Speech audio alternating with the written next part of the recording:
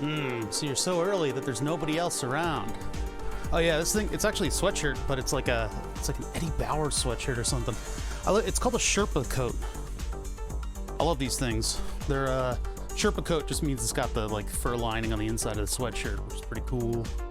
I might put it back on. It depends on how cold it gets in here today. And then I gotta clean up some stuff. I gotta get Chong McBong's pedals ready. That's Flatulent Gonad. It's the YouTube channel's Chong McBong or something like that. He's the weirdest naming schemes for all his stuff.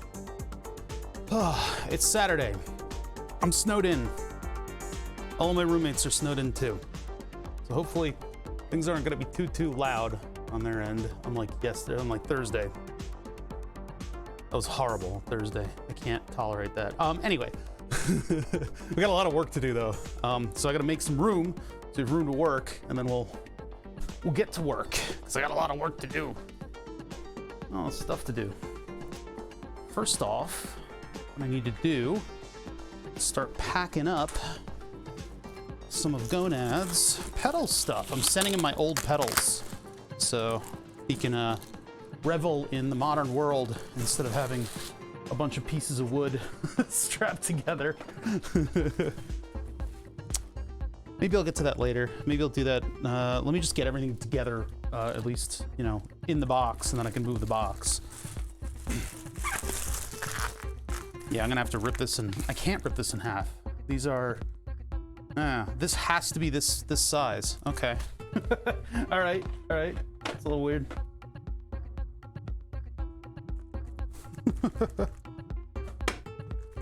Leak government secrets and run a country. Nope, I'm not into that. Not into leaking secrets. Technically, I think my top secret level clearance, it's technically inactive, and I think it's finally expired, because it takes 5 years, I think, for it to go from inactive to just like no longer a thing. This isn't a good wrap. That's not a good wrap. I'm just gonna kind of put everything on the box that it's gonna go in. Slide that out of the way so I don't have to worry about it.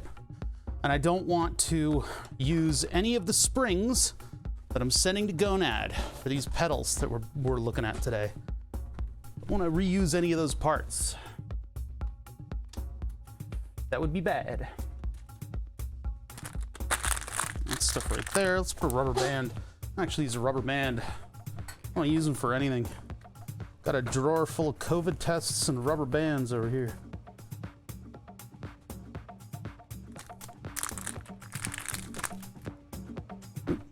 Don't want to lose that little ring. I'll put that in the baggie so it doesn't get lost. I don't even know what model these pedals are, the ones that I'm sending to Gonad. So I don't know where to look up like an instruction manual for him. I don't know where all that data is. He's gonna be kind of out on his own trying to figure these things out. I'll have to make sure to put together like I'll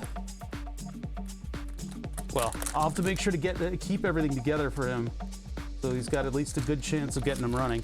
I have a feeling they're gonna be a little bit a little ghetto chic. I think they'll be they're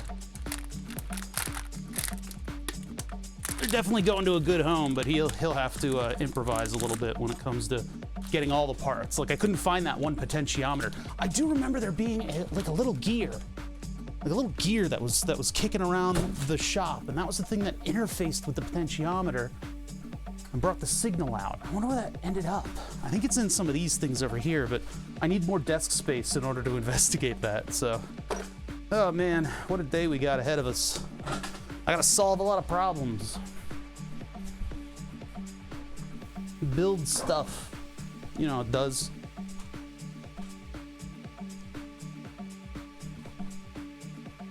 All right. You guys can really see what I'm doing. Pop. Katarina made you red. I guess I've got visible color thing on Twitch. So it just randomly like kind of chooses a color that is actually readable against my background. Probably should get back with the water cooling stuff, but I'll just put all the laser stuff in the laser bin where it belongs. I'm pretty excited about the upgrades to the 3D printer. Hey, RYG. You say gang, but there's like one other chatter. It's like one person. We got a string of people coming into the stream and going, hey everyone, and there's like me. That's it. There's like no viewers. It's just me. And I'm like, hi?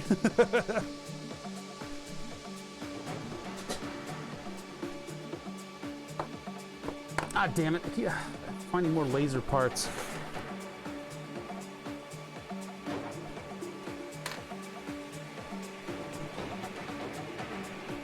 Evening, you just doxed yourself. Now we know where you are.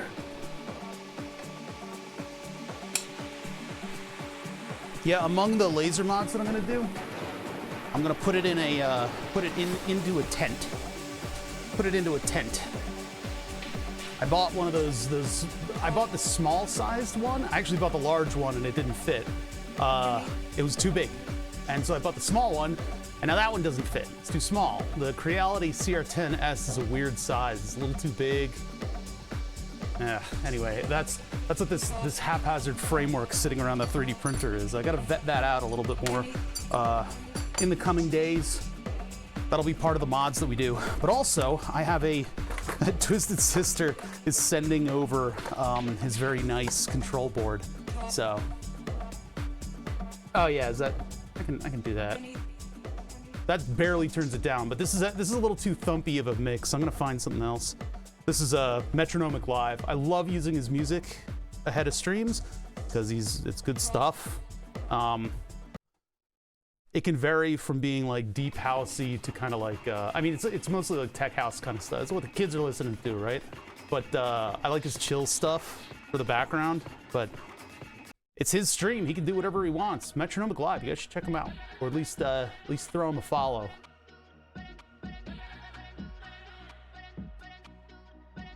All right. It's the only way that I can get music that doesn't sound terrible on this stream, because I double dip with the copyright bots. I'm gonna need these. That giant spring. I forget what this is from. I don't remember what this is from. Giant wiggle spring. What did I remove this from? I don't know if it was acting as a spring or if it was something else. It's covered in grease.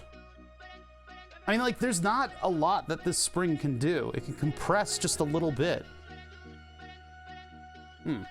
That's disgusting on one end because of all the grease that's on it. What would you do with this? I mean, it's not a stretch spring because there's no fasteners on the ends. You would have to put this in like a little tube and compress it. It's too big to be a gun spring. I know it's not a gun spring. Was it a chair spring? Was it a microphone spring? No, that's not on a compression. Somewhere I have a tube that fits this perfectly. I don't remember why it doesn't have a spring in it. It's huge. What would you do with this? It's like almost like it would be in the fabric of a chair or something. I don't know.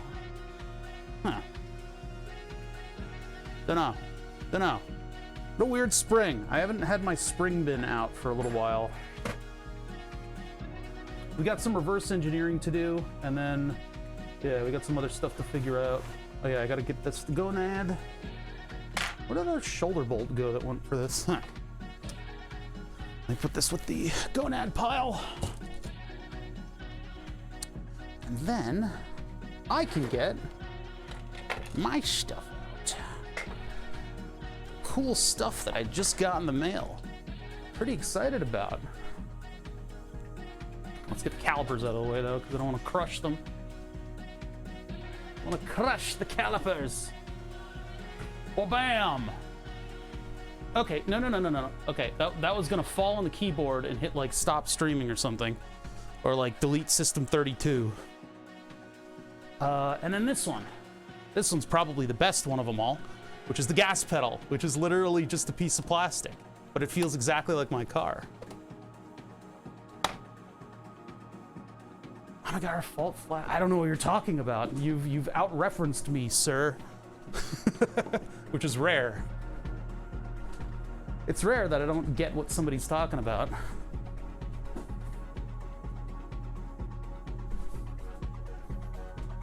Sorry, I'm navigating my room right now to get stuff out of the way.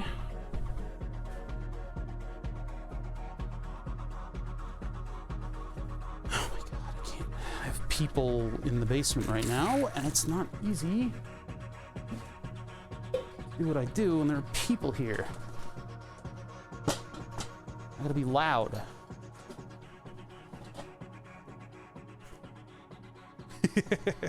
The ultimate docs button. We all have those. All right. Not Agnew. Wait a minute. Didn't we have another name in here that was related to the headless Richard Nixon in Futurama? Didn't we have somebody like that? Huh, we got a motion at the front door. I wonder what that was. Could just be my roommates. It's not typical that they're here while I'm streaming. It's kind of annoying. A creepy manga by Junji about it. Oh, that one. Yeah. This one was made for me. Yep, I know that one. So actually, you actually went over my head slightly. Not as much. Hey, nothing's working. How you doing?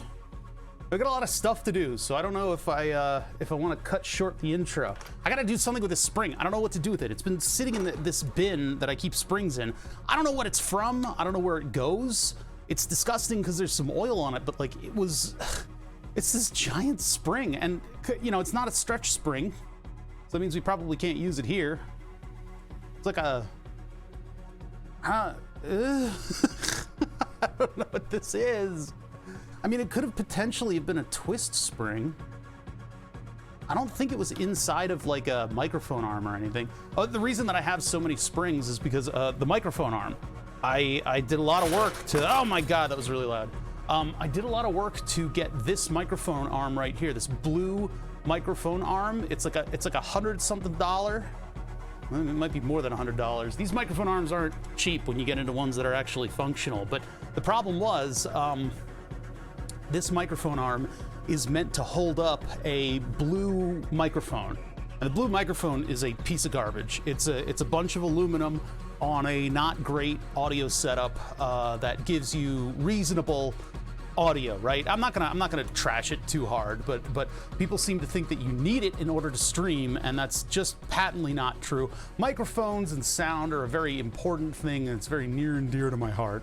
I would say for the money that you would spend on a blue microphone, you can get something from Audio-Technica that's going to be so much better.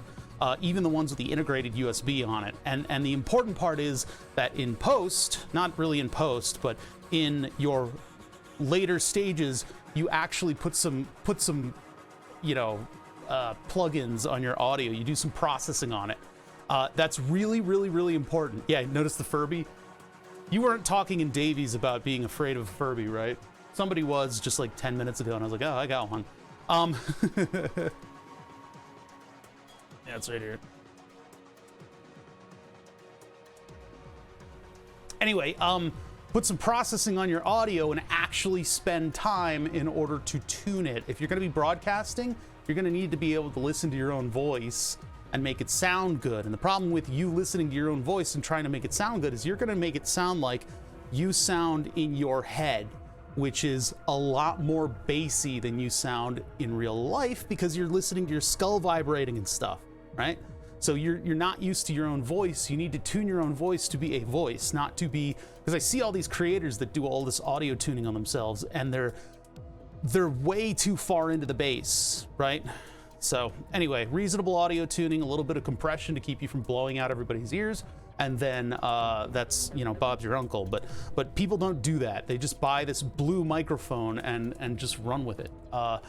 And like, yeah, having a high quality microphone is great, but a high quality microphone is designed to pick up a lot of stuff, unless you get a very specific microphone that's for voice, and that's the $400 Sennheiser mic that everybody gets. Yeah, I wanted to take a look at that for some time and do something weird with the Furby, but anyway, so I bought the blue microphone arm, and that microphone arm is built for the blue microphone, which weighs 1,000 pounds. So putting a Logitech Brio on the end of it and a little LCD mount for like a movie camera, that was bad, because as soon as you let go of the camera, it'd fly up in the air because the spring tension was too much. So what we ended up having to do was take apart the arm, and the arm works where there's just one cable going from the front to the back. One cable, and on that they have a big stretch spring. And so that stretch spring, I actually found through McMaster one that matched all the dimensions, could operate in the same distance, and had a thinner wire on it. And so we put 2 of those on here with like a little bar between them. So it's 2 springs and a bar in between on both sides of the, the cable mounts. And that's what's holding the microphone, or sorry, the microphone up and holding the Brio there. SM58, not sure I know that one. This would be, oh, see, I don't know the legendary SM58. I'm sure it's fine for streaming, actually, to be honest.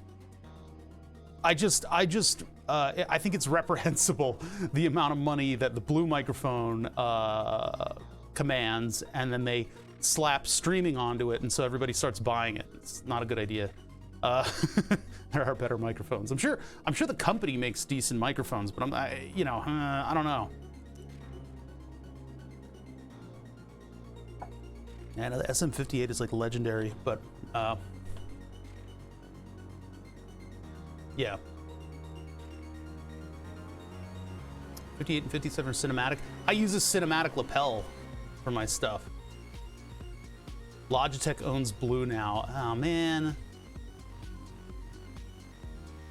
Well, I guess I can trash on them with impunity now, right? I have impunity. We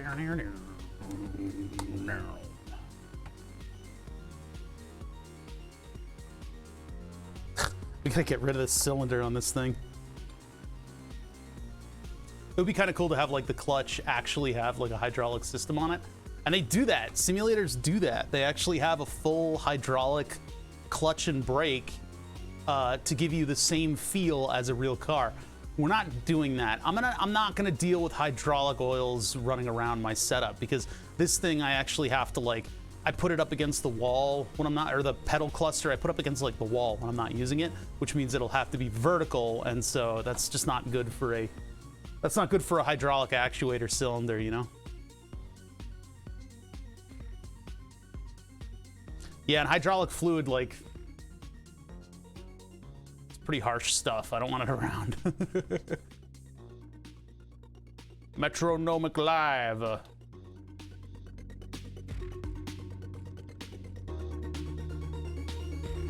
I'm glad I bought all these various extra springs. I hope one of them actually works out in this system. I think it will, but good as paint remover.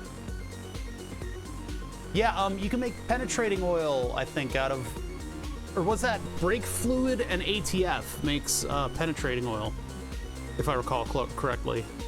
You have to look it up yourselves.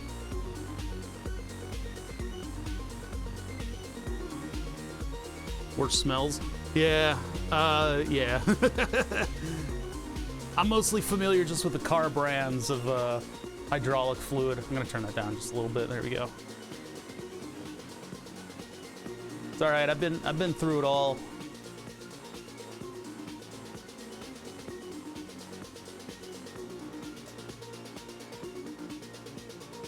No, it's actually a hell of a lot cheaper than PB Weld or PB Blast.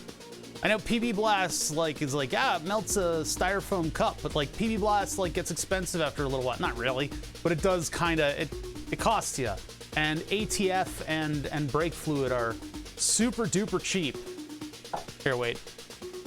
Not ATF and brake fluid penetrating oil. Brake fluid is penetrating oil. Bob is the oil guy. That's the forum that turns all of my friends into radicalized oil maniacs. Bob is the oil guys. It's a good site, but man, some of the conversations I've had after my friends have browsed these forums have probably been the most tedious thing I've ever had to endure in my entire life. Ugh. It's oil. It's oil. It just gets into the metal. It just makes the metal slide together. Like we're not driving space shuttles around. It's like a mass-produced German car. Like, calm down. Yeah, Bob is the oil guy would be the oil forum. These guys are geniuses. They know a lot about this stuff. I know enough to know that I don't want to pay attention to it. Brake fluid is penetration in oil. I think the grassroots motorsports forums guys are the ones that were talking about, you know, this kind of stuff, but.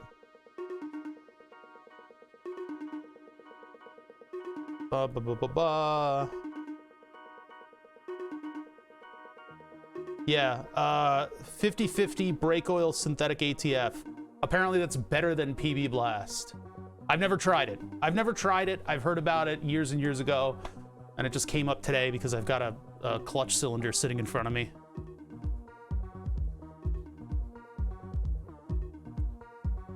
When you Google a problem, the first answer is, I don't have that problem. We talked about this the other day in my Discord, and actually there's an important thing. Here, I'm gonna learn you, Bratwurst. I'm gonna learn you right now. You go to Google and you search for like things or whatever, right? You Google that and it doesn't actually run the normal Google algorithm on it. That's not, we don't want that. In fact, we can go to tools over here and we can turn out verbatim.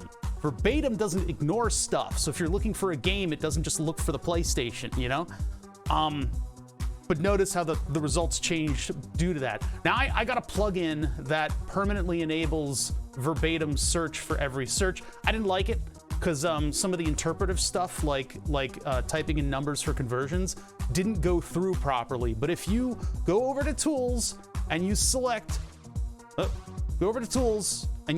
verbatim, Google gets just a little bit better. It's still kind of crappy these days, but it gets just a little bit better. Yeah. No, I don't think so. I'm not sure. I don't know. It's just people were complaining about Google ignoring entire search terms when you go to search something. Unfortunately, it's 2 clicks away, which is obnoxious. Yeah, give it a try and report back, like if you guys care to, because I've only known about it for like a day or two, and I'd love to know if it's gonna help people actually like root out information from the internet search. Because like I've been having that problem too, where like you gotta dive like 3 pages in order to start to get results that were like old school Google, where it would actually help you find the thing you're looking for instead of trying to sell you shit. Yeah, I only learned that a couple days ago. There's one more thing that I want to get over here. This is the cylinder that came with the parking brake, the e-brake. Now, I'd love to do something with that e-brake today, but we got enough stuff to do aside from that.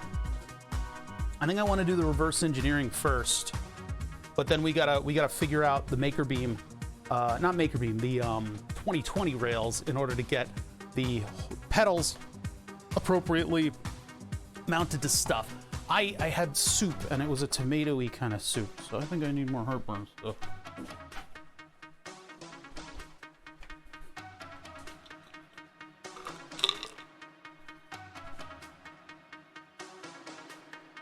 It's like suddenly time to do stuff down here when my stream starts.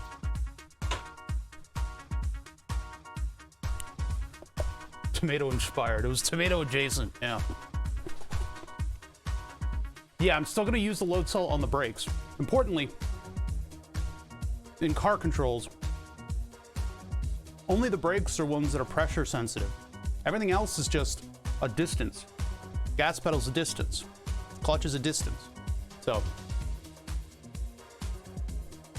you only need one load cell. Now, for the parking brake, that could potentially also use a load cell, but I might not do one on that. Maybe I will, I don't know. If you really want to emulate like what a parking brake should feel like, well, this thing has like an actual hydraulic cylinder on it. It would be funny if you ran cables so that you get that cable stretch feel. That's right. Yeah. Hint of tomato. No, the soup has a tomato base. It's not the primary. It's not tomato soup, but it was tomato-y, and that's enough to like really trigger the heartburn if you're not careful. Clutch is a bit tricky, but I guess newer cars killed off the real clutch feel. This is 2015, and it's BMW. They know what they're fucking doing, right? BMW is great. So what they have is they have a clutch assist spring, and that spring is designed to kick over and fight so that you don't have to put as much pressure into the pedal. So what we need to do is we need to find a spring, possibly a spring that I could put here. It's a little counterintuitive because this isn't pressing against the cylinder. It's a little bit loud. Yep, hold on. Blademeister and friends, what's up? Blademeister, that's a name I haven't seen here in a while. This Metro, this was 24 days ago. Why are you thanking people now? Anyway, 2020. what's going on? Yeah, one thing, we need it to return properly. That's all I need. If it returns properly, I don't need to get a hydraulic feel out of the clutch. That's not really that important. Because the clutch for me is it's just a lever, right? I just need this lever to feel like the lever normally does in a normal car. Oh, my summer car was the inspiration for the entire wheel. I don't know, not Agnew, I don't know how long you've been around, but like a year ago, 2 years, God, okay, 2020 Part 3, during a couple of years before 2020 Part 1, I put this together. And this was inspired by my original play of my summer car. Like, hey, if I had a wheel, I could actually control this. And so I looked up like what is a good racing wheel? And they were like, well, to be the best racist, you need to, to be a good racer, you should have a direct drive wheel. I'm like, cool, all right, direct drive. That sounds cool. So I looked up direct drive wheel, and it was like the price just made me just like evaporate. I immediately turned into dust. So I had this desk clip, this thing right here. I have this desk clip that I built for a dual joystick setup for Star Citizen, and then I got black anodized parts for it because it looks cooler. So I had this leftover desk clip, and I'm like, all right, we can use that for the wheel. Found a Scandinavian motor mount, found a motor on eBay. It's an old industrial motor. It's a 3-phase direct drive, 2 horsepower servo motor that we put a new encoder on the back of. And then my friends, the old meta, like 10, maybe like 5 to 8 years ago, the old meta was to buy an M3, but it was automatic, and then swap out the transmission for a manual. So they did that, and they were left with this shift knob, which was the only reliable part in the automatic M3, the E46 era. So this piece right here, we took it apart and we reverse engineered it. Some of the worst circuit board engineering I've ever seen in my entire life, but it works. And we converted it over to the same bus protocol as the steering wheel. So I can use all these buttons. I can use the pedal flaps, or the flaps on the sides, or I could use the sequential shift knob. And then we coupled that.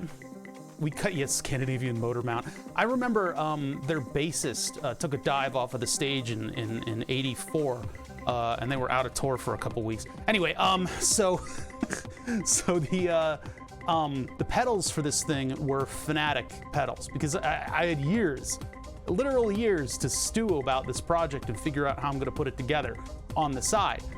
So they had like a major fire sale on some of their like mothballed end-of-life pedals. They're very cheap pedals, but they're okay for what they are. So I've been using those, and I was a little disappointed in the feel of them. They didn't really feel like me actually driving my car. Everything else did. Steering wheel felt fine. I don't sit in an office chair in my car, but I mean, whatever, it was close enough. So it kind of bugged me. We did a stream on the pedals the other day where I wanted to invert them, and we ended up not really coming up with anything good. And that day I just popped onto eBay and I went, pedal cluster, like BMW pedal cluster. Lo and behold, the price for a complete pedal cluster wasn't too bad. I mean, it wasn't cheap. Let's get that straight right now. This was not cheap. This is $160 All right, this is $160. I'm not happy about spending that money, but here we are. And so I've got the actual gas pedal in the shape, the weirdo shape that BMW does their gas pedals in. It's got the feel, it's got all the damping in it and everything for the real deal, because the gas pedals are now just electronic. In addition to that, and by the way, when these things first became electronic, people were bitching about like the latency of your pedal to the actual thing. I can guarantee you that putting your foot up against this force, you're not going to see latency anywhere near what you would be able to comprehend coming out of the engine.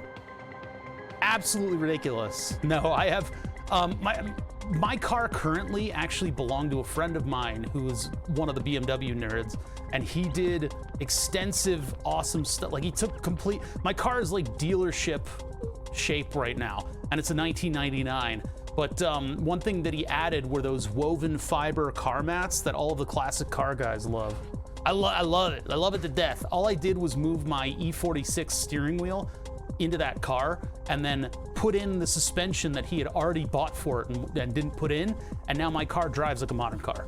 It's a 1999, but it drives around like it she handles like a bistro. Anyway, I want to reverse engineer this pedal and figure out how it works. But then I also got these for the money that I spent.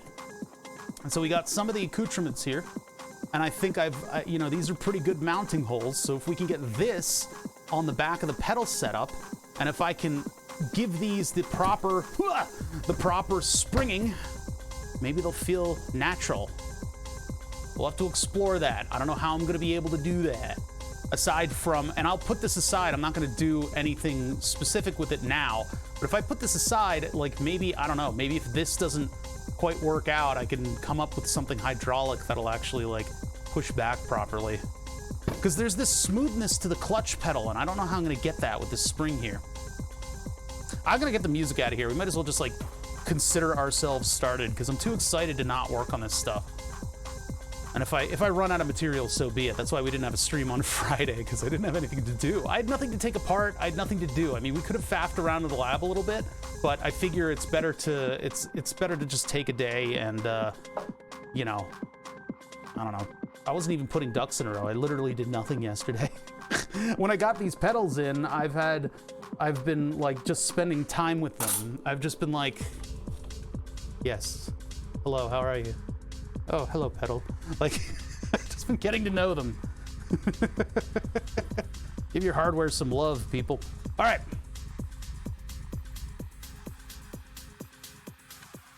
Fade out, gentle fade out. So yeah, I mean, I kind of explained a lot of stuff that we were working on today already. I kind of jumped the gun on that one, just because I'm excited about this stuff. I don't know if you guys are. There we go. Yeah, you know, hey. Wasn't sure if your roommate said something to you yesterday. I was pissed off on Thursday was not good. I'm going to take my keys and I'm going to move them down here. And then I am going to hopefully not have that ever happen again, because I don't know why it was time to pound chicken flat during my stream. Anyway, so what are we working on? Well, we're working on the pedal setup for my simulation rig. It's something that I've built that it's taken years to build. It's this thing here with the Mercedes steering wheel on it. Everything was sourced from car parts. So the shifter is a car part. The steering wheel is a car part. The industrial motor is not a car. The 2 horsepower 3-phase motor is, you can't find those in cars. I mean, maybe I could have taken one out of a Tesla. That would have been kind of funny, but that's too big of a motor. That's too big of a motor for a steering wheel. We used a Granite Devices controller in order to make sure that everything is popping, simucube, and I had to make a digital bus that would communicate with all the peripherals. That is the LIN bus. It's the local interconnect network bus that the steering wheel speaks, so that everything is connected and we can get all of our button presses all the way back out to the controller without having to run 6,000 wires, right? So all of that stuff worked great. And then I did the rally in my summer car, and you know, the pedals are kind of in a weird position. They don't quite feel natural. I mean, I had some control over it, but hitting the brakes didn't feel like hitting the brakes. And the clutch pedal was just out of the question. And then there was nowhere for me to rest my leg. So I actually spent most of the rally with my right foot on the pedals and my left foot was just on the ground. So I kind of wanna bridge the gap between the pretend fantasy pedals and a real car pedal, and really put a bow on the fact that all of the parts that are in this rig are real car parts. So that's what I want to work on today. I ordered stuff on eBay, being irresponsible with money as I am, and here we are. I've actually got a real BMW pedal cluster. And actually, my research on the topic of the pedals, you have soup for lunch, and it messes with your ability to talk. Anyway, so my discovery, the discovery that made me pull the trigger on this and not having, why didn't I do this like 8 months ago? Well, I didn't know that BMW had all of their stuff in one big cluster like this. This is the important part. See, the way BMWs do it, and everybody get your stupid jokes out of the way, right? Turn signals, etc., etc. Can we just make those jokes and just be done with them? Because I don't really want to deal with them today. They're dumb, they're played out. Anyway, BMW makes good hardware, right?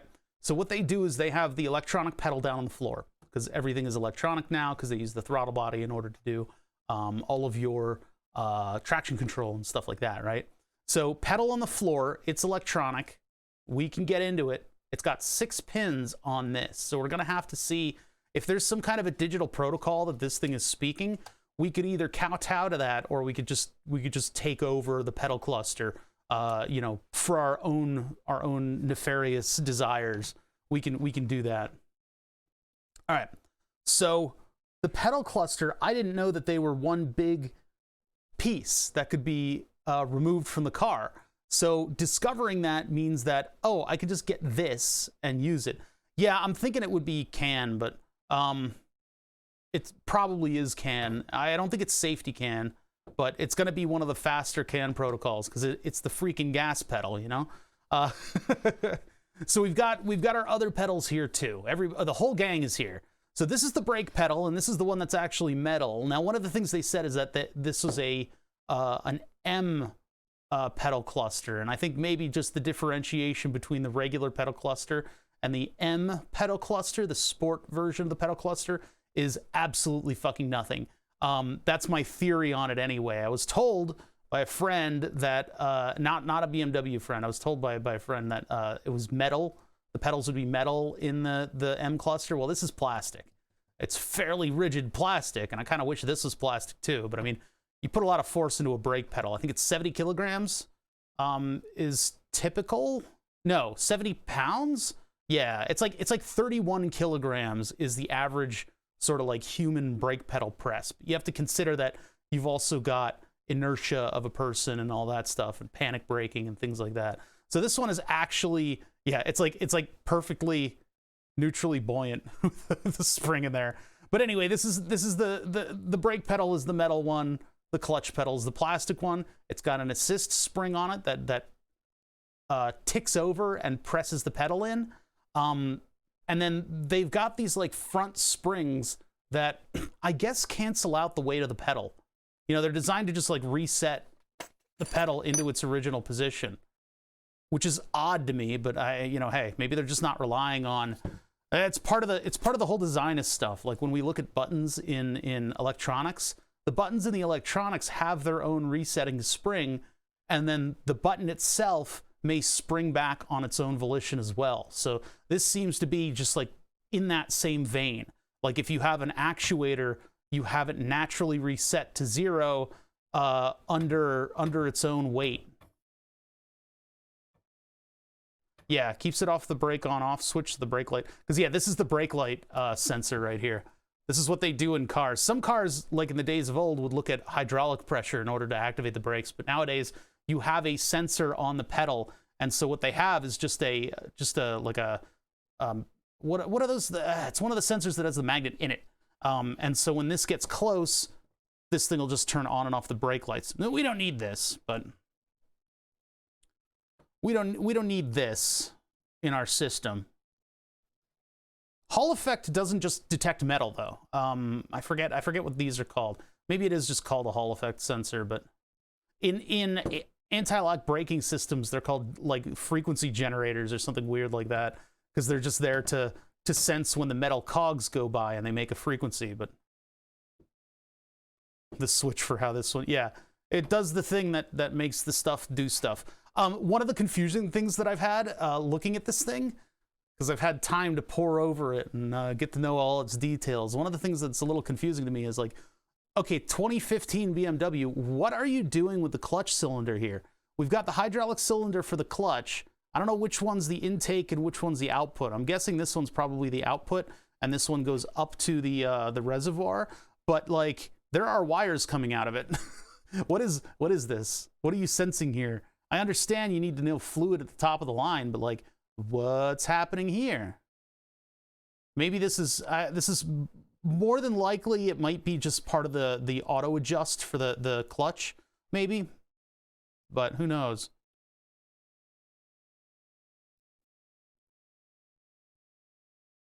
Yeah, but the pedal's not really supposed to return on its own. It's not really supposed to return on its own. It's hooked up to a hydraulic cylinder over here. Yeah, I don't know if we'll get into whatever the hell that wire cluster is doing, but I just found it interesting that there's some kind of a wire cluster coming out of the, okay, all right, okay. It's a clutch position sensor. Huh. That just came right out. That just came right out. It's a position sensor. That could be very useful to us. Oh, that was for the brake pedal. Yeah. That could be very useful to us. Well, no, that's what I meant. I actually didn't mean the brake pedal. Sorry, Robert Tables. The brake pedal is on a cylinder, so it should, even if the cylinder doesn't spring back, there's something wrong with the cylinder because it's got a reservoir attached to it. It's not like it's a closed system. But like the pedal the hydraulic cylinder here, if something's keeping that from springing back, it's not going to spring back, right? Like that doesn't, it's weird. It's weird. It should always be, whatever. It's hard to explain these things.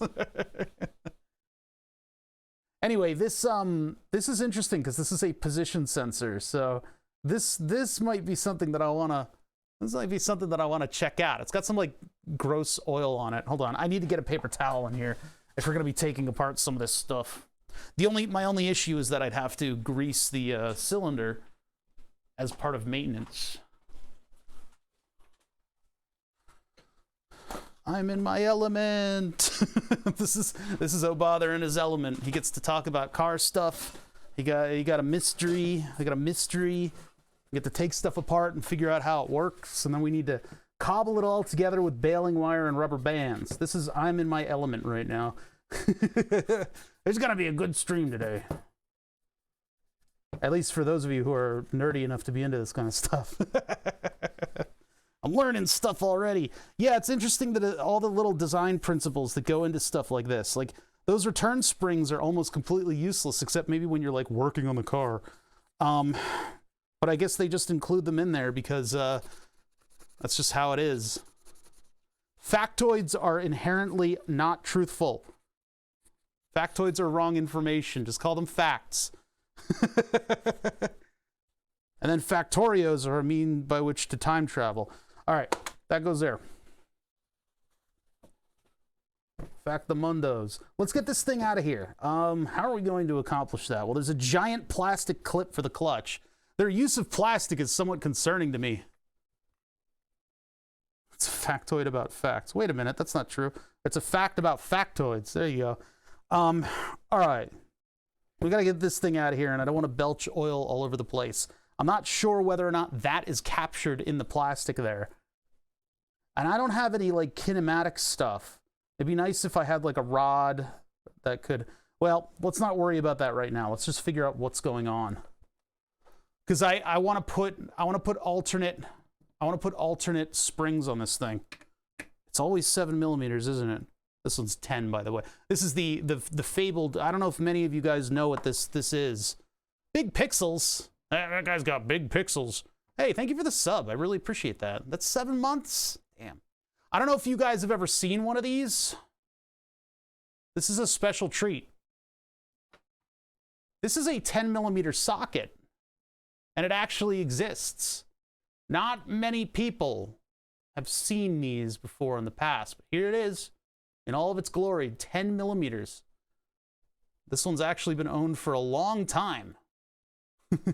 I'm kind of psychotic about, I'm a little psychotic about my tools, right? Like they all go back on the thing always, right? I don't allow things to get out of hand with this.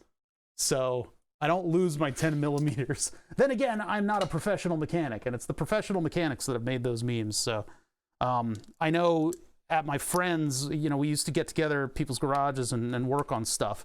And he actually bought a set of pink anodized tools just so that people would not walk away with his various stuff, you know, all of his various fasteners. The only thing that I've ever exchanged is a 7 millimeter hex 2 socket bit.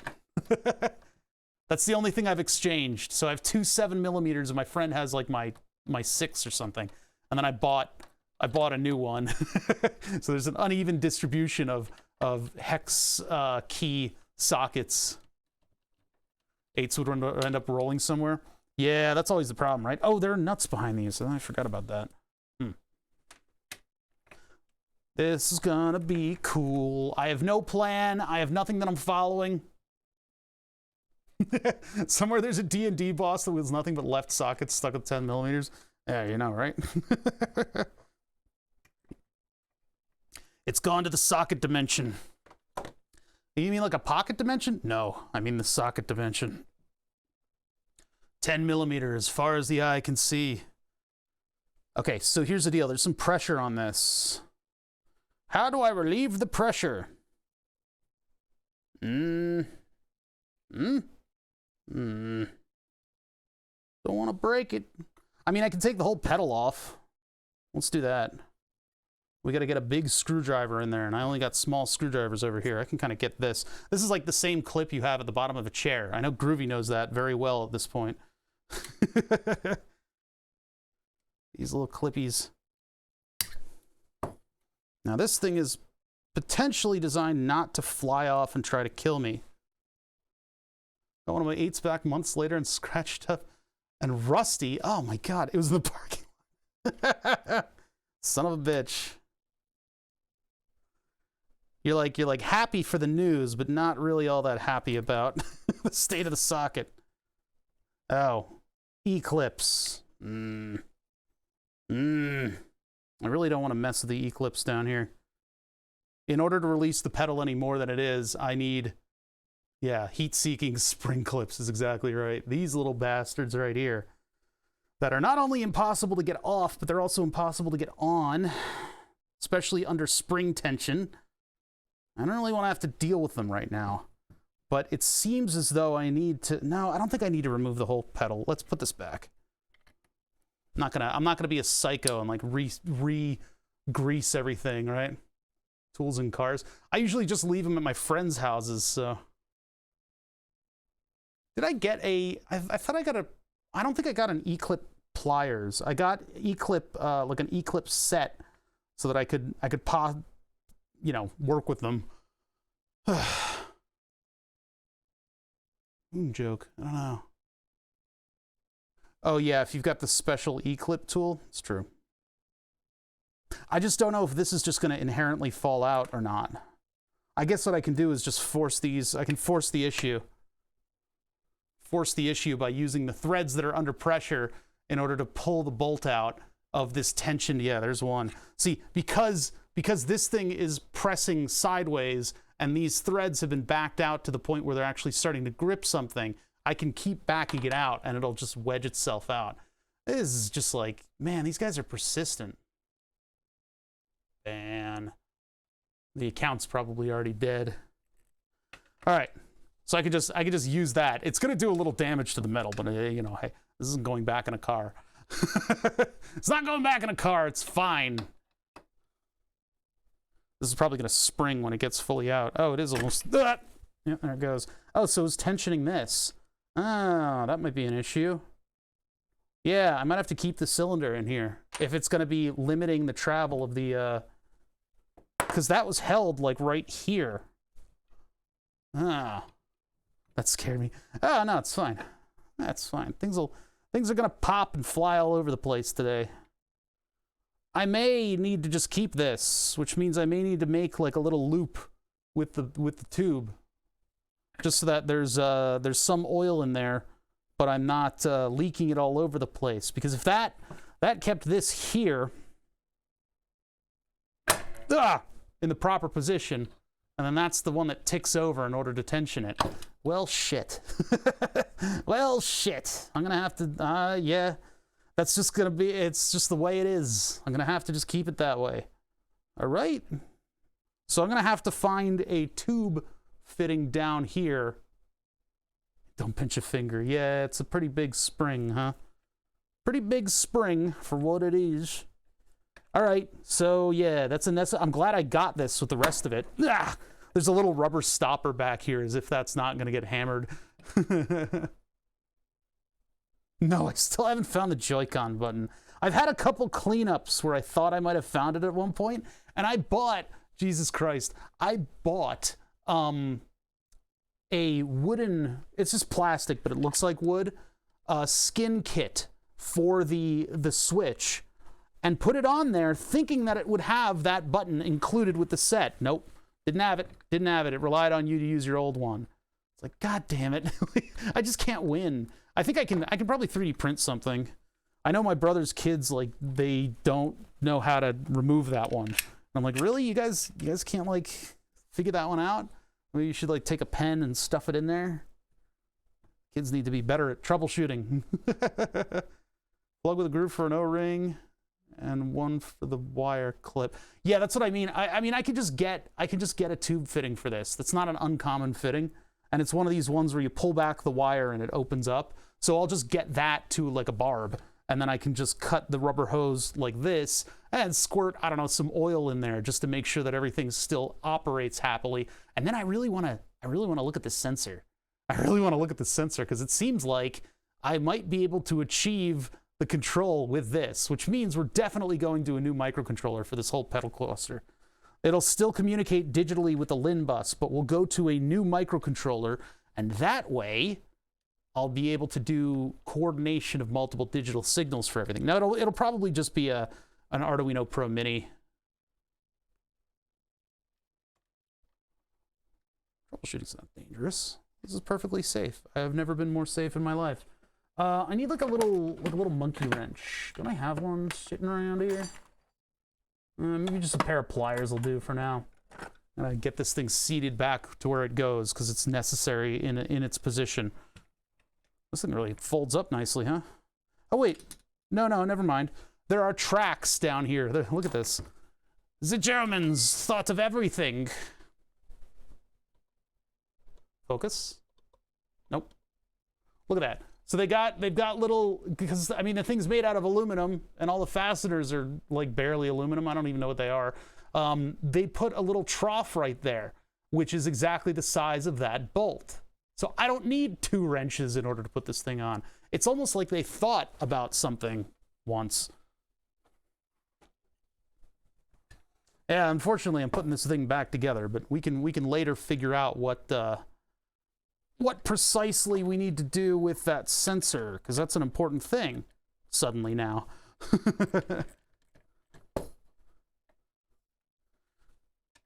As the Germans usually do. They make good automo cars. They think of those details.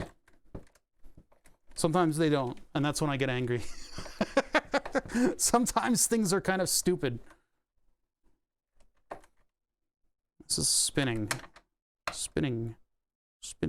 like this. Oh, there it goes. All right, so listen, I got friends who work on cars that they'll look up a torque spec for every single bolt that they ever put in the car.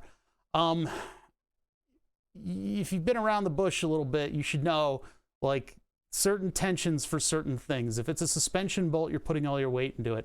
If it's something like this, I'm just getting it tight. Like, that's fine. I wouldn't recommend you necessarily follow in my footsteps because there's a liability to me telling you to don't worry about tensioning your bolts properly. But like certain things like wheel bolts, you do a star pattern and make sure to do that. And then if you get your wheels warm, you can go through with a torque wrench, and I can understand why you would do that. Although generally wheel bolts are German torque spec, which is just good and tight.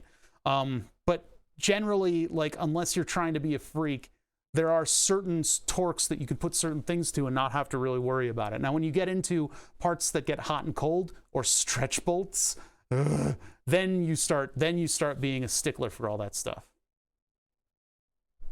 Oh, did I exactly when your message came through? Because there's the delay and it's hard to coordinate that. Yeah, stretch bolts are just absolute nonsense. I hate them. I mean, they're a necessary engineering thing, but torque to yield. Yeah, you take those torque bolts to where they're loose and then you back it off about a quarter turn. Now, I've had many stretch bolts die on me, but they're an important engineering tool because of the hot and cold cycle of the car. Darn it. Well, we couldn't do much for the clutch there in terms of getting rid of oil, but yeah, right there. See that? That stops there. Now, I mean, that could probably be accomplished through another means. I mean, if I put like a loop and then a stopper, but I don't want to reinvent too much on this thing, right?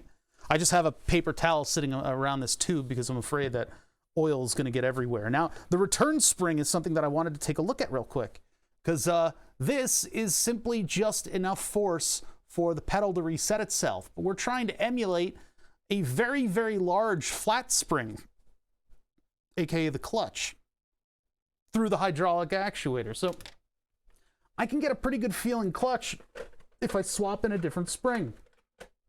And because of all the woes that I went through with the, what do you call it? With the microphone arm and trying to get that to balance properly, I have a bin full of reams and springs. So, I don't know. Is this gonna work? Let's try it.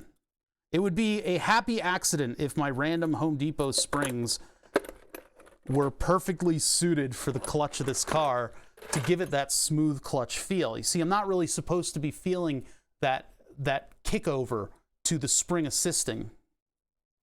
It's there, but I'm not really supposed to be able to feel it too much. Now, I need to open these up a little bit. How we do that? I don't think these will be the right tool for it. I think this is stronger stuff. It is demonstrably stronger stuff. I'm trying to open up the top here. I don't want to, let's not ruin my wire cutters. Springs and pliers. There's never a better combo in DIY than springs and pliers. Never a more dangerous or more righteous visit to the emergency room than with springs and pliers. I don't think this will be too powerful of a spring. Remember, we've got my fat ass has to push down this thing. So grip the bottom, give it a little bit of an angulation there. Just kind of open it up a little bit so I can slip it in there. I don't want it to damage the plastic either. That's the other concern that I have. That little plastic like nub is not meant to take that much force, which we're making it do. I would feel bad about if I had a conscience. We might get away with this. I might need to do something else though. And push comes to shove, I wonder if I could just get some hydraulic stuff.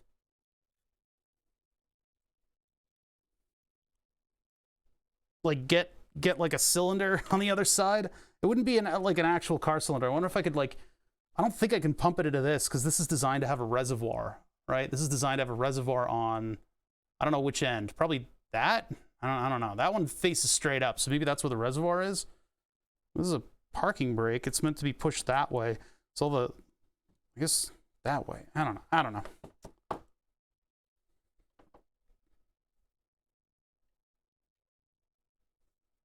No, I'm super fucking fat, man. Don't sugarcoat it. No, that doesn't feel like a clutch. This needs a lot more pressure on it in order for it to return properly. Because it's not supposed to click down like that. This is supposed to pull it back in. Jeez. Through the range of the motion of that cylinder, it's supposed to be, it's supposed to return from whence it came And I have a feeling if I put on a righteous enough spring, it won't, it'll probably break. Although this one will get a little bit more stretch mileage out of it. Let's try this one. I think one of these is larger than the other. No, they're not. All right, let's try this one. We'll see. I'm going to have to figure out how we do all this stuff. I mean, maybe I need to get like an air compression cylinder on this thing, you know? I didn't want to have to buy any parts for this today, but we're investigating the springs. I might have to like figure out how to size and purchase a spring for this, and then we can try to do the hardware mounting, and we also need to reverse engineer the two sensors in this. Apparently, there's two sensors that I can use now. One is on the gas pedal, and the other one is on the clutch pedal. It actually has a position sensor, it seems, and it's the position of that clutch cylinder. Maybe I can utilize that a little bit. Probably be better if I actually had it press in hydraulically press something in, but I don't want to have reservoirs on this thing because that'll be a major pain in my ass. All right, these pliers I don't trust. These ones are a little better. Try to get some tension on this thing. Let's see if we can do that. Now we're just testing stuff out. We're seeing what sticks to the wall.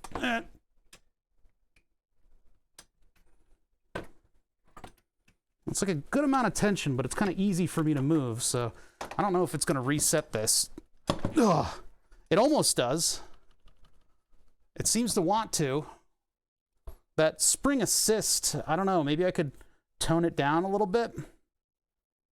I kind of don't want to tone it down, though. Kind of don't want to tone it down. Although I have to be careful about this plastic outcropping being the next victim, because that almost feels like a clutch. Yeah, I think my best bet is here with like a big spring that I would compress. So it'd be like this little tiny spring right here that would compress with the rest of this. It would have to overpower this one. That would be a pretty monster spring, huh? In order to retain the feel. If I do that, I'm going to pinch my hand. Hold on. There. If I do two of these, but it's hard to put two springs like that next to each other.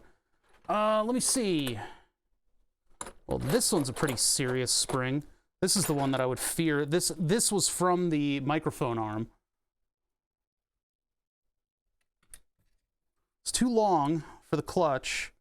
I was thinking about if I had a different place that I could attach this where it would stretch, but it doesn't look like I really do. I don't really see many other areas here. This is like the main place to hang a spring off of. If I just do this, just like, no, it doesn't even work that way. Yeah, the pressure plate spring is huge. This thing is not meant to, this little guy right here is not meant to take that kind of force. The force of this. And this is mainly what we're trying to counter. We're trying to reset what this does. And in a car, it's very smooth feeling. Probably because there's a lot of hydraulic stuff going on. I think I've run out of springs, though, that I can try. I think that's it. All the other ones are much weaker or longer. I mean...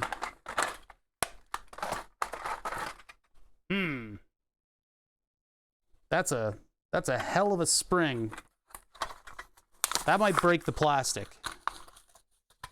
How's the snow situation? It's snowy. Shit happens. It's snowy. We got snow. It's too long. All right, well, here I go breaking the plastic, huh?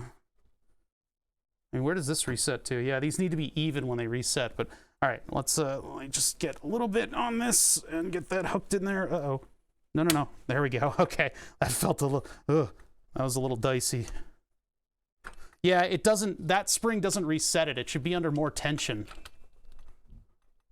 But it would make it feel a little bit like pressing another spring up, and then it falls out. Then it falls out.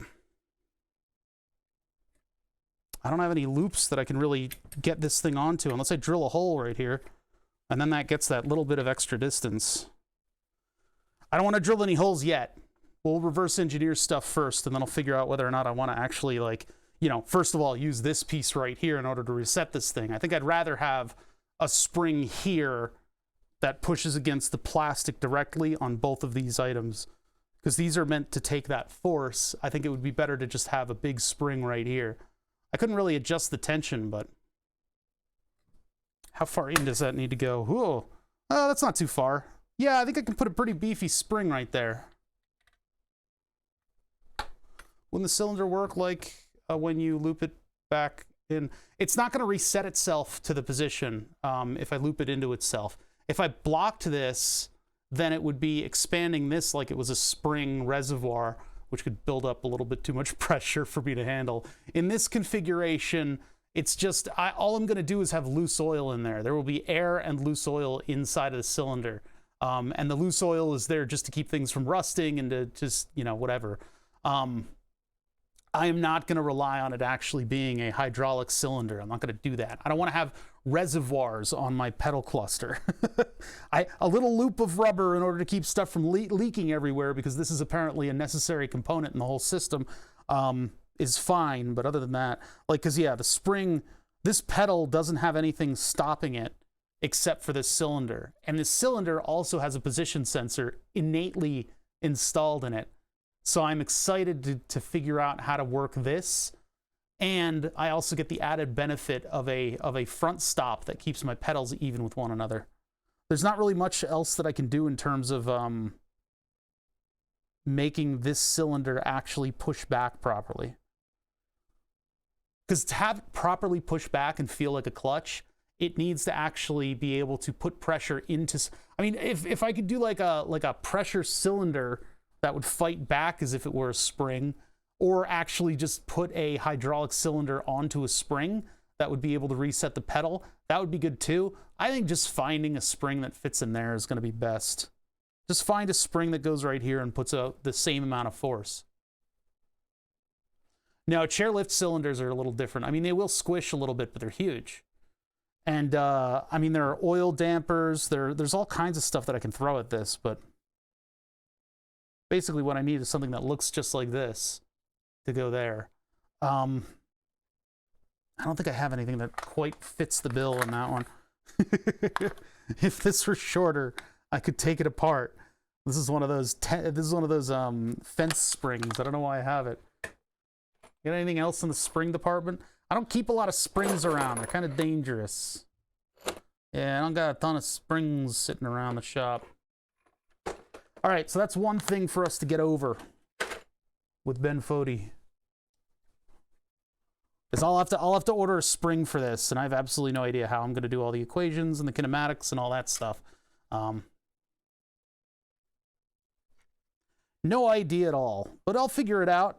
I've gotten over smaller problems, larger problems, and then I need one of these fittings here, which are cheap. I think I can find them pretty easily. Latex tubing and rubber bands. Why are you just... What are you doing?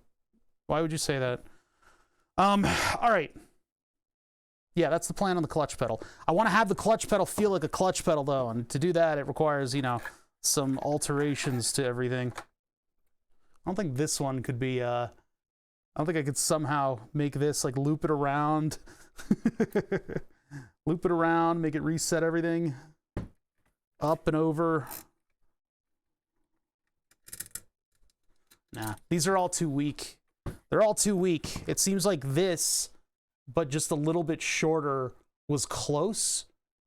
It basically needs to look like that. So I'm going to use this as a basis and find an open spring with that travel distance that puts out the right amount of force for that. Which is not an easy feat. I mean, you got to get all your numbers together to do stuff like that. I don't work with springs a lot, but I figure a spring's going to be the best bet here because this is all spring-based anyway. Yeah, latex tubing is far too weak, though. We're talking about, like, a clutch pedal here. This is, like, major stuff. The brake pedal is, I would like to have the brake pedal on a load cell. And I would like to have it on a load cell, but I'd also like it to squish. I need that brake squish. That little bit of brake squish where you can where you can actually rest your foot on the brake. So when you press it, it presses in a little bit, but then after that, it's entirely based on how much pressure you're putting into the rest of the system. And the way we're gonna do that is with a load cell right there. That's a 50 kilogram load cell. Now, I did a little research. This is like $15 on Amazon, right? Load cells, man, they're all across the board. Load cells will come in cheapo, super duper, easy to use, like scale load cells and stuff like that. This one, I wouldn't put in any scientific instrumentation, but it's good enough, and it does 50 kilograms. Generally, oh, you don't know what a load cell is? A load cell is, it's a MEMS system, micro electromechanical system, MEMS. What's going on in this thing is you have electronics that are actually up against this metal. And when those electronics, they're essentially resistors, when those resistor sheets, when they move or stretch or just get disturbed, what will happen is the amount of contact between one resistive material and the other will change on a microscopic scale. And when that changes, we get a different resistance out of the elements of the load cell. So you put all that together and you try to command where exactly the metal is going to flex, and then you have a force sensor. And so what happens is this beam and this beam will move flatly like this, microscopically. And these are so sensitive that you can put 50 kilograms on the end of this without permanently distorting it, and this will sense 50 kilograms of change in resistance so that you can get an accurate weight reading off of something. So you can get cool weight readings off of these things. There are compressive button types, there are stretch types, there are ones that look like the letter S, and so you can clearly see where that's supposed to be flexing. This one is just a bar. This is a $15 bar that does 50 kilograms. So this was in the old brake pedal, and I had it sitting like that, and then the brake pedal just hit up against it. But the problem with that is that it feels like your system is too perfect. You don't have any movement in the brake pedal at all. So this is the old sensor from the other pedals that I took. I'm not giving this to Flatulent Gonahead. I took this out of the old one. And so this will allow us to get that feel of an actual brake pedal. Because with an actual brake pedal, when you get over that squish, nothing moves. And the more tension you put into that, the more you're clamping your calipers and your car stops faster because you're putting more energy into stopping the wheels from moving or whatever. You're converting all that energy into heat. So anyway, what's going on with this thing is this will give us that primo brake pedal feel. All I gotta do is put this somewhere behind the brake pedal, and there's plenty of room around this stuff in order to put this behind the brake pedal. I got room for like clamps and all kinds of stuff. Now I do plan on using this flange. I think this flange is a good place for me to actually mount the pedals, and it's got big bolts in it, so I'll be able to put big bolts in there and get it to be a thing. I could mount this beam to one of the flanges here and then have something that goes over to the brake pedal. There's got grease all over my hand. There's the big hole for the actual caliper on the other end of this thing. Does this thing have that? No, this one doesn't have that. This one just has like a screw hole on it. It doesn't have the actual like mount. I do have some air cylinders that have the like mount that I could use on the end of this thing. I don't have like one of those little compressive button load cells. I wish I did. But yeah, I can mount this any which way around here. And once I don't know how I'm going to make an adjustment thing, but it'll basically just be something that comes out and hits up against this bar. So if I push down the brakes, I want a little bit of force to go into this thing, and then I want it to hit up against that. The added special thing that I've got that I'd like to add to the system is this. This is what I'm affectionately calling the squish cylinder, because that's all it's there for. This is from a Mercedes steering, what is it? The steering rack. I bought a Mercedes steering rack. Steering column. I bought a Mercedes steering column.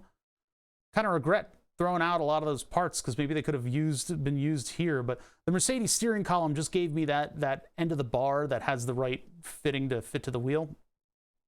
The little, whatever it is. But yeah, this was part of that. And this specifically was for making sure that when you adjust your wheel up and down, it's nice and smooth, right? That's all this is. It's just an oil damper. It's a little rough around the beginnings. Maybe that's because this thing wasn't held vertically before, and just bubbles get into the oil. But all this thing is doing is resisting movement, which is great for a brake cylinder. So it'd be kind of cool if I could somehow incorporate this thing with the load cell, so that this will give me squish, and then the load cell will hit up against, you know, the actual brake pedal. Now, I don't know if I can do that, because this thing isn't exactly compact. It's not exactly compact. I think I can get the front, this weird shaped thing off of it, and then it'll be a little bit more usable. But yeah, I don't know what exactly I can do with this in order to get it to squish on this pedal. And I don't want to fully super duper modify stuff. I will, but that's the one thought there, and I need to come up with a solution for that. We're not even getting to the part where I'm actually going to start doing stuff yet. I think before I come up with all these solutions, I should probably figure out how I'm going to mount the pedal cluster to the bar that goes under my desk, right? To the bar that mounts to the chair. But before I want to do that, I want to actually take a look at the gas pedal, and we'll reverse engineer the gas pedal. Because yeah, that cylinder, it just needs like a big damn spring so that this doesn't go clunk. It just smoothly goes over. I wonder if maybe I could just move that spring over there and just be done with it. But then this thing won't assist it won't keep an even feel for the entire travel of the clutch. I want that even spring back feel of the entire travel of the clutch. Barring getting like a gas cylinder on this, I think just another big spring on it would be fine. I'm gonna put these on the floor. Let's take a look at the electronic gas pedal on this thing, because I think that'll be kind of interesting. We can see what...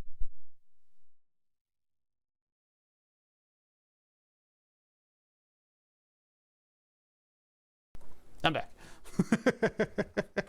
I dropped the pedal cluster on my mic cable. Let's get that out of the way. All right. So yeah, pedal, gas pedal, plastic, very light, fully plastic. This thing is just an input. It's just a simple little input to the rest of your car. Now the question is whether or not it speaks the car protocols. If it speaks CAN bus, I don't really know if we can do much in order to read CAN bus. I know there are Arduinos that do CAN bus stuff. It would be pretty cool if we could just keep this thing, you know, stock and use it. I don't really want to source a connector for that. This would cost more than the whole thing. Hey Dins, hey Demi. Got the two D's coming in at the same time, huh? So yeah, let's reverse engineer the gas pedal. Let's figure out how it's working, because I have a feeling there's going to be like a cool fluid damper on this, and then we can just take a look at some of the electronics.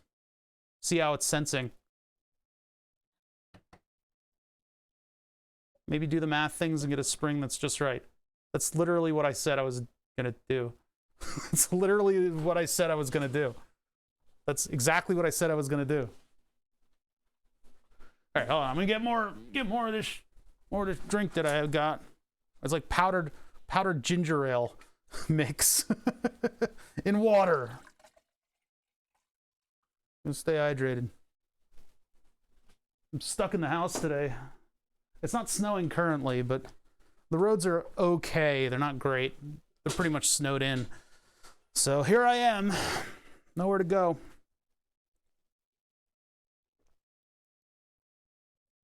All right, so as with most automotive things, this thing is held entirely together with snaps. Why do they do that? Well, the reason that they do that is because A, it's cheap, because if you're mass producing these things for like several billion cars, I mean, they haven't really changed their gas pedal design per car in a while. This is the same gas pedal that I have in my 1999 BMW. This is 2015. So you're mass producing these for like a zillion billion people. You have massive temperature swings in cars. Took my meds, got to sleep, leaving the lark. Hey ADHD, how you doing, man? You've got billions and billions of cars that you need to put this thing into. Cars have an insane temperature swing. They've got moisture issues. Everything. This is literally meant to be stomped on by the entire population of a planet. This thing right here is built. The reason that they use the snaps, it's cheap. You can put a little pressure on the outside of the enclosure to get a seal around a like a gasket. But you find stuff like this in automotive electronics a lot, snapping pieces of plastic together in order to make your device. It's actually interesting how few screws you end up finding when you get down into the nitty-gritty. Now, there's one bolt hole on the bottom of this, and then I figure that the rest of the force they're relying on pressing against the back of the firewall of the car, right? The firewall, which is literally a piece of metal that's meant to have very few holes in it in order to keep motor fires from getting to you. And if your motor's in the back of the car, you're dead. You're already dead. Yeah, that's what why not because? Interesting name there saying that. That's what we did with the steering wheel. Use the car part as the car part is meant to be used. It's made a lot of emergent content around here. It's cool. I like doing this. What if it's mid-engine? Then you're dead. You're just dead. You're already dead. Your men are already dead. All right, so what are we doing here? It looks like the hinge is something that slides out. The hinge and the pedal slides out of the plastic in the front here. But I've got what look like two little snaps here just by the here. Maybe the microscope will be a little kinder on this. Maybe. Perhaps. See these two little bumps right here? I got that bump there. We got this bump here. Those, I'm thinking, are snaps. We've got this piece here, which is the connector. So 6 electrical connectors. Lost algorithm. Hey, thank you for the 41 months. That's an insane amount of time. 41 months, man. I've really been doing this shit that long? Yeah, we've got like a connector here. And then there's more stuff in the body of the pedal. So I don't know what the hell the deal is with the electronics here. I mean, it looks like that looks like what would contain all of the electronics, but then you've got the bar going into the rest of the pedal. It might just be a big plastic gear. Maybe that's why this looks a little rotary-like. Let's get in here and find out. I don't even know where to start. There's a lot of snaps around the periphery of this thing. It looks like it's like this piece snapped into the rest of this. And I would say this is probably a different part.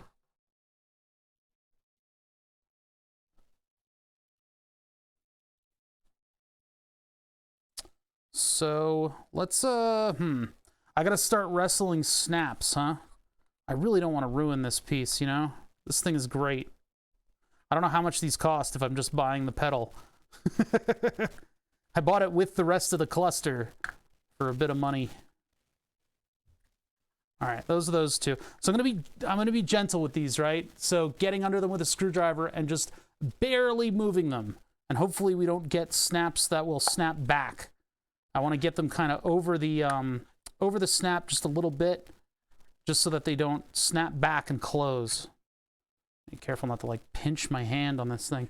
All right, so I got a couple up here. Looks like one, but I think this, so there's 2 pieces up here that I'm looking at. So there's this right here that's clearly, obviously a snap. Oh, really? Okay, hold on.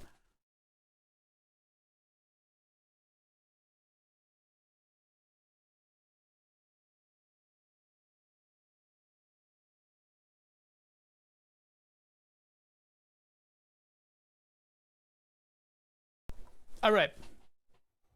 Yeah, that's sometimes the volume level just jumps over, just like 2% higher, and then it starts to get crackly. All right. So there's no metal in the gas pedal. It does not need that. It doesn't need metal. Doesn't need it. Old cars maybe. I see what's going on. We got like a different type. Why are they? Car manufacturers, please. Please, why do you do this? Why you do this? Look at ADHD's lazy ass. He's taking naps on a Saturday. I gotta work. I'm not even playing games today. No, man, go have a good nap. You don't need to lurk to host me, man. I'm good. I'm good. All right, so what we're looking at is the side of the pedal. This is a little close up and it's hard to see what we're looking at, but that right there, this is like, manufacturers, please, why do you do this? look at this. So this is one type of snap, and these are pretty evil because that has like a little post that has to go into this area, right? And then we've also got that right there, which is it's so hard to see. We got this right here, which is a different type of snap. It's just like a little tab that goes and links on the outside. This is the difficult one. This one's going to be a pain in the ass, but it's the only one like it for the rest of this thing. Oh my God. And then I got these two out here, which are basically communicating to me that maybe I need to get the other side up first. Although when we looked at these with the steering wheel thing, it was a little different. I needed to like get into them and open it up.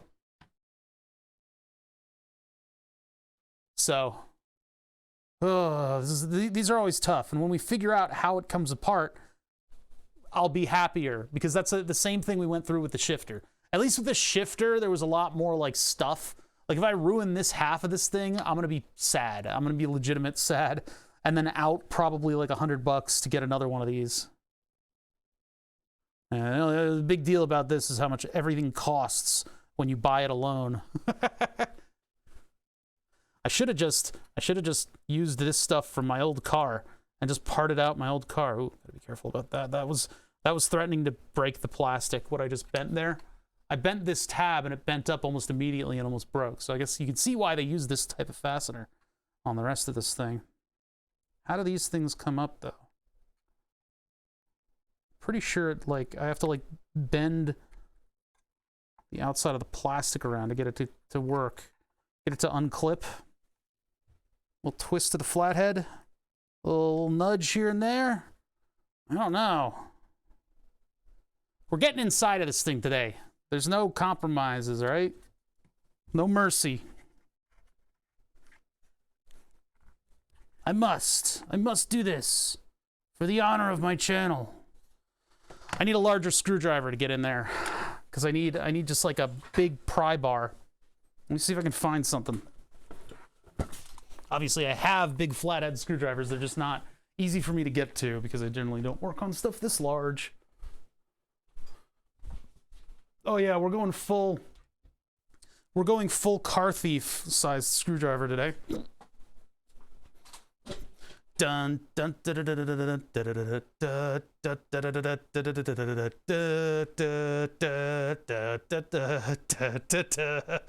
dun. It's my car thief screwdriver. This thing, if you want to screw something in or out and you want to be far enough away from it that you don't even know what you're doing, here's the tool for you.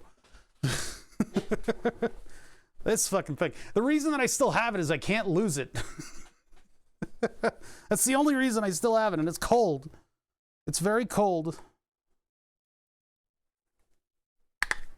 I don't like what I just did there.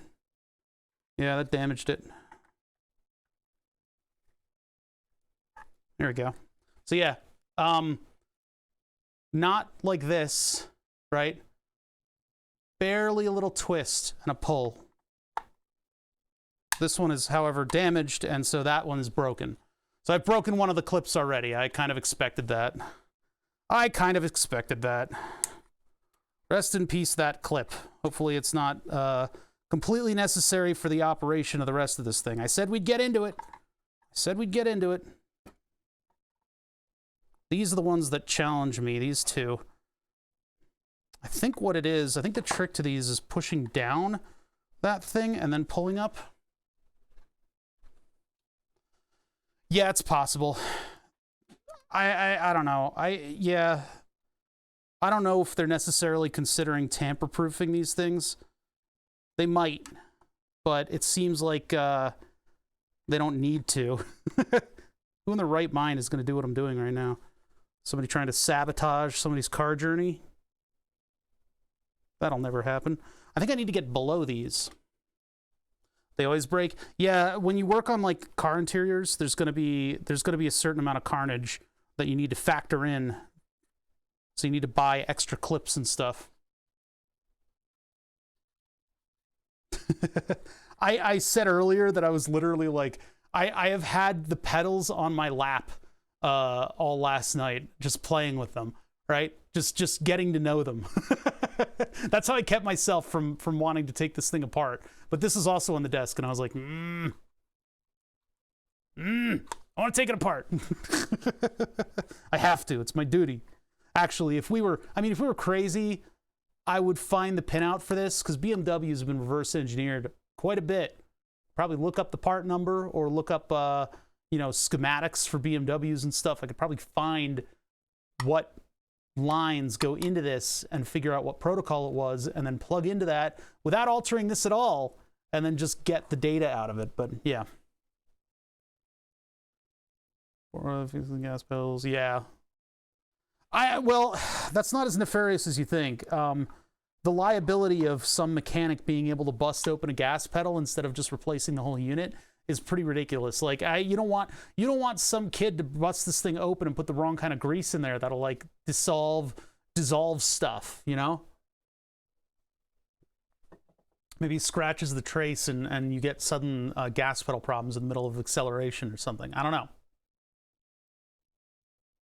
This is the gas pedal's actually in a pretty well shaded area of the car.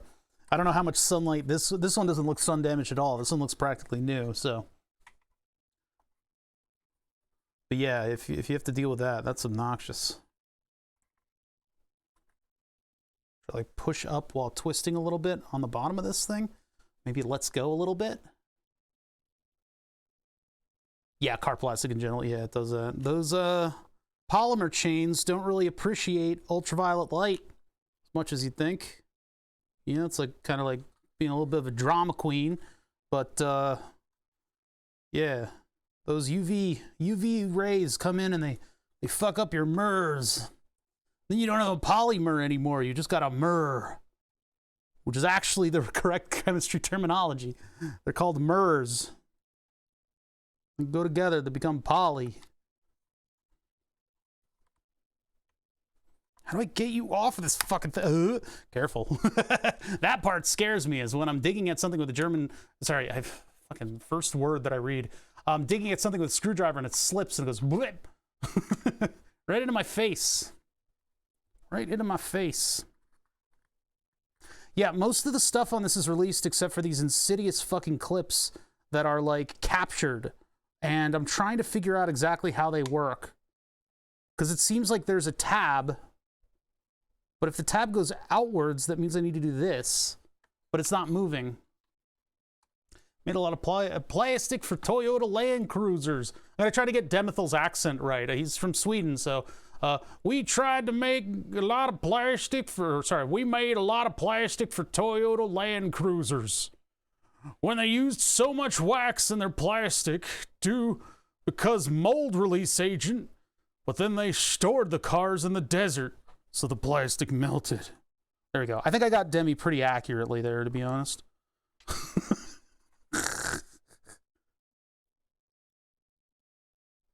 Gotta love it. I don't know how this tab is fucking held in. It's really getting on my nerves, to be honest. Like a guitar pick will do this.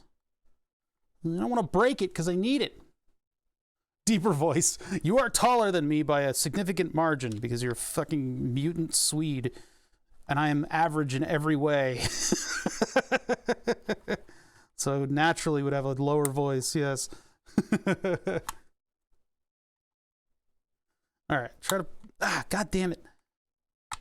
Yeah, I'm just trying to feel out these clips and I don't know how they're done. So what I'm looking at is there's a box. That's the opening. There's a tab up in that box. And so I don't know if the tab is meant to go this way or this way in order to capture the plastic. Every other tab I've been able to feasibly remove with a reasonable amount of carnage. Not much, but I don't know how to release the rest of these things.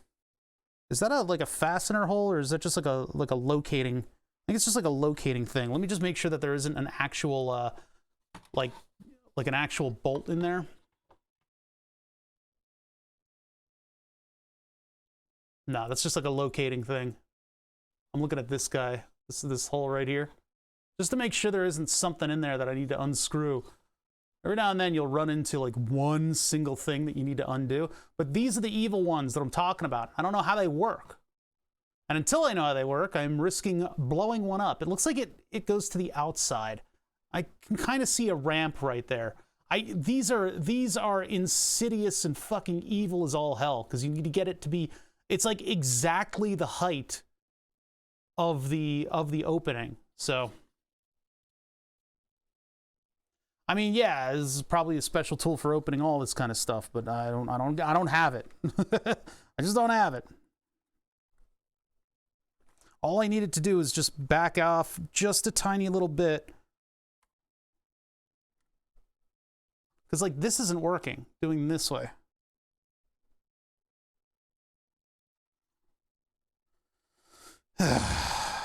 Just, please open up. We've got a lot of work to do, and this is, like, the worst part of it right now. See, like, why isn't that moving at all?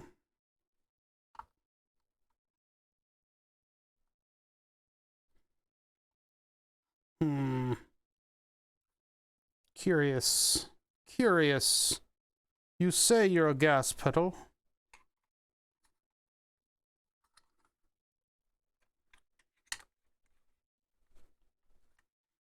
Yeah, it's literally just a matter of getting at these snaps.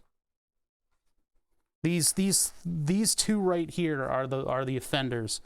These ones I was able to get by just prying like a tiny little bit, and I should have been gentler with that one, but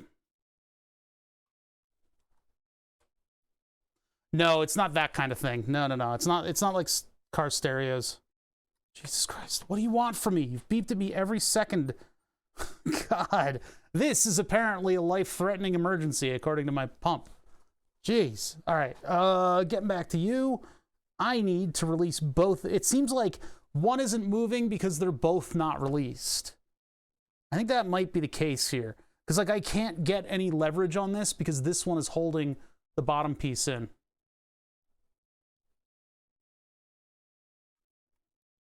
So we're going to keep struggling. No, absolutely not. I will not Dremel this away. No. I'm going to run away from my problems like that. And no, ultimately they're not super necessary, but I would like this to go back together and kind of look like a thing. So if I get in behind this, I don't think that's going to release it. Yeah, I think it is in front. Let's try to twist the screwdriver a little bit. Problem is I'm risking breaking the plastic every time I do this, because it's not terribly strong. It's not terribly strong. Why would they have a different style on this one than this? Yeah, it's definitely still holding on very, very strongly.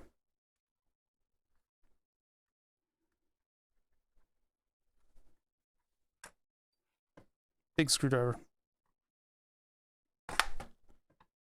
I'm not putting a lot of force into this. I'm just kind of like sneaking it up. Just trying to put some pressure on the clips so that I can undo the clips. I think one of the problems I'm running into here is that it's not giving me any feedback. It's debatable what is removable on this. You know, there's like a shroud for the connector that snaps into the two posts, but I think that's just for the connector.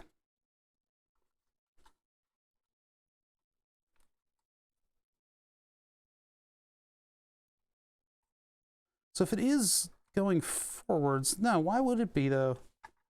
We looked at that on the mic or scope. It doesn't, you know what? Maybe it is the front surface. So if I get in the front and peel it back, that might be it. Get in the front, peel it back. Maybe the whole thing moves, or the screwdriver slips and plunges deep into my arm. And then we have a hospital stream. I get to go to the hospital.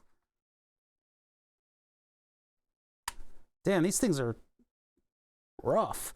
Yeah, it looks like I gotta get in front of it and peel it backwards. So it is actually, so you got the box here, and then you got the clip.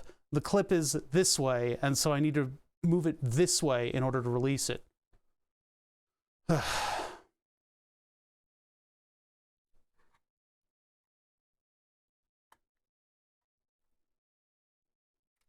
am, Joker, I am not listening to your cockamamie suggestions anymore. Thank you very much.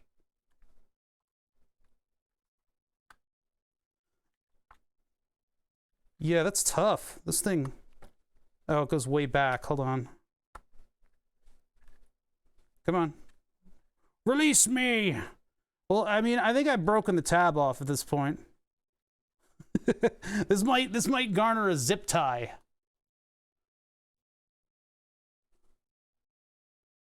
Yeah, ER meta. That's the new meta, right? That's what I heard.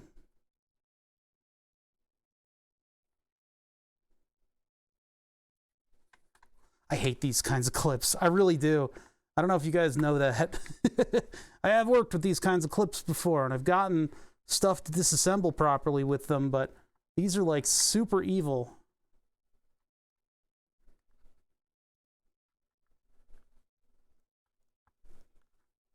I can't get good light either.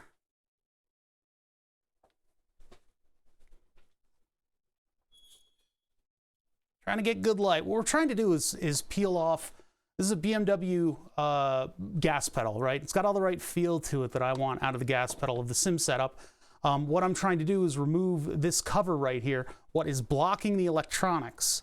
Once I do so, we'll be able to do a little bit of reverse engineering on this, and I can see whether or not I actually want to try to reverse engineer the protocol that it speaks and try to speak to the pedal, or if I would rather just take whatever measurement device this thing is using and then take that over with my own microcontroller.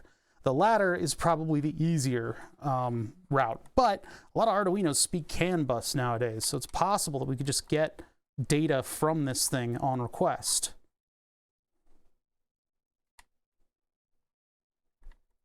Trying to see, I can't give you guys a great angle on this because it's just difficult to see. It's just difficult to see, and I've chewed it up quite a bit. And the alternative here is for me to just break it. I still feel like there's a fastener in that, in the round hole, and that's what's preventing me from prying this apart. No, maybe not. Maybe not. Maybe I'm just crazy. I'll just put pressure on it with a screwdriver. Yeah, but it needs to be an over. I don't subscribe to the fact that this might be an over-engineered thing, because cars go through a lot. Cars go through a lot, and they got to make them work in a bunch of like a variety of scenarios. So maybe it's just engineered enough.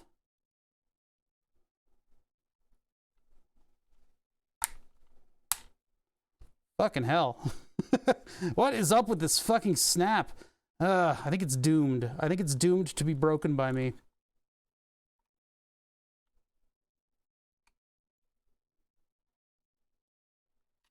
Like, if I can get this to pop forward a little bit, that'll hopefully release. I wanted it to snap back together, you know?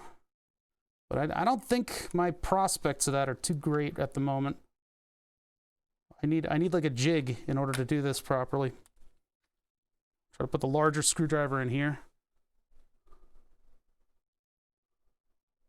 I can't make any promises, but generally I don't think I've shed significant blood on stream before. Did I just break my... No, I didn't. Okay. It's like, did I fucking break my screwdriver?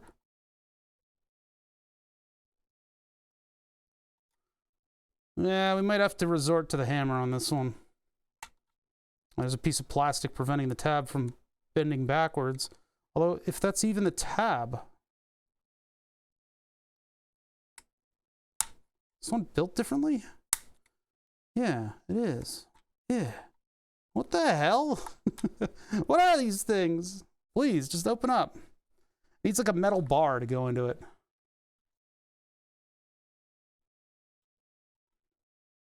Yeah, they usually, yeah, path of least resistance, right?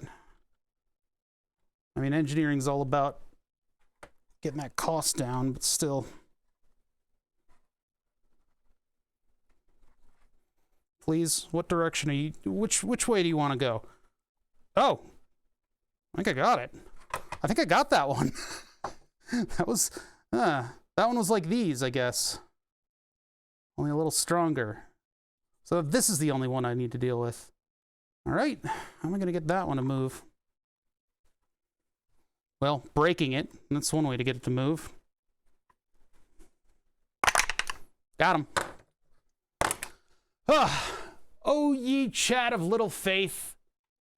Have I ever led you astray? I've broken plenty of things in my time, but I'm generally good at getting into stuff like this, for better or for worse. You guys are making all these cockamamie, weirdo suggestions about what I should do. Father, you should put water on it and then expand a balloon. I don't need you guys to tell me what to do. All right. Now that I've gotten completely cocky about that, looks like it's a rotary encoder of all things. How the fuck a rotary encoder? What are you people doing? Yeah, we don't do as much sawzalling as you'd think. These are kind of mechanisms that I wish I had in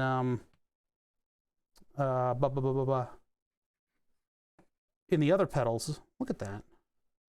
So we've got this whole kinematic thing going on with little stoppers on either end. All the resistance you feel is a single spring that they've shoved. No, it's two springs. You get a dual rate spring that they've shoved a bunch of foam inside to keep it from making springy noises when you crash your car.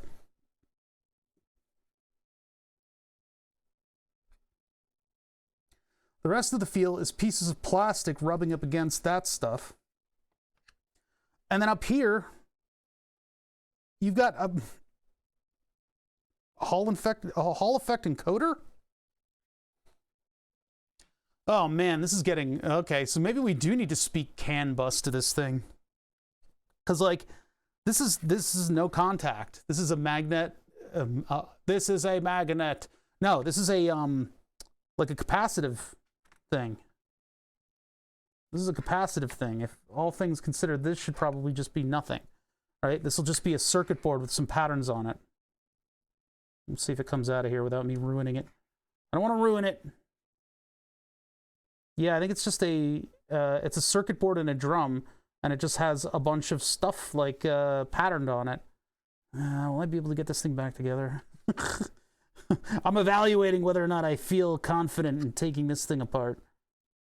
There's a thing on either end that captures this barrel in here. Does that unclip? No. I mean, it should unclip. It's just... Okay, let's see.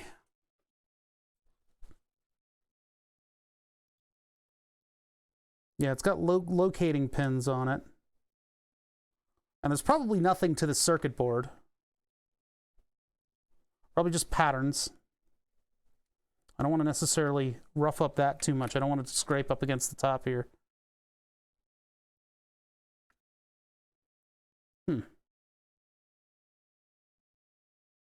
Yeah, all right, I'm going to leave that alone. That's too much pressure on that. No, I don't want to ruin it. I don't want to ruin it. This thing is decidedly not ghetto at the moment, and I would like it to remain as such. This is okay. So if you take apart your iPhone, your ancient iPhone, the way that they're detecting where your finger is on the scroll wheel, not on the early ones that have the actual physical wheel, the ones that have the little scroll wheel, they've just got capacitive patterns on the circuit board, and they just sense when your finger bridges that capacitance. If you've got two traces sitting on a board, they're going to have a certain capacitance, and then you add a big human finger on top of it, they're able to sense that because it changes that value. And so that's essentially what's going on here, is what I believe. This is related directly to the way that the position encoder operates on the steering wheel. The position encoder from CUI Incorporated, I just happen to remember that, it has basically a circuit board wheel that spins in the presence of other stuff that detects it. Yeah, it does not move very far. It's probably very sensitive to, you know, that little bit of movement. I don't know why there's so many of them. Maybe they just want to confirm all of the different movements that it does. Man, it would be cool if I had like 3 of these, and then or 2 of these at least, and I could put one of these on the clutch. The one on the clutch is weird. It's this thing. I would like to know how this thing works too, but this is not something we can take apart. Yes, it is. Wait a minute. No, it's not.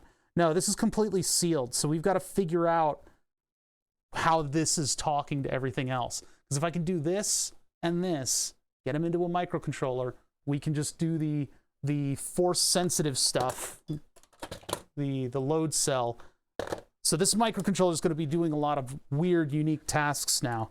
So the ATtiny85 is definitely out for this this operation. All right, so we don't have any information here about how this thing works. It's really not a potentiometer, although if I really wanted to mount this thing to a potentiometer, I've got my spinning element right here. All I need to do is, and in my case, probably 3D print something that would fit on that disk. And then I could just, you know, destroy this piece, open that up, and use this as the area where I'd want to put whatever electronics are complementing the potentiometer. But that's not what we're going to do. What we're going to do is take a look at these electronics. We're going to see whether or not we can speak the language of these things, and also just learn how this thing goes together. So I don't want to undo the spring death puzzle over here. We just know that this is a circuit board with nothing but metal traces on it. That's all it is. It's 2 layers. It's got basically an antenna that's supposed to interface with this. So let's see what this has to hold, what kind of sensors they have in here, if we can find part numbers or whatever else, because that was surprising and unique. Again, this is why I take stuff apart. I like to see how interesting these systems are. I never in a million years would I have thought of having a no magnet, no contact rotatamator that's on a circuit board go up against my plastic in order so that my gas pedal infinitely works no matter what. The only thing you can really be concerned about is corrosion getting to the springs. That's cool. Or corrosion, I mean, moisture and corrosion getting onto the circuit board and ruining it would be another thing that I would be concerned with. So these are more clips. Hey, welcome to the clip show where I just clip things. I clip things, and then I clip them, and then I replay them, and then I clip them, and then I unclip them, and then I clip them again, and then I cut my hand, and then I clip them. Welcome to the clip show. I got clip speakers. How are we undoing this thing? It looks like, oh man, that looks really bitten in there, doesn't it? I don't think I could peel these back and have it release. Might as well try. By used cars in hurricane-prone areas? Yeah. Moisture will do a number on all these things. They're supposed to be sealed from the elements, but they're only required to do it to such a degree, you know? So if the car's underwater, there's no saving it. And there was no seal on this. There was no seal at all. So if you're in one of those filth cars where they, you know, spill a bunch of stuff all over it, you're in deep shit. Man, this is inaccessible. This is nigh on inaccessible. Like, I don't think guitar picks are getting in there. What even is this? Like, what is this? Hold on. I'll give you guys a better look at what I'm up against here, because usually I can kind of understand how something goes together. And they're like showing a bunch of the parts here, but like, it's just, I don't, all right. I'll show you some of the parts that I'm up against. Hold on. My desk has been gross imagery. Dude, the things you see on the internet. I'm going to make a little bit of room for me because I need to be over to the side a little bit more, so I'm actually broadcasting like a normal person. I say like a normal person. Nobody broadcasts like this. Come on. Nobody has my setup. All right. Get my head out of the way. I basically need the camera to be up against my face the entire time. I don't know if you guys know, but like all that manipulation that I did earlier on the clips and stuff. Oh wow, I look terrible. I'm like a human thumb. I look like an NPC from My Summer Car. Anyway, this is like right in my face as I'm working, which is fun. It's fun. It's great. All right, so these clips scare me, and for some reason I have no light on them at all whatsoever. Why is that? Sorry, I'm getting a little pissed off at my lighting over here. Hold on, my phone's been buzzing. Now, people are shoveling driveways, that's why. I'm gonna turn off my sensors here. So usually I have, on Saturday, I got the place to myself for a little while, which is why I like doing the Saturday gaming streams, because then I can scream. I can actually use my voice cadence to properly convey things like fear. But yeah, anyway, so usually I'll have the monitors on motion alerts just so I know what's going on around the place. Okay, they're deactivated now. I should have peace. Finally, peace. Peas. All right. This right here. So this is the top cover of the gas pedal. what is designed to be completely sealed off from the rest of the mechanism here, which is clever and interesting, and I think it's a really cool design. We've got like a disc right there, and we have that whole thing that spins. Excuse me, sorry, I have to burp. I'm good. So this is your typical automotive electronics plug, right? You have probably too many pins, although it might be just enough. 6 pins, pin 1 and 3 are marked in the plastic. They go through all the trouble to do this for you. And then it's got one of these housings that slides on and inevitably breaks your fingers when you're trying to undo it. This is common of automotive electronics. What we have here is some type of a rotary sensing module, and actually it probably bears very much resemblance to any other type of rotary sensing device. Like for instance, the throttle body probably is something that looks very similar to this because it might use the same principles. Back in the day, cars had actual like wipers on contacts to do that, and the wipers on contacts have a particular problem. They got the problem. They're going to die. No, they got a particular problem to them in that there's physical contact to the stuff. It's the same thing with potentiometers. Like people with older joysticks actually swap out the potentiometers, and nowadays there's Hall effect potentiometers that you can swap into your expensive joystick in order to get it to not wear every time you use it. When you have a contact that's on a piece of metal sliding back and forth, that's eventually going to wear it away. So they did away with it. They used capacitive sensing in order to make sure that there's no wear and tear there, especially given all of the temperature swings that we see in cars. So the throttle bodies on probably the earlier BMWs might bear resemblance to this stuff and use a similar principle. So I want to get into this thing, and the only 2 clips are these 2 here. It seems like this housing was molded in one. That's crazy. This thing was one piece, so the mold probably had something that came in there and then had to be moved out of the way in order to pop this thing out of the mold. So there is just like an electronic insert here that's probably, I mean, maybe this stuff is attached to all of it and the whole thing just comes out as one big piece of electronics. And then they decided to do this wing, which is getting in my way. So we've got to release this somehow. And by the gods, it looks like this and this are the clips. But how do those function? This is like where you have like a guessing game of how precisely this clip is supposed to accomplish its task. Because we have one molded piece for the outside here,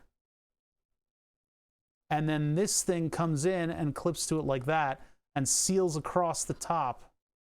So does that push down or over? Can't get to the whole thing too because there's stuff behind there. It seems like it's impossible. it's impossible. We can't get into it. The end. Thanks for watching. Up and out. I think up is the direction that I need to go with this thing. So I need to press it up. So I'm going to put my finger here, press down on this part, and then put a screwdriver here and pry upwards carefully. Although I probably am going to damage the stuff. And then there will be a big dent on my finger too from doing this. Okay, it doesn't move at all. It isn't moving at all. There's zero movement. There's zero movement from it. What the fuck? What are you? This is illegal. I'm gonna try this one.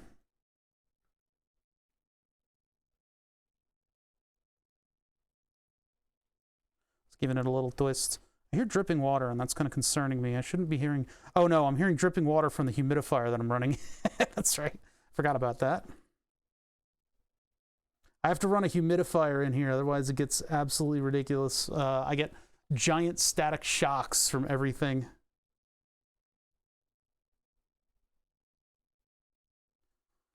Yeah, my concern is that there's a tab, like, on the top of this thing, and then that's what that's clipping into. They really want to keep you out of these things, huh? Well, I'm not going to allow it.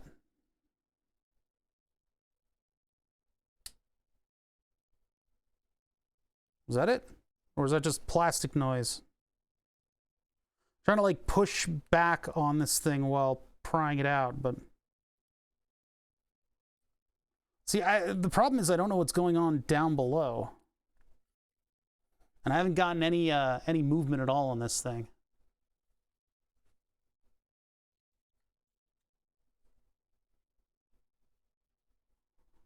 All right, come on, buddy. Come on, buddy.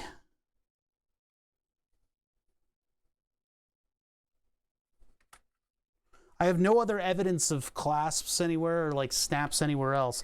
My only concern is that those are going outwards in order to lock in, and I've been trying to move them. What direction of it? I've been trying to move them outwards, so I could be engaging it more. I'm sure there's a weird tool to use that you can get these outward, but they're really not meant to be tampered with. And if I screw with it too much, I'll just break it off. Then I'll end up having to duct tape this whole thing back together. I don't want to do that, you know? I kind of want it to like plug in like it's an actual car accessory. I think there's a certain charm to that.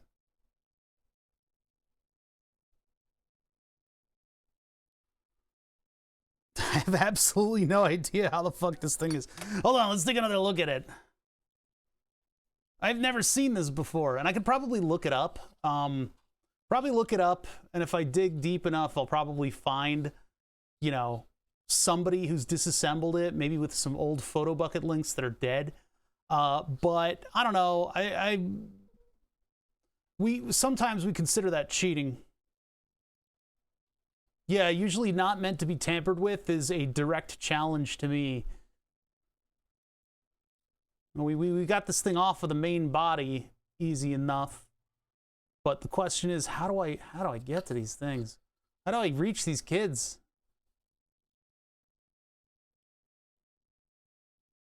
Like, this is weird. This one's very weird. And I'm itching to find out what the hell's going on inside of this thing. Because I can put a screwdriver in here and I can get a little bit of pressure on this little end, but it's not really releasing anything. And like, I don't know, can I see down the barrel here to see what this thing has in store? Because it looks almost like there's something on that outside edge that would snap to the rest of this. And if I get the pry bar in here and I open that up a little bit, it might release a little bit more area for me to unclip this. Because when they have the clips that go into the thing, you'll have like a nub, and then you'll have like the clip part, or a little like ramp, and it'll go in and click into place, and then they don't give you a lot of room on the outside, so that when it clicks into place, you can't get it out of the way. It'd be it's hard for me. I can't make the shapes with my hands.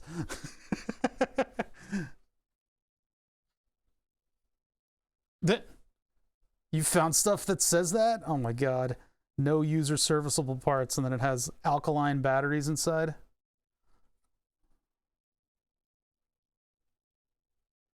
So yeah, I'm gonna potentially break it here.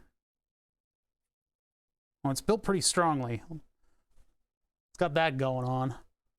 Built pretty strongly.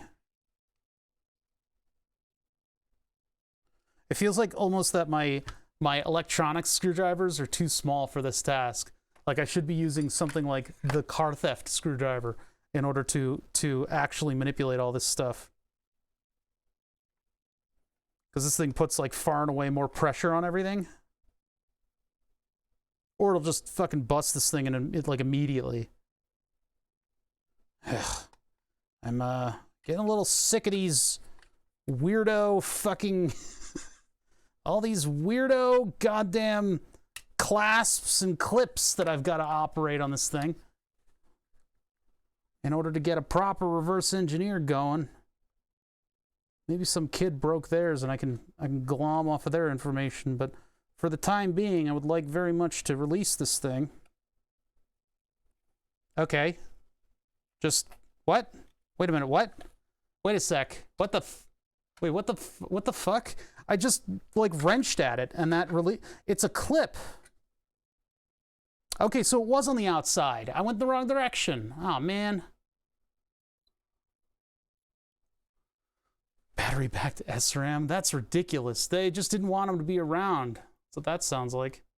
So yeah, the connector for this thing, for your gas pedal in your car, is relying on freaking card edge clips. Look at that. That does not fill me with the sense of ultimate safety. But I guess it's fine if it's in a sealed environment. Let's see what the seal's like. There's no seal. There's no seal on this at all whatsoever. And the electronics just drop out. Look at this little capacitive position encoder. That is cool beans. This thing is sending out a radio wave and getting one back and figuring out what position exactly you are under. So as your rotary traces move around this thing, oh, Hella did this. This is Hella circuit stuff, huh? As this thing rotates, it'll sense the stuff beneath it and then give you a position. It's cool technology. And we got 2 chips on here that we're going to look up. And looking at those 3 pads, this one might not be used. Well, no, it just doesn't have something there. And then these 3 pads, it's like power, a ground here. Well, no, that one's also got a similarly large trace. All right, we got our reverse engineering cut out for us. So here's the first thing that we do. Here's the first thing that we do with these guys, right?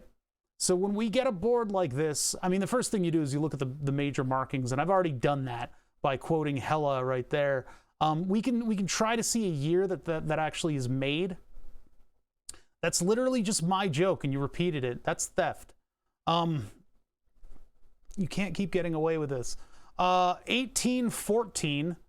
Well, this thing is supposedly a 2015 pedal, so 14 might be the date that this thing was manufactured. I'm thinking that's probably what it was, but I don't know, like the 18th week of 2014? No, it's Hella. Hella, not Helvetica. That's not going to know that I was joking and I was just being very dry. All right, so Hella. I know you are, but I'm rubber, you're glue. Everything you say bounces off of me and sticks to you. All right, next we got to look up these chips. These 2 of the same chips, 79185100, 79185100. Huh. Is there going to be like a 2? Is it going to be like 3 pins for one and then 3 pins for another? Just because they were like, we got to send the signal to 2 places, so we'll put 2 chips. Because yeah, there's no like microcontroller to coordinate this, unless those are microcontrollers. We'll investigate that in a minute. I like chips. Thank you, Wayne Johnson, for the 22 months. I really appreciate it. You tweaky bastards are not allowed to look up the chip ahead of time. I don't want you spoiling anything for me. Because part of this show, when we do reverse engineering, is actual thought process into stuff. I want people who are uninitiated in the realm of technology to have an impression of what it is like to sit here and try to figure out what a circuit board is doing. There's an art to it, there's a science to it, and it's fun. It's what I enjoy. It's what I've been trained on for most of my life. But anyway, we're just going to start it for, there's only one part number, so let me just look it up. 79185100. 79185 Man, short-term memory and streaming.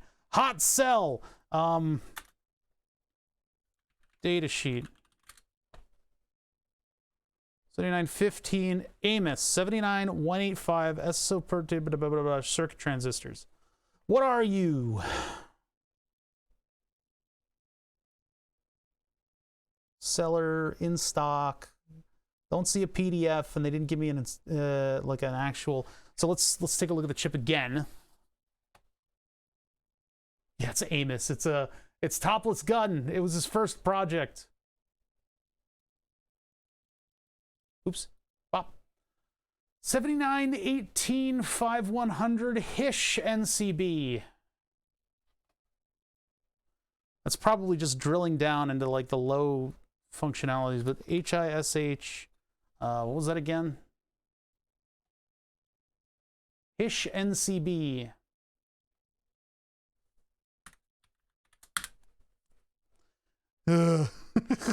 Tools.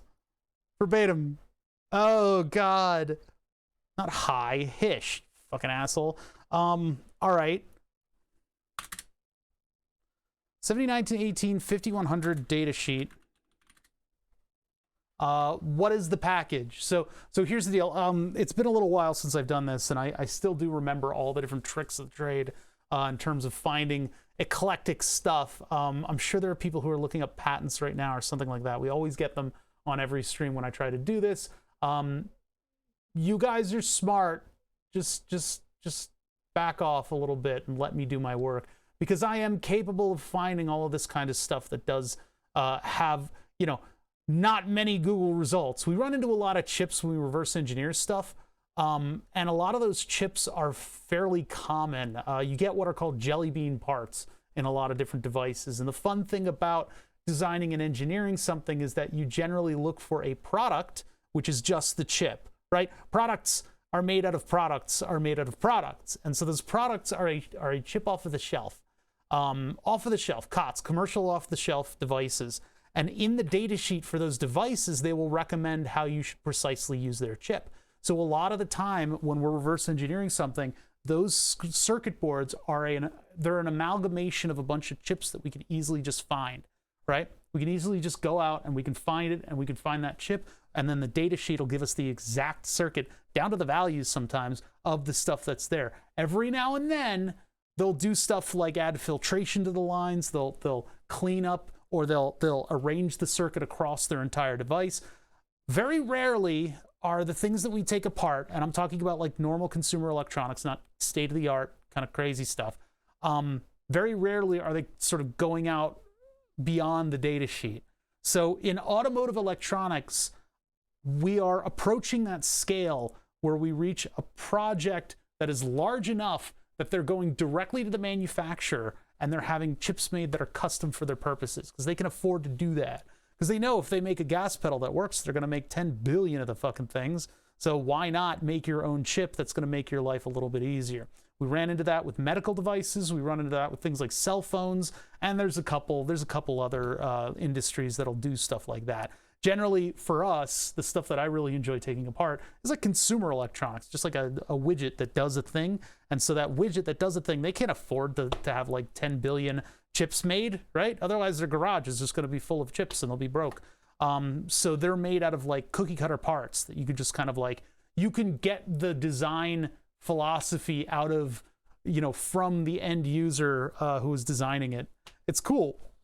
We're running into a bit of trouble on this one. So I got to employ a couple tricks in order to start finding this specific chip.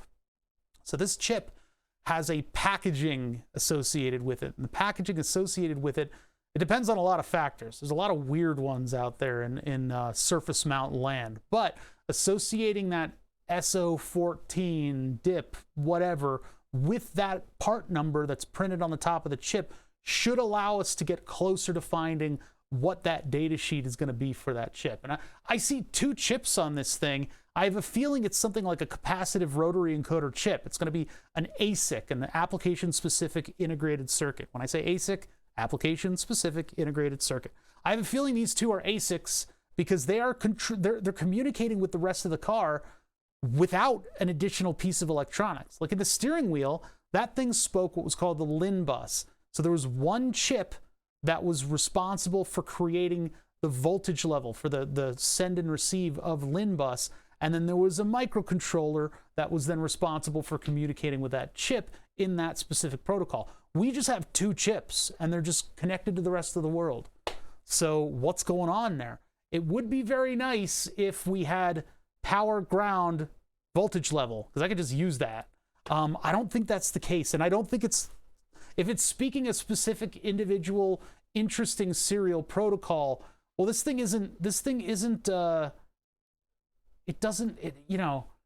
don't think it's a microcontroller. It could be, but if it's just a microcontroller, it would have to have a lot of capacitive stuff in order to connect to the rest of this thing.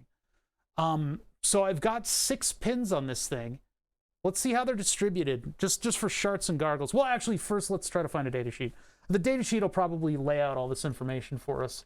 All right, so get this thing over here.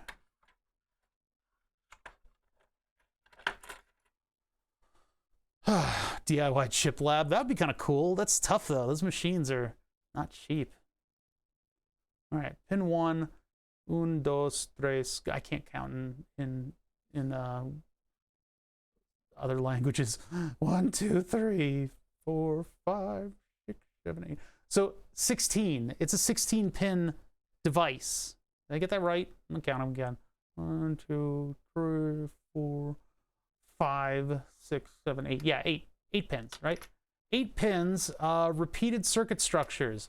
Well, of the repetitious circuit structures, we got 3 resistors here and 3 resistors here. 1 pin going to pin 9, which typically power and ground are like this, although in this case it's not. Capacitor setting there. So you got 1 pin going up like that. How are we doing on this one? The other one faces there. That would be this pin, decoupling capacitor, going down to a power trace. It also goes here. Yeah, there's some real weird stuff. There's some real weird stuff going on this circuit board, but that's typical of BMW.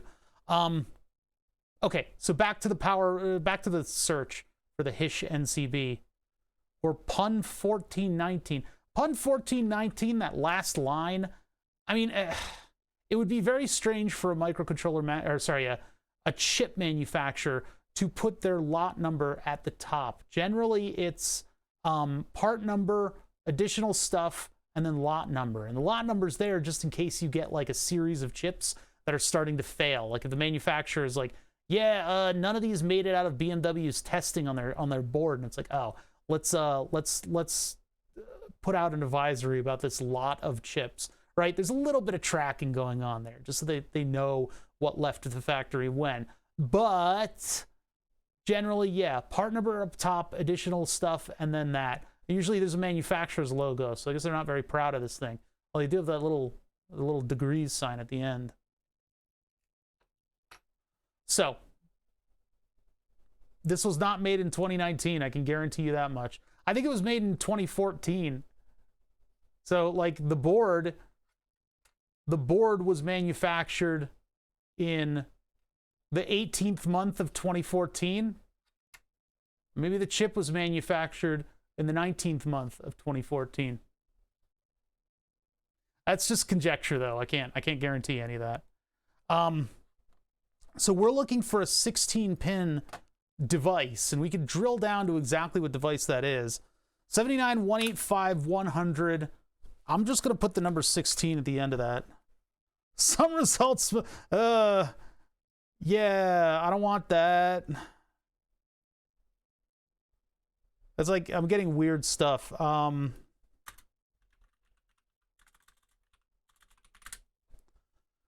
Always add data sheet now, huh? 79-1500 Zuli I Technology Taiwan. They're saying it's on semiconductor. There's absolutely nothing. 100, and we're back to data sheet again. This is as close as we got, but it's just trying to sell it. And there it is again from this place. CV in stock, electronics, World Way. That's not the chip at all. Yeah, we're getting into the weeds here. This is going to be a tougher one to find. Wait.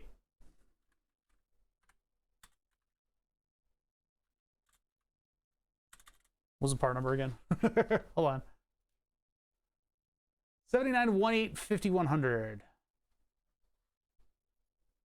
1851. Ah, it's just in the similar products thing. All right. So in the event that you come on to you find a chip that is just simply impossible to get any information on, although we could buy them apparently here, it also is prudent to just reverse engineer the circuit and then figure it out later, because there might be a different series, there might be a related product, there might be something similar to this chip that does the task, given, like, you know, we know certain pieces of information about this, right? So we know that what this thing is doing is it's capacitive sensing. We could look up a family of capacitive sensing chips and figure out how they're put together, look at the data sheet, see what the suggested circuit is, see if it matches this thing exactly. That's a lot of work, and I'm not going to do that right now. I mean, really, I just want a data sheet for any of these guys, because these look like they're pretty much it, but I can't get any information. It's like about data sheets, and everything else is just... So where did you get your chips from? So, BMW gas pedal, pinout. There he is. See, now, this is what I'm talking about with the BMW community, having reverse engineered literally fucking everything about these cars. So now I can actually get some information on what's happening here. I love how, okay, ground, VCC, signal 1, VCC, signal 2. If we're just getting a signal out of this thing, then we're in pretty good shape here, because we could just take advantage of that. I only need one of these sensors to work properly, and we could just take a look. If it's not a digital protocol, it's easy. I need to pee because I've been drinking fucking a little powdered diet ginger ale in water. It's getting desperate around chat. It's getting desperate around here. I'm snowed in. I can't get to Wawa today. Usually I'd buy a bunch of food from Wawa and I'd have all the caffeinated drinks that I could ever want, and then I'd be tweaking out during stream with you guys, so I'd actually have some energy. Yeah, the powdered ginger ale is just so that it doesn't taste like tap water. It's not doing anything for me. It's just stuff to stick to my kidneys, you know? All right, so, I mean, this is more encouraging. We didn't find out what that chip does. How much snow did we actually get? About 6 inches, I think is what... And it's... I don't know if we're done with it or not, but yeah, it's about 6 inches. The cold front's insane. Yeah, it's fucking chilly. I'm going to close the window a little bit more. Or maybe I'll just put on the jacket. Octojay's told me in no... Octojay being my original mod from 10 million years ago, he's told me in no uncertain terms that I should never ever fucking wear that sweatshirt again, because the zipper would hit up against the mic and everybody's speakers would explode. So... in desert land, it does feel colder.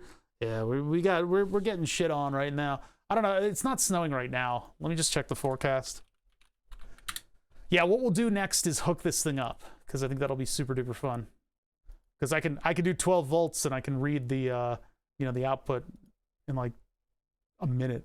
10 a.m. we're past. Yeah, so we're done with snow for now. For the week, Thursday and Friday, it says rain, as if. As if. Rain on Thursday and Friday. Are you kidding me? Next week. Yeah, you got rain over there. 18F here. Too young. God damn it. All right. I'll be right back. I'll put on some metronomics so you guys don't get lonely.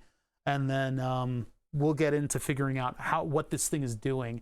You know, how it's functioning, what it's telling us. It seems like it might be not really an analog device, but it might be giving us, I mean, I hope for a packet, because then I can seem smarter, but we might just get a voltage level out of it. We'll have to see. There's 2 sensors in the thing, so I guess it's like one's probably inverted from the other, or maybe you could just use them to kind of like make sure that you're... See, okay. My gas pedal is not a life-dependent device on this gaming rig. You could argue that gamers are oppressed and it actually is life sensitive that my gas pedal runs properly.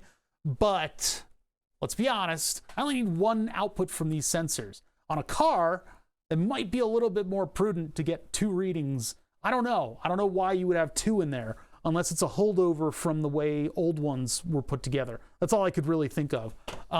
Yeah, anyway, so all right, I'll be right back. I'm gonna put up a BRB.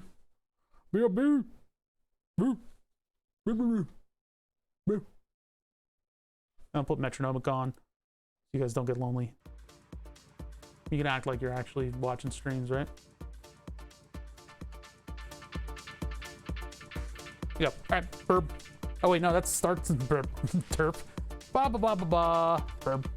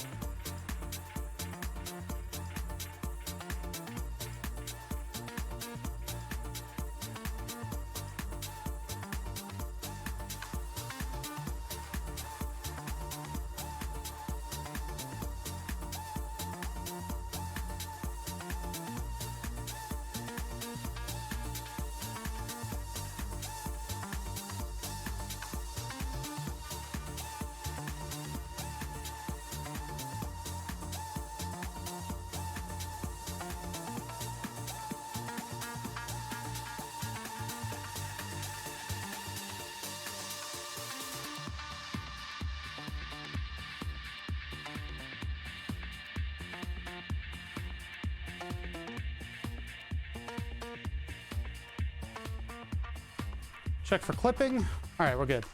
All right, back to it. So thing 1 and thing 2, we've got signal 1 and signal 2. Signal 1 and signal 2. It makes sense because we got a repetitious thing here. Oh, I didn't get more stuff to drink. I gotta make this last. Well, it's gone now. I did not make it last. That was a lie. All right. So, just looking it up. I mean, people have got all kinds of, like, this is definitely not what I have. This is a completely different, whatever the hell that is, right? So we don't know if we're getting the right information for the right year, et cetera, et cetera, et cetera. I don't know what quite to do about that. It's weird that this electronics is just literally hanging off of the board edge here, and it's just shoved into that opening, right? It's just hanging off of the little board edge, and it's just shoved in there, and that's all that's sensing where your gas pedal is. It's crazy. But we do have 2 sensors on this thing, and we've got 6 pins, and so we should be able to reconcile, like, we should be able to give it a signal and then see what comes out the other end. I think that should be pretty simple. I mean, 6 pins, there's still 6 pins. I don't know if the original ones were 6 pins, and they might have something else going on. Like, see, there's the throttle body, and that has 6 pins. Hopefully they didn't change it up over the years, is what I'm trying to say. So yeah, it would be nice if I had one of these, but I don't have that. These automotive connectors are ridiculously expensive, and I'm not going to go through the trouble of actually finding one. Would have been nice if the person who ripped it out of the previous car had actually, like, given you a little bit of the wire end. Blech. Yeah, the only problem that I'm going to have is, like, supporting the back end of the pedal. But, man, vacuum your car. Ugh. Okay, getting back up to here. So we have a pinout. I mean, I guess we could roll from there. I would have liked to find more information about the chip itself, because that's what's driving this functionality. You know, the chip itself, this Amos, I don't even know if that's the right one. 79185100. There's literally just 2 of those inside of the thing.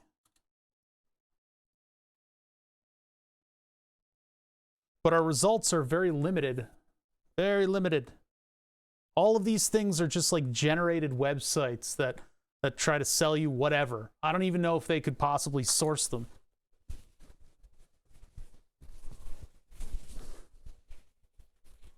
There's a Thingiverse thing for the connector? That seems dangerous. Automotive connectors have a lot of environmental seal on them and stuff like that, and they can tend to be very pricey. Look it up for yourself, man. It's possible I could find like a...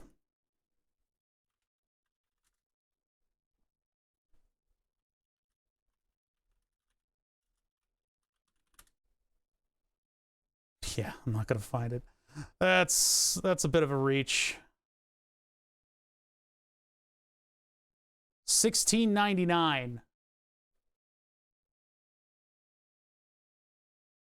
I don't think I'm going to be buying that. But yeah, that's the type.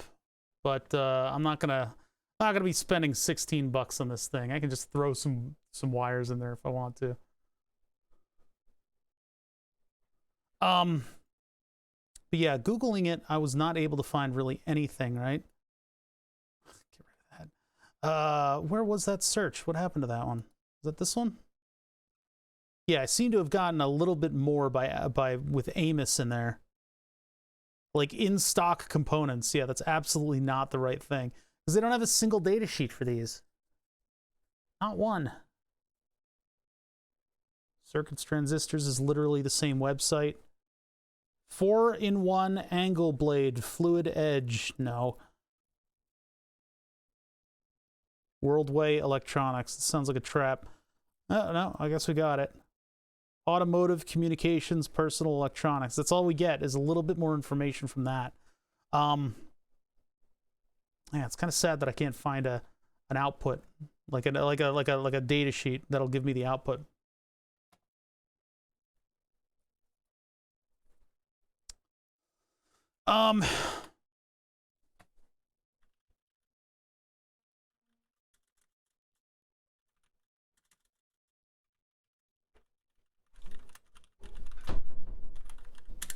Okay, a breeze just flew, like, chucked the window open behind me.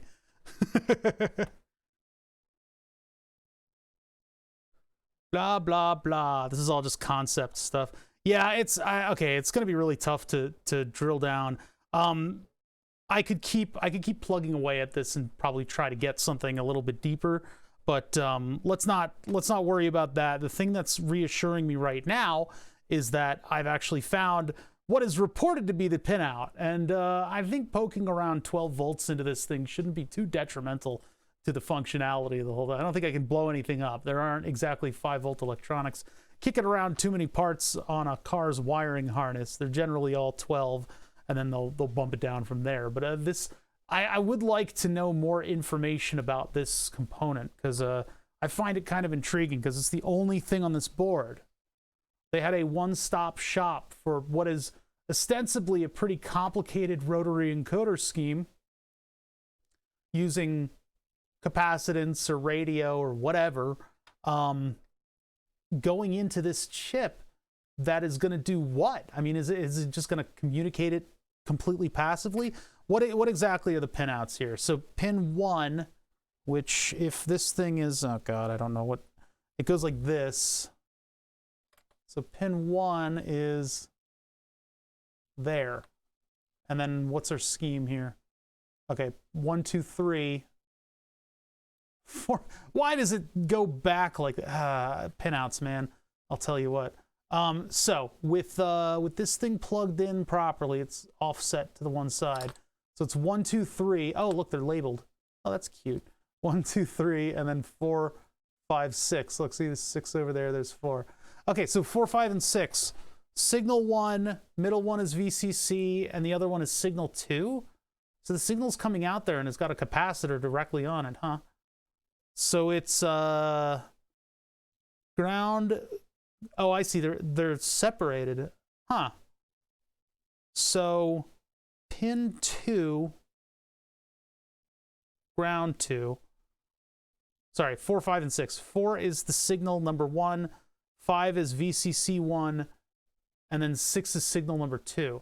So we need 1, 2, and then we need ground 1, which is pin 1. So we need this one, and this one. It's just interesting that they go. All right, so let's take a look at that signal. We'll bust out the O-scope and see what we can get. Let's bust out the O-scope. And I guess I'll give this thing 12 or 11 volts. Hopefully we don't blow anything up. What color? It's the brown wire, which is ground on a BMW. And then VCC, yellow, and then yellow and green. Yellow and green. I don't recall those. But then again, we've got, yeah. All right. The dot in the chip signifies pin 1, yes. And there's a variety of different ways that they do that.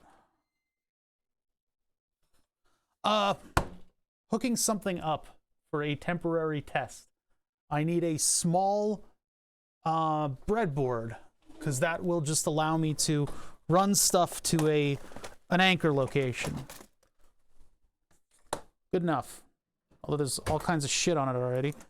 But I could just move this stuff out of the way. I have this song that was on Metronomic stuck in my head. Okay, can you just move out of the way, please? There we go. Yeah, perforated prototyping board, or sorry, that's not what this is. This is electronics breadboard. Just a system of clips that allows you to place electronics onto a grid, wire it up to stuff. And what I'm doing here is using it as a go-between so that I am not precariously clipping my oscilloscope probes to stuff. There can be a lot of mechanical issues when you try to hook an oscilloscope probe up to things. A lot of mechanical issues, because, you know, you don't necessarily want to have to hold the things still the whole time. And we've got a device that has pins on it. So what I can do is I can hook jumpers up to these pins and use them. We did this with the shifter too. I guess I'll start with this thing outside of the electronics, but it should probably go back into the shroud so that it's all at the right distance. We'll just verify any functionality that we need to over here first. Got stuff in the way. All my stuff is in the way today. Let's get some of this stuff out of the way without disturbing my computer. I need to clean up this area. This is full of a bunch of stuff that I probably should have known the location. There's like screwdrivers over here. Shit. All the tools that we were using for some of the earlier stuff. All right, power supply on. Gotta wait for that to power up. Got like a whole boot sequence. Why is it not? There it goes. I was like, is it broken? That would be just the icing on the cake if the power supply broke. Voltage is already at 12. I just turned it on. Let's get this thing out of the way here. The thing about this power supply is that it is very high amperage. I specifically made this power supply so that it could do some of the automation and control stuff that we do around here, that we seem to find ourselves doing, so I could have a variable power supply that would allow me to look at that kind of stuff and, you know, get motors running and do stuff like that. That means that if I incorrectly hook something up, there's potential for sparks and fire and stuff like that. It's usually not that dramatic, but you know what I mean. All right, so let's see. I need female to male. I had a collection of those somewhere. I don't know what happened to them. Female to male. So we need a power, we need a ground. Oh yeah, this is one of those. Well, maybe we can find a bunch that are the same. It kind of irks me when I use a variety of different wires, even though I'm literally picking them out of a variety of wires bin. It just, I like to use similar stuff. For instance, what the fuck is this one? Ah, boy. Jeez, this is like a giant pin. If I could find them in either of those lengths, we will be happy. We will be happy. Finally. At long last. These are like wildly different length. No, those are the same length. This is what I get. I'm like futzing around at a parts bin for wires. Like, takes up most of my time. Yeah, I think you can go beyond just saying generally. I think the dot is pin 1. That's like, there's not much controversy around that. You're gonna have to be like one of these chat members who will find a counterexample for everything in order to really argue that pin 1 is not, you know, signified by the dot on a chip. Not using this one. Just because you will it. Just because you will it, I will not use this. I'll use this one.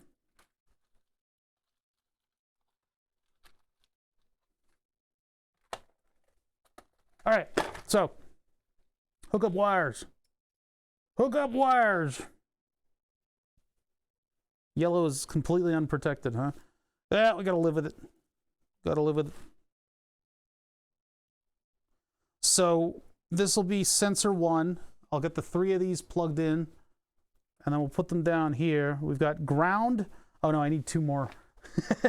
Okay, let me boot up the oscope. This is why we use the perforated prototyping board. Some of them just really want to make sure that you know what pin 1 is. Some of them want other features in there that like computer vision systems can see in order to locate a chip and get it arranged and get it picked and placed into exactly the right spot on the circuit board during manufacturing. So it can get a little confusing, but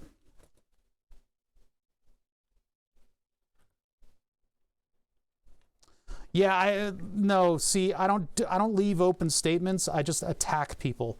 I get toxic towards chat for being little Poindexters and not reading a room.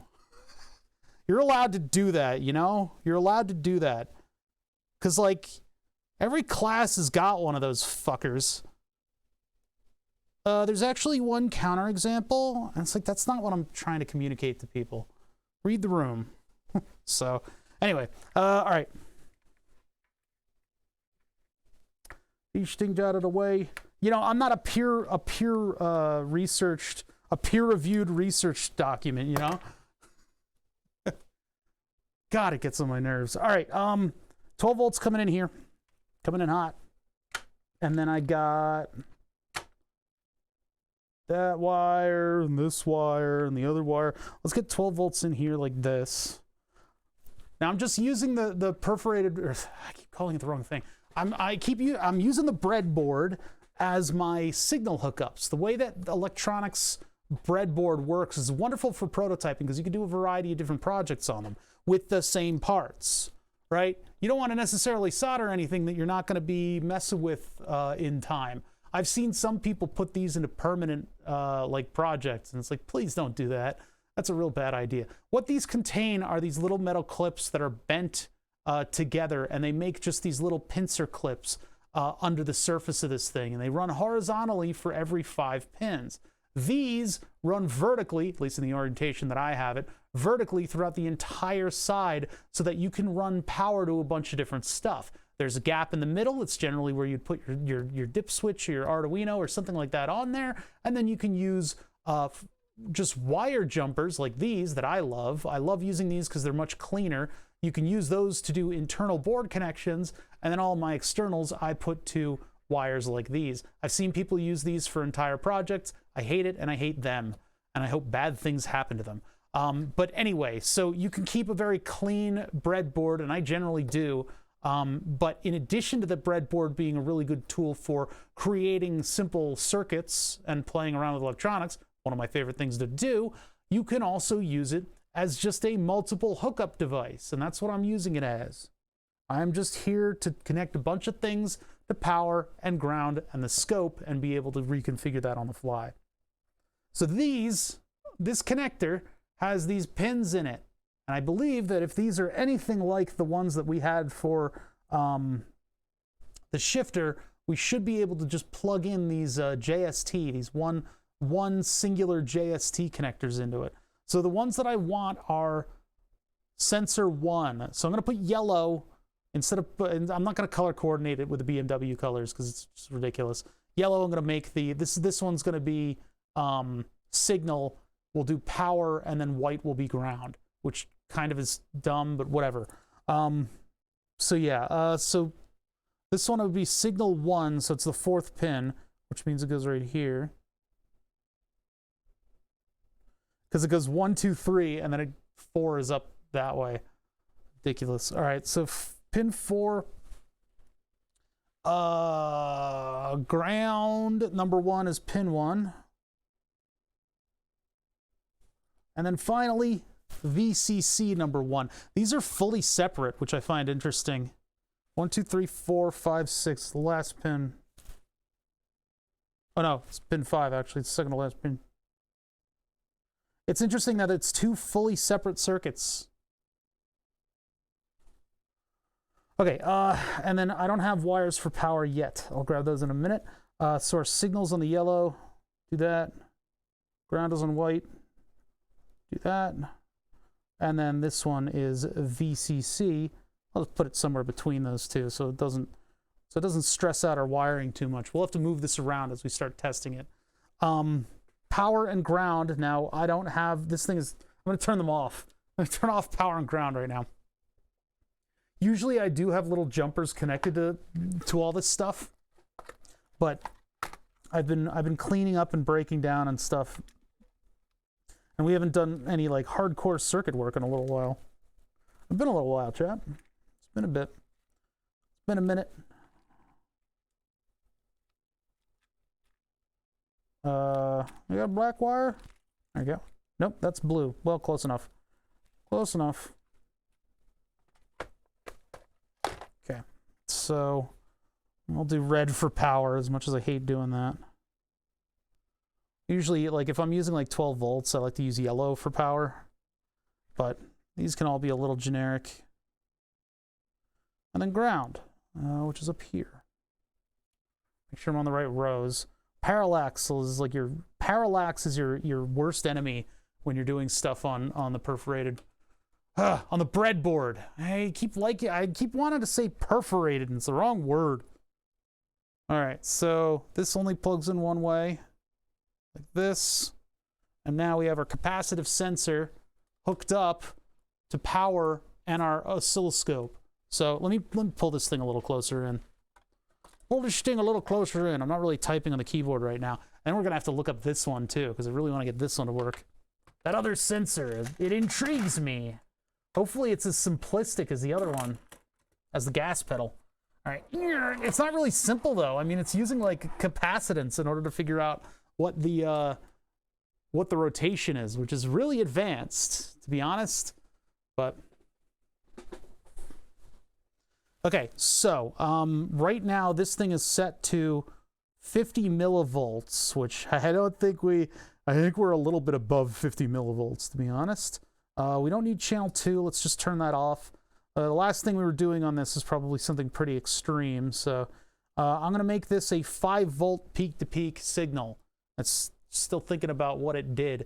Okay, there. So 5-volt peak-to-peak. So we should see a little bit of variation in this thing depending on how it's set up to give us signals back. There is a significant amount of delay in that, so I need to speed up our oscilloscope a little bit. If I speed it up, we get a little bit better real time out of this little guy. The Rigol 1054Z is a decidedly hobby oscilloscope. You can hack it, and you can get a little bit more functionality out of it, but it shows its limitations very quickly when you start getting into like engineering with it. But it's a good scope. I mean, if you do, you know, not having a scope is being like without a jacket in the storm. Like you definitely want to have it. All right, turn this on. Boop.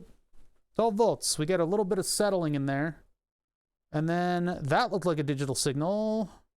Let's get the gas pedal piece on this. So this would be like that.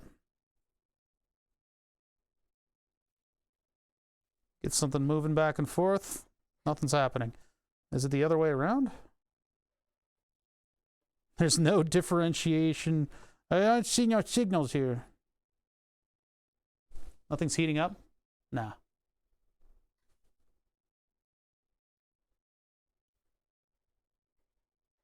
I see nothing. Now, did a probe slip? Are we not viewing this close enough? Nothing is on fire. Maybe if I give it... Maybe I shouldn't give it 12 volts. We never got a voltage out of the thing, so... There's 5 volts. See if it does anything under 5. We have the other chip if I blew this one up.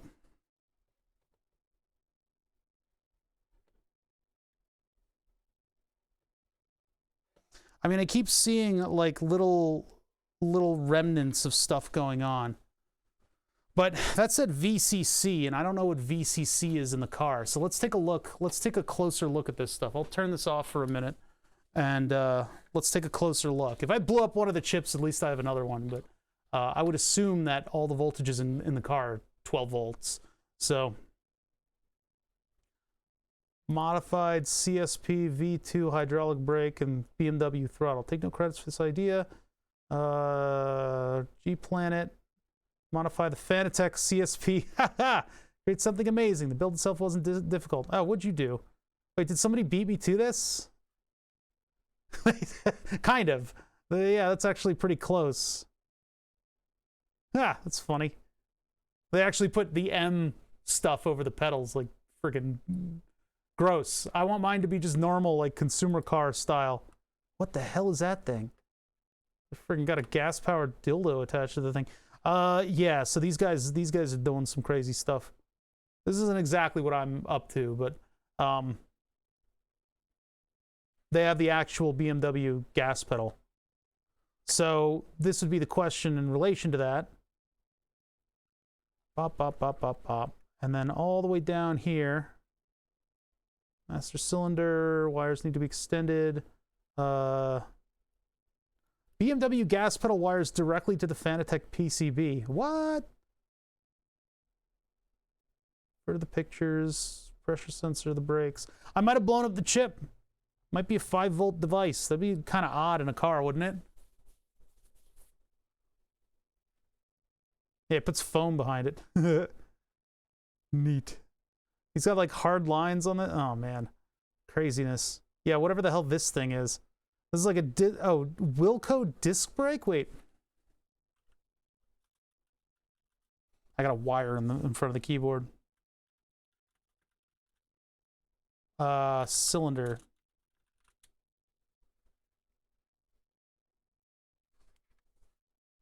All these wires are like right in my way. How much does that cost? It's like a brake cylinder that you could put in. Huh. I'm not gonna use it. I'm just looking it up. Okay. I don't know. He probably details what it is up here, but I'm not gonna read that right now. Dodo bushings. Okay, so I'm perusing what he's written here.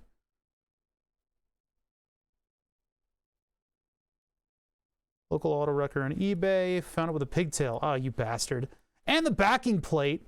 Oh, he got all the cool stuff. I didn't get any of that. So what else do you got down here? What other information do I get? Because this is where, yeah, there's the pinout. That's the Fanatic thing. And then he's just, that's it. That's all we get. What's the VCC? I think it might be 5 volts. If it's Fanatic, then I think that's 5 volts.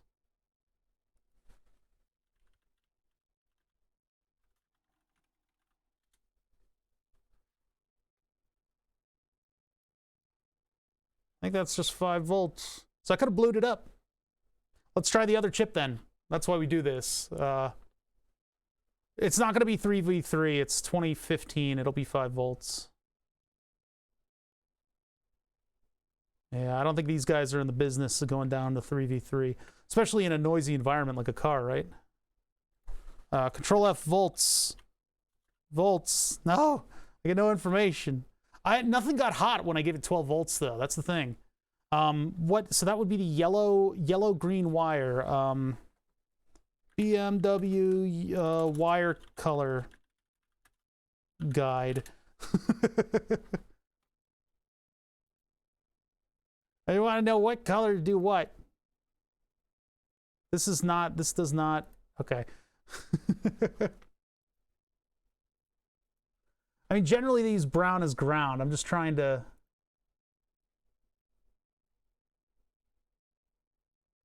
It's just radio hookups. All right, it just depends on the schematic of the car, I guess. It's not that much of a standard. 12-volt battery, yellow.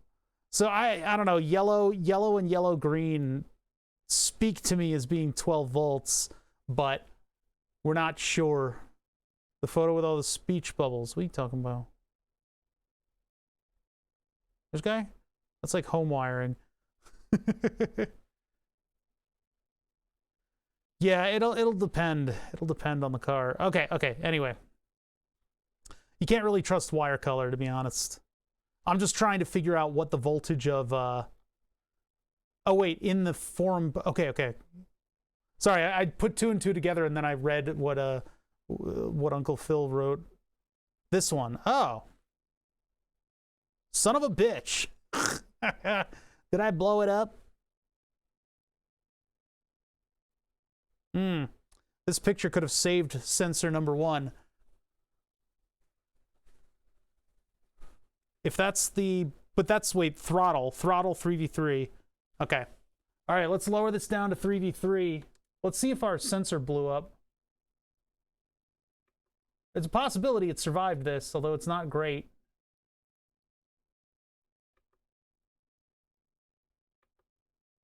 Possibility. I'm not gonna, I'll make any promises here, but. So 3v3, power on. Got a little lump from there. I get like little like ticks over on this thing, and I don't know if it's actually sensing anything or if it's just messing with me. See, it almost looks like it's sending packets for a second there. I need to lower the, let me make this a little bit more dire. There we go.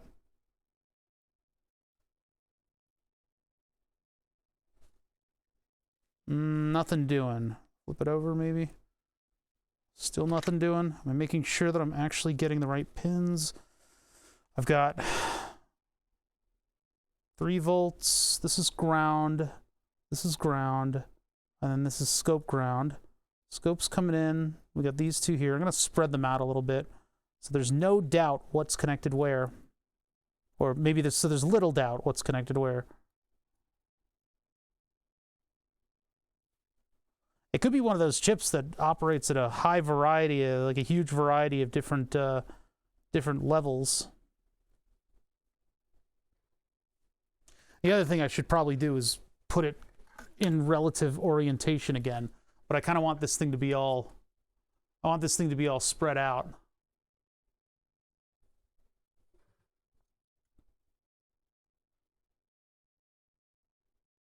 I mean, I can see stuff happening in here. Man, I gotta tell you guys, it's so nice now that I've put that filter on the power here, on the lighting, that like this signal is stable and it's not completely blown out at the moment.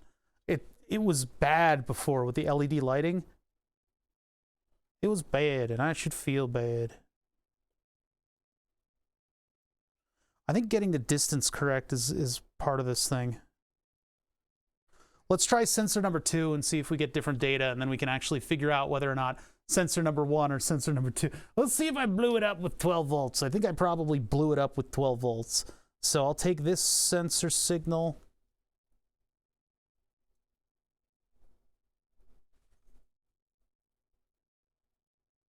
And let's see, pin 6, right? Oh, wait a minute. Are we getting our... Okay, so apparently we're jumping up and down upstairs. Oh, I had this hooked up wrong. Wait a minute. I think I had it hooked up wrong. 1, 2, 3. All right, hold on. I'm gonna go back to that picture. So I'm gonna hook it up all again. This whole thing, hook it up again. So we'll do yellow as our signal wire, and that's going to the scope, and that is pin 4. I think I hooked it up upside down. 1, 2, 3, 4. So maybe in a perfect world, my having hammered it with 12 volts will have no effect because it wasn't able to complete a circuit. So, and then ground 1, which is the white wire. Ground 1 is pin 1. That's ground 1, so we go all the way over here. And then orange is going to be our VCC, which is pin 5. 1, 2, 3, 4. 1, 2, 3, 4, 5. Okay, so that's this one here. In my haste, I hooked it up wrong. No! Okay, let's see. So, turn this thing on. 3 volts going in there. Nobody's getting warm. No output from the O-scope. The other one might be dead. I do see some, like, murmurs of movement there, but I've got 1 volt peak to peak, so we should probably be able to see something happening in there. So I think I killed it. I think I killed number 1. So we're at 3 volts now, so we can go over to number 2. We can figure out if number 2's dead. I don't think I killed number 2. So this would be... You should feel great for fixing the light that you haven't broken. Why would you... All right. All right, so this one would be signal 2, pin 6. I want to make sure that I can see the actual pin designation on this. The only problem is I don't know if I'm making a good connection through the plugs, because the plastic shroud might be getting in the way.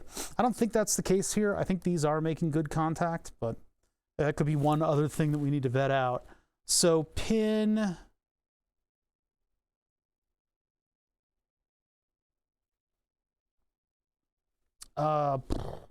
VCC2 is pin 3.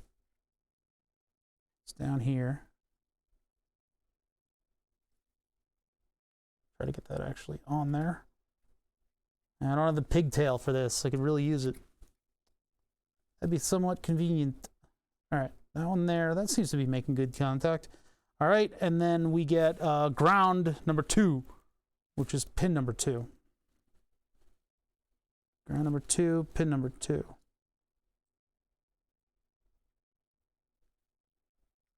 Now we are currently outputting, but nobody's taking the current. If I do this, I try to move it. I see stuff happening, but I think that's interference. Yeah, it doesn't appear to be doing much. Maybe if I put all this stuff back into the enclosure, it'll work again. Oh wait, no, power's cut off. Now power's on. Nothing too fantastical going on out here. Nothing too crazy. I'm not seeing too much signal-wise. Unfortunately. Yeah.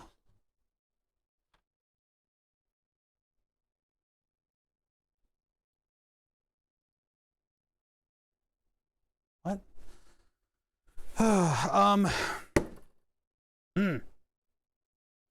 Nothing doing. Why nothing doing? Different pinout maybe? Although this guy on the forums is doing exactly what I was doing, only he didn't hit it with 12 volts first. I have a feeling the chips are okay. I have a feeling the signal on signal 1 is actually okay. If I'm getting the same results from both of these, you know, the chances of my blowing up both of them are low because this thing is designed with 2 completely separate circuits in it, it seems. And I'm not getting any current draw either. That's the part that I'm wondering about. This is plugged in all the way to the power supply. This is plugged in all the way to the power supply. Positive voltage coming down here, going to pin 3, VCC 2, pin 3. Ground, which is coming from the white wire here, is going up to pin 2. Ground 2, good. And then signal out is going to pin 6. Just right here. Now, with or without the signal wire hooked up, I should be getting a current draw from the device. I'm just not getting anything. Well, I mean, it's 2 separate chips, and this guy just used one of them and hooked it up directly to the Fanatic setup. Signal goes to signal 1. Signal goes to ground. Signal goes to this. He just hooked it straight up to the 3.3 volt stuff. I don't think we got a bad chip here. Unless I immediately blew it up. That would sadden me. I would have to go buy stuff.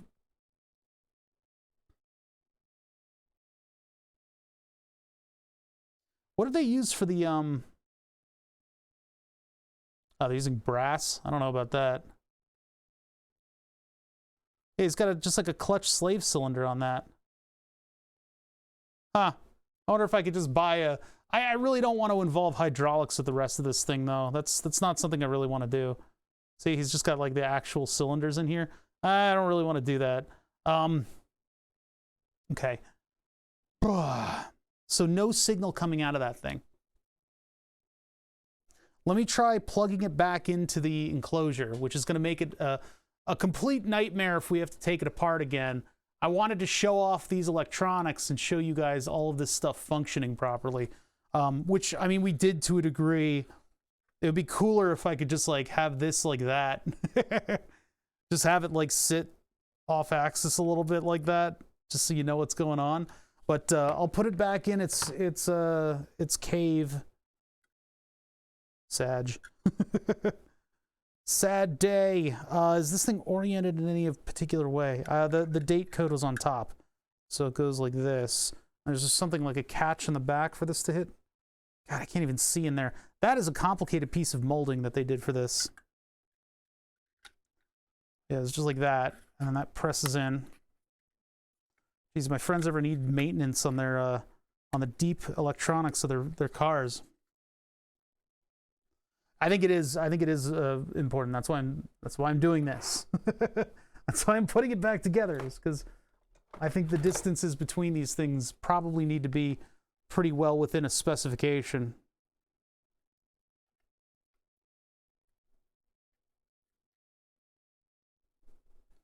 All right, that's pressed together. It's going to be annoying to take apart if I have to. You guys don't pay attention to anything. Man. So what can I expect? But all right, that's all together. That's going to make pushing the wires into this thing that much more annoying. Then go read your math paper. Just go do the stuff you got to do, man. Mute my ass. I'm not that important.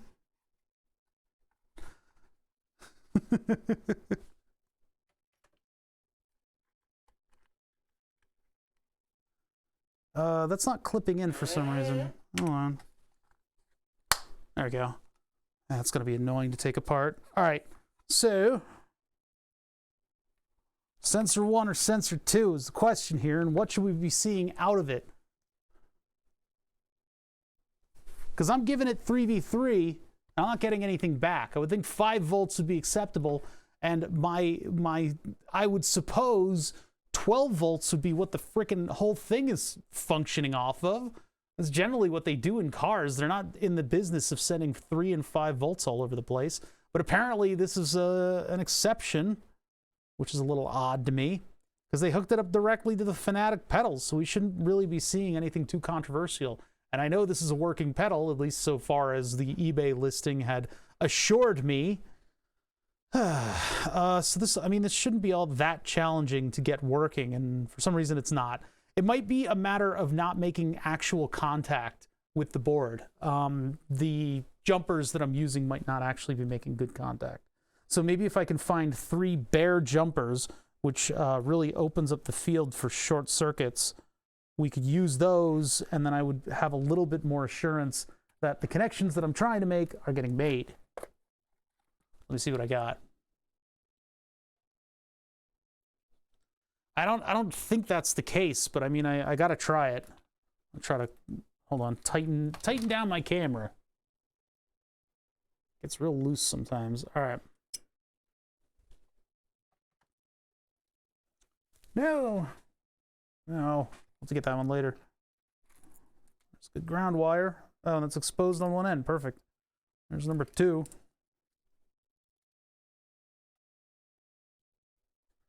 I need one more with an exposed piece of metal on the end. There's a green wire. It's a little short. That's going to make it a little bit more difficult to maneuver. It's all right, though. Green wire. Make sure it's actually plugged into where it needs to go. So I got power on green. We will flip these two. We'll do power on yellow. That's a little bit more to the standards. Let's see if I can find a longer one, though, because I think that would be better. I could always take the shrouds off of them, but that's just like asking for it to get lost permanently. Just asking for trouble. Here's another yellow wire. I'm not going to do that, though. That's just dumb. I have 2. Ow! My glasses! Pair jumpers. Sweaters made for animals.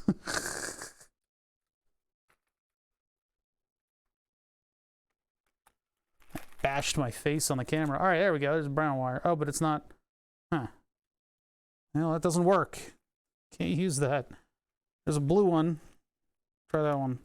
Got a bunch of these. That's a short one. Ah, whatever. Whatever. We'll just use what we got then. All right, so hook back up to sensor number 1. Sensor number 1. I need to pull up the. I got my other computer like right next to me, and I need to pull up the actual connections and figure out what is what. All right, so we're trying to get a signal out of this thing. We don't know if maybe it's the bad connection for the pins that I'm using, right? It might be that the shroud around the pin is actually limiting my ability to get a signal in and out of the wire. So pin 1, ground. I really should have bought the pigtail with this thing. What this means, chat, is that I'm not going to be doing that rally anytime soon, huh? Power for circuit number 1. is pin 4. 1, 2, 3. 4 is on the row right above it. My lighting situation around here is starting to really get on my nerves. I don't know what that's all about. I don't know if something changed.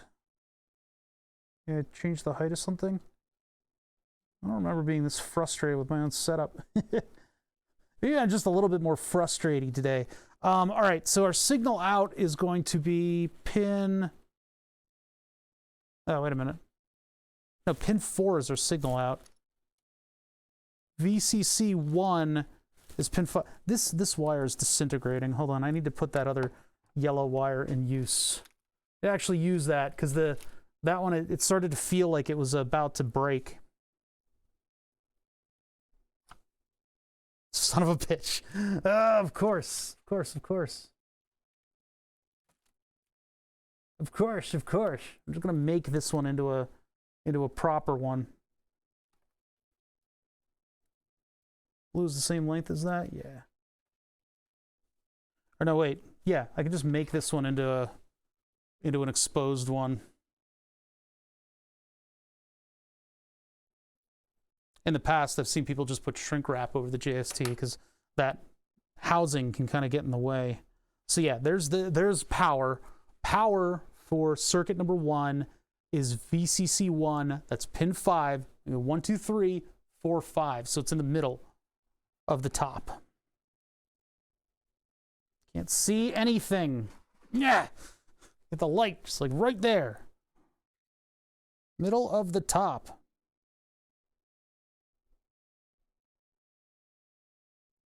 There he is. I have no current draw. Oh, boy. I don't think I blew it up. I don't think I did. And then signal out is pin 3, 4. Pin 4. Signal number 1.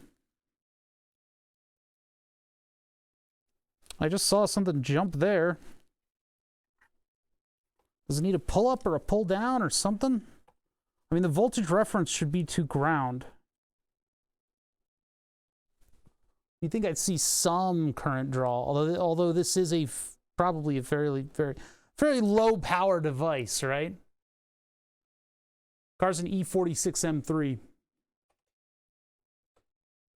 I don't have the ability to see the inrush from the capacitors. We don't have this hooked up to anything that's that fast. I just have my power supply telling me if there's current draw or not.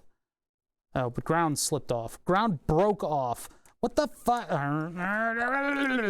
Okay, hold on. This entire wire just completely jettisoned its pin. All right. It's gonna be one of those days. We'll make our own ground. There's no ground but what you make.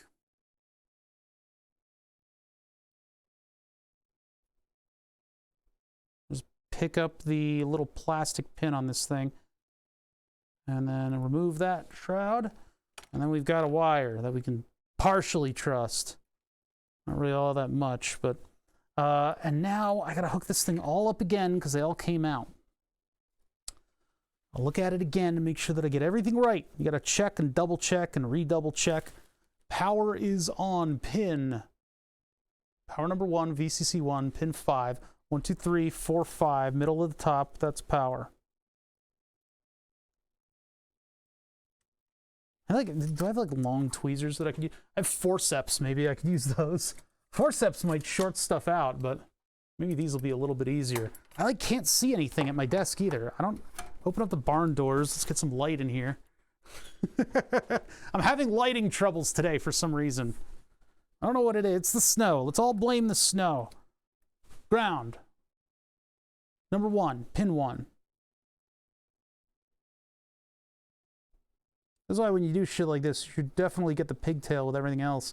I was just too excited to get an entire pedal cluster. I was like, oh shit, a whole pedal cluster? Sign me up. And then, yeah, it didn't come with all the, some stuff that would make my life a little bit easier. So yeah, VCC number 1, pin 5. 1, 2, 3, 4, and 5. That would be this middle one up here. The reason it's tough to see for me to get around there like this. That and plug it in there. I mean, the only other thing that I can think is that maybe there's like a reference that I need to like pull up for this thing to communicate properly. But if it works directly with the Fanatic setup, there should be no need. Signal 1, pin 4. Unless we have a different pinout, but I mean, our hardware is like the same.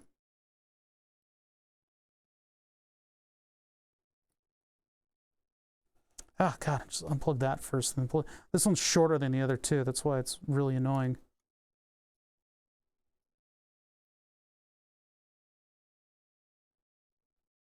Like, you know, he didn't make any indicators that you had to power both of them up at once.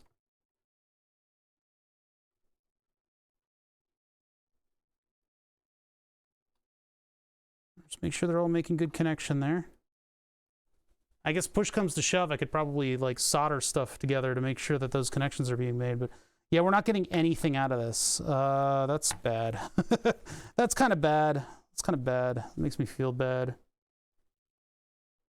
I'm definitely getting power out to this thing, right? Like, what if I scope probe this pin? Huh? Wait a minute. Wait just one darn tootin' minute here. Why am I not getting 3 volts out of this thing? We have uncovered additional issues. It wasn't me this whole time. I'm innocent. I'm innocent. I should be getting 3 volts out of this thing, and I'm not. Oh, are we on AC? Wait a minute. Coupling, AC. This is a common problem. Our scope probe coupling was on AC, so it was looking at the difference between stuff going on. So as long as the voltage level wasn't doing this, it wasn't going to show anything. So now, if I verify my power, that's 3 volts. This is a very common issue with stuff. So now that I'm here, it still doesn't do anything. Damn it. It still's not doing anything. All right. So we're not getting any response out of this. We could try number 2. I'd like to find a longer signal wire, though. That's one thing that I need to do. I need a longer signal wire because it's really pissing me off. So I'm going to do this. Use blue. And, where'd my pin tool go? That's all right. I don't need a pin tool. I can use this. Yeah, it seems like I'm going to have to do some work on my own to get this thing rolling, to get these pedals rolling. What was interesting is the fact that it's just a voltage level, so that means that I can actually just plug it in to, all right, I can do that. What's interesting is that this other guy just hooked it up directly to his Fanatic setup, which means that I could probably hook this directly up to the Arduino that I have. So I've got a load cell circuit, and I've got the one potentiometer. The only other potentiometer position sensor that would be left is the one that's actually on the clutch cylinder, which is something special. And actually, if I can get a good signal out of this, I might not need to revise the microcontroller that I'm using for this setup. This is the real pedals, Shorty. I didn't really share pictures of it. I did kind of, but these are actual BMW pedals. I'm going to need springs for one of them. The other one, I'm going to have to figure out how I'm going to incorporate the squish cylinder, as I affectionately refer to it. That was from the Mercedes steering wheel. I want to put this squish cylinder in line with the brake, and then have it go to my original load cell, which is 50 kilograms. So this thing can take a beating, and then we'd have to recalibrate it all. The pedal's an E46, supposedly M3 pedal, although I don't think it's M3, but hey, you know, whatever they want to list on eBay, I'm fine with. Let's get that third connection to a longer wire, and maybe that'll solve all of my problems.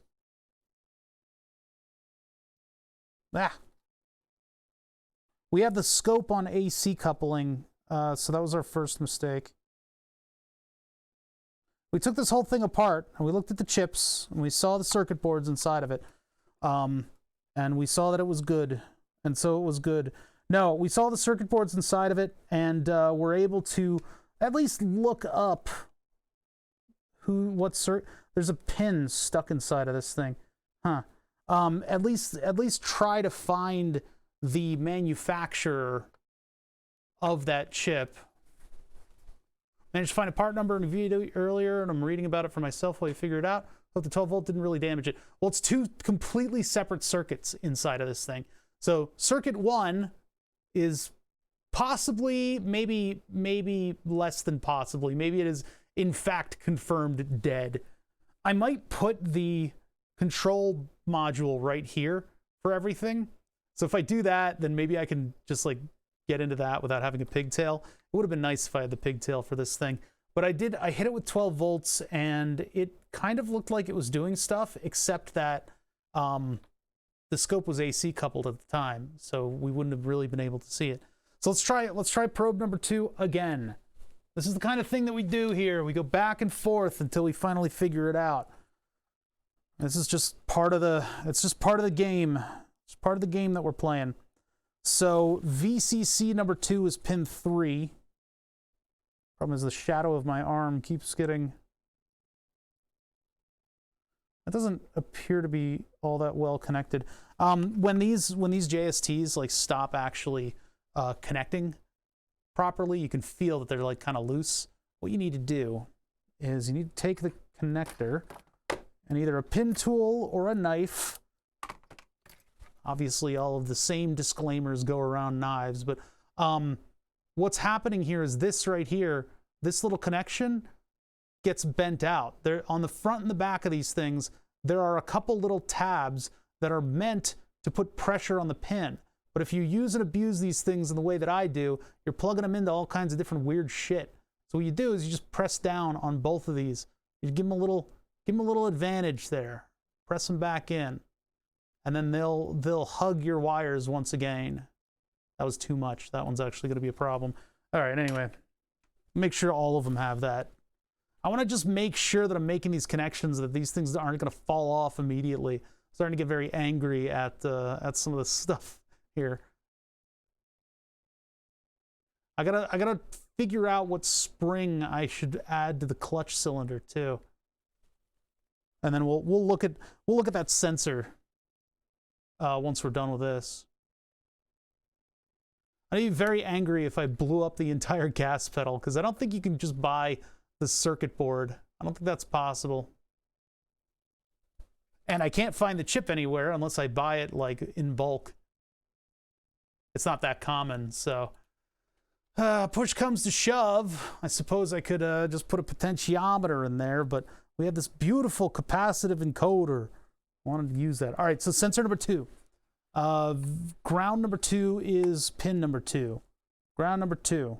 Ground number 2. Pin number 2.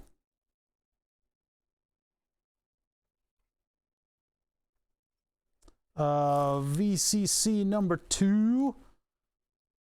It's pin 3. So it's right next to ground 2 and VCC 2 are right next to one another. These feel like they're making better connection too. Slide that sucker on there. Okay, that's that connection. And then signal 2 is pin 6, so it's all the way up here. I mean, I'm going off the numbers that are labeled literally on the plastic, so.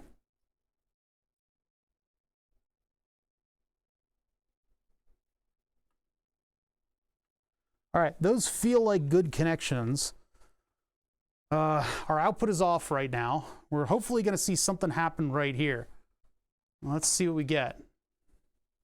Power on. Absolutely nothing. Why? Why you do this to me? I thought I had ground disconnected because of that. All right, Nano. Have a good one. Just checking my connections here. I mean, we saw VCC. Now we see nothing there. We see 3 volts here. And we see no output signal from the device. Man, I don't know. Did I really mess stuff up that badly? I don't think I did. I don't think I did. Coulda. I may very well have. EV Z3 Roadster. Oh my God, depreciated array strings. What the hell is this? Oh my god. Small throttle pedal mounted use medium with throttle mount clip. Throttle mount clip? Oh, it's an actual thing? Oh, wow. I don't have that. I don't think I have that part. Yeah, I don't have that part. I don't have the throttle mount clip. Huh.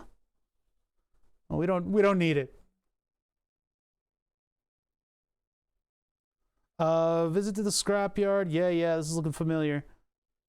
Suitable connector for the throttle pedal. As soon as I got home, I wired up to see if it worked or not. Works like a charm. Draws 4 milliamps at 5 volts. Throttle action gives a 3.1 volt span, and there are actually 2 potentiometers, Hall sensors. That's not what you think, buddy. These circuits operated isolated from one another, so the potentiometer Hall sensor is a span of only half of the first. What? Wait. The other potentiometer Hall sensor is only a span of 1.6 volts, 0.33 to 2. What does it even mean? Make sure that that's the same. Yeah, that's the same.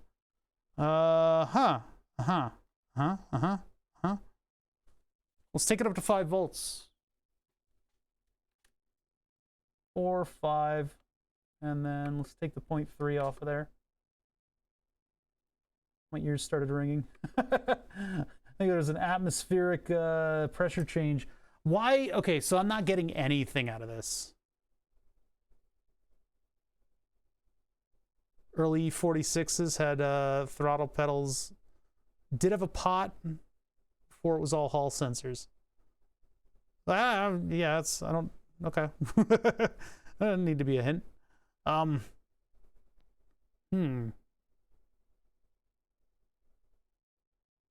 Yeah, I'm not getting, oh, wait a minute. Who said it was 3 volts? Ban them. They're banned. 3-volt guy is banned.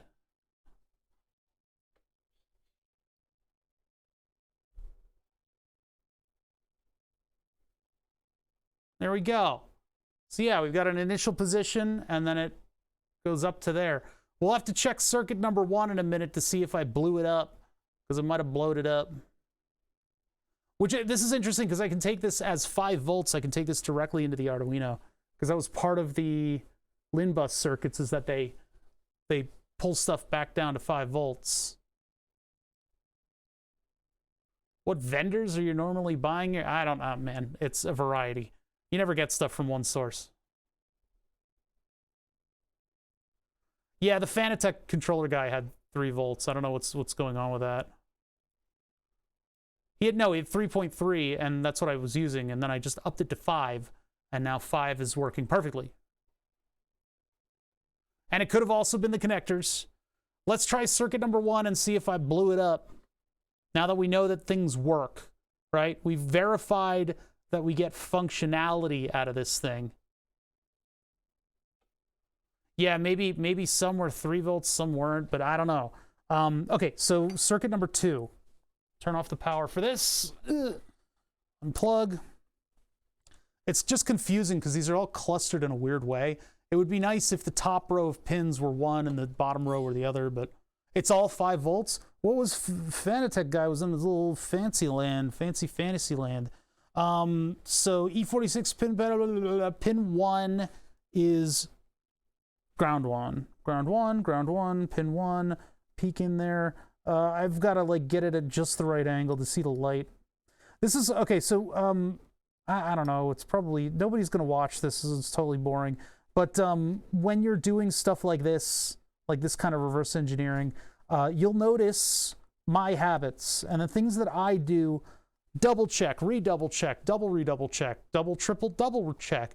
Check this, check that, check this off the list, check that off the list, double check again. Look at your setup again. Make sure that all things are ruled out. You know, you got to keep going back over the same ground over and over again in order to make sure that your circuits function properly, because there are so many little factors and little annoying things that can happen in here that will tank your test setup. So what we're doing is VCC, that's pin number 3. VCC 1 is pin number 5. 1, 2, 3, 4, 5. So that would be this one. Probably should have just hooked 6 pins up to this and just gone from there, huh? Then I could have just jumped it around. And then this one is the signal.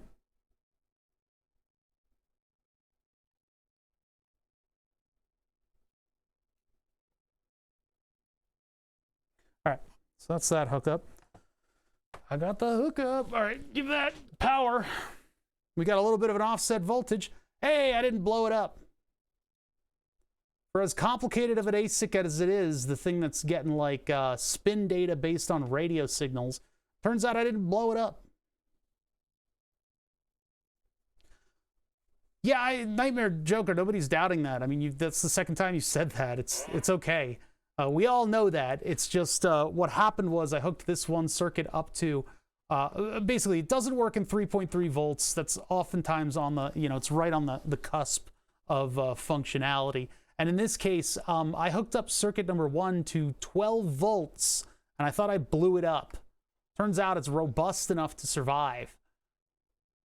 But yeah, generally people are pretty aware, right? That's fine. 3 volts versus 5 volts. I didn't know there was a clip that this could plug into that I could put in the car or in the setup that the EV guy used. I'm glad this thing is so simple. It's just like I said, cars are built on layers of technology, and the lower layers, while they get compressed much like a fossil layer, the older technologies still exist within these cars, with this sort of like totem pole of modern tech being built on top of them, and that leads to some vulnerabilities. That's why people are able to reprogram tire pressure monitor systems and then hack them and get into them and make your car do weird stuff. Because the more complicated, more vetted and interesting and complex stuff is layered on top of these very simplistic things. So, for instance, we ran into this with the gas pedal. The BMW, in general, the BMW gas pedal started off as a device that had a dual potentiometer inside of it. And then they changed that over to be a magnetometer so that the mechanics would not wear out. The actual potentiometer mechanics would not wear out. And so what they decided to do was incorporate 2 chips that would directly emulate the voltage levels that come out of a potentiometer when it's hooked up between 5 volts and 0 volts. Crazy stuff, right? Yeah, it's possible that I didn't, but just by grace of luck, I didn't close the circuit. Or maybe these things are resilient to 12 volts. I don't want to try. I don't want to test it. I don't want to break my precious gas pedal any more than it already is. But yeah, so we were able to get the pedal cluster. I'm able to get all the pedal files. Wait a minute. What are we talking about? We're being racist. I mean racers. Oh my God. Oh God. Oh gee. Stream canceled.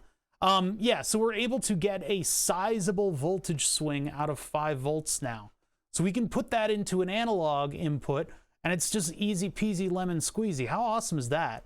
Yeah, the whole thing works. And, in case one day I get mad at it and I like piss on it and it breaks, I have another one sitting in here that'll do almost the same job. They're just calibrated a little differently. But this is all I need in my microcontroller. That's all I need in my microcontroller. I can make like 1 billion different granular points of analog out of that. I don't need to go too much further than, like, I'll just scale that. We'll go into the microcontroller, I'll do this, and then we'll just scale it between those 2 values. That's it. Although with the ATtiny85, that's going to be very difficult to do. I'll have to figure that one out. We'll have to look at the output on the main thing and see what the numbers actually are, and then write those down and then take those back to the other microcontroller. So it's going to be a little complicated. That'll be a little annoying and a little complicated. So what is this clutch sensor then? Let's retool. Why would it be difficult? The pedal cluster and the shifter both have these circuits that I built as more or less a challenge to myself. And this is my 3D printer being really bad. There was supposed to be a logo that has like the Bother logo and a wheel on it. But I made these little guys here, these little guys right here.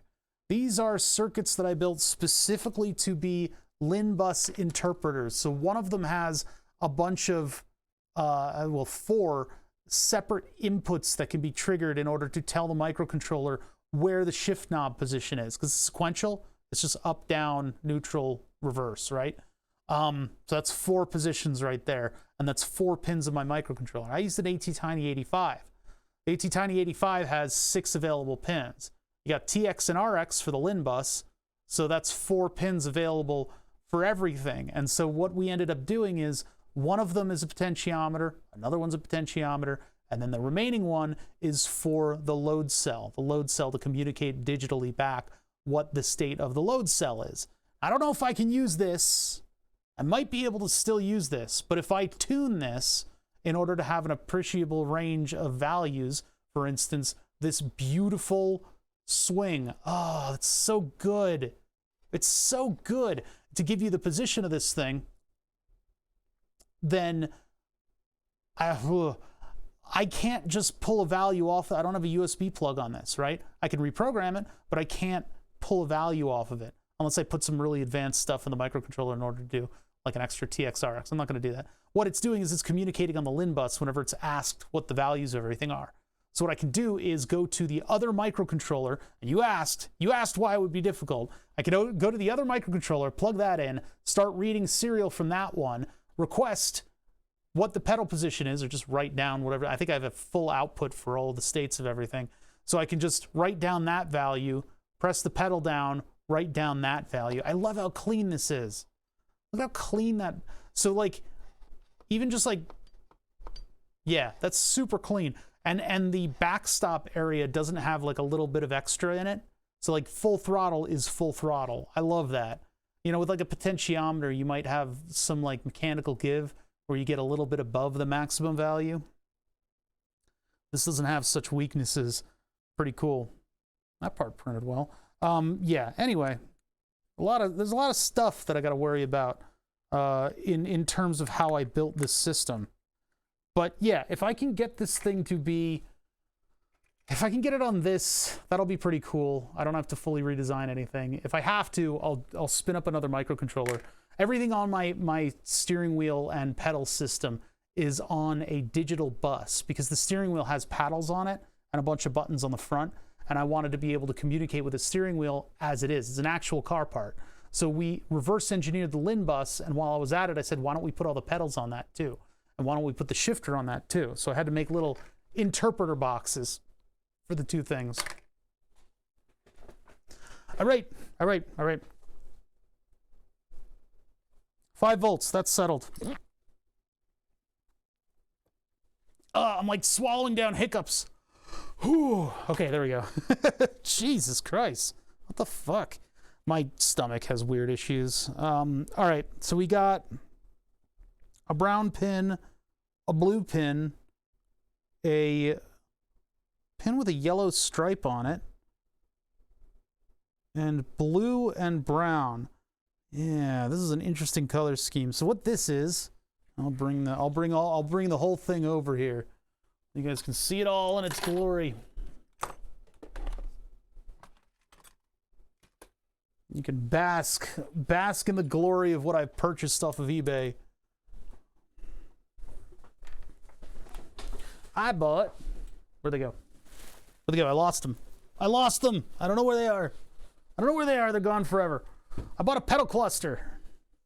A bouncy little pedal cluster. This is just, for some reason, they have these return springs that are like exactly the weight of the pedal. Just to make sure, I guess, that mechanically everything resets itself properly. I know, eBay is like one of my favorite things in the world. I hope it never goes anywhere. It's, oh God, it's so good. Because I can get a 2 horsepower, 3-phase industrial motor, and then I can also get like a, I don't know, like a broken Xbox, right? Like all this shit that we know how to repair is on eBay. You just need to know how to vet out all the listings so that you can get exactly the right kind of broken thing. In my case, the rest of this car probably got hooned into a tree by some teenager with deep pockets. I can't really say that for sure. There's no evidence of anything like that going on here, but these are very clean. The seller cleaned these up very nicely. There's only a little bit of dirt in here. But I ain't Sherlock Holmes. I don't know what the fuck's going. So anyway, yeah, selling on eBay sucks. 13%? Really? Yeah. Yeah, well, barring any other kind of an open market like that. Alibaba is just full of crap. Like, finding stuff that's actually broken shit that people are trying to sell is kind of more difficult. So, all right, so I bought a whole pedal cluster, and it came with a lot of cool stuff, right? We're not going to need the brake light sensor, but one of the interesting things that I'd like to explore is the fact that they included the BMW clutch cylinder on this thing. The BMW clutch cylinder. It's kind of important designation that this is in fact a BMW clutch cylinder, because for some unexplained reason, there were freaking wires coming out of the clutch cylinder. What in the hell? Well, peeling it off, we can see that there's a little track of plastic right there. There's a little track of plastic that I suppose is sensing the position of the clutch. I don't know what the hell your car is supposed to be doing with that information. There is a system in E46s where the air conditioner does not delete power from the rest of the motor. If you guys know anything about motors, I'm sure because you clicked on this stream, you probably know a thing or two about motors. Those of you that don't know anything about motors but clicked on the stream anyway, God help you. No, listen, I should explain. The air conditioner on the car is literally a compressor. It is a spinning thing that compresses coolant, right? And the way you accomplish that in like your refrigerator is by having, it's like a sealed thing, but there's an electric motor in it. There's an electric motor that spins stuff, and that ends up compressing coolant and allowing it to convert the energy and move it around. In a car, you don't have just like electric motors everywhere because electric motors are heavy. So instead, what you do is you power your compressor off of the belt. There's a belt that's transferring power to a bunch of different things that we would otherwise put on electric motors inside of a car. One of them is a water pump. The other one's a thing that regenerates electricity as your car runs. And then the other one, the other important one, there's more stuff. But anyway, the other important one is, of course, the air conditioner compressor. And that compressor has a clutch on it that will allow it to freewheel and not do any compression, or engage and do compression. So there's a wire that goes to the AC compressor. Otherwise, the air conditioning is almost completely passive in terms of that part of it. You know, vents and stuff like that are other parts of it. But so why would your car need to know when you push the clutch down? I think it's solely for the air conditioner, at least on the older models, because BMW pioneered, I don't think they pioneered it, they had a system whereby if you press down, if you need to run the car, or you know, if you need power out of your car, the AC compressor will turn off in order to allow you to do that. So I'm thinking this is part of the equation there. Cruise controller during shifting. Possibly, yeah, that too. I mean, among a variety of other things, I think possibly the main thing here is that when the clutch is depressed, pressed down, I should say, the car knows, and so it knows not to either allow power to be sapped or not sapped, possibly not just due to the air, the AC. I don't know how it behaves for cruise controller though. For cruise control, does using the clutch pop you out of cruise control? Probably does. But anyway, so in getting this thing, there's, for some weird reason, there's a sensor involved with the clutch. Now, I really hope if this thing is 5 volts, and it does the same thing the gas pedal does, I am going to be so pleased with this purchase, because that means that the 2 pedals that are position sensitive will have position sensors on them, and I'll be so happy. Clutch cancel cruise. Okay. So let's see if we can get to this. Let's see what we can do here. Probably want to remove the wiring cluster. I hate this automotive wire wrap that they use, because it's like electrical tape. It just leaves behind like a sticky residue that you then have to deal with. I hate it. I hate it. I hate it. I hate it. I hope it goes away. It won't though. It won't. I don't know how they get off freaking having such a goopy, gross, sticky fucking fabric tape over everything. Yeah, the pedals are 5 volts, we discovered. That was the key. The pedals are 5 volts. So we're looking at a clutch. Now, all right, lessons learned after nearly sending 12 volts through a 5-volt device. Or maybe I did and it survived it, I don't know. But lessons learned, let's see. E46. I need to move all these wires away from my keyboard. E46 clutch sensor, clutch position sensor pinout. A lot of BMWs have been reverse engineered. Like a lot, especially in this era. That's why I wanted this era. Because people know what these things are. Clutch switch. So, block, blah, blah, blah. I love these little diagrams that they always give you, and you're like, what is this? Like, this is like a starter motor diagram. That has nothing to do with the clutch position sensor. See, there's our buddy right there. How to remove clutch. See, they're calling it a switch. Manual swap. There it is there. How does a clutch switch work? Oh, no, I didn't want view image. Oh, it's Pelican. All right, what do we got?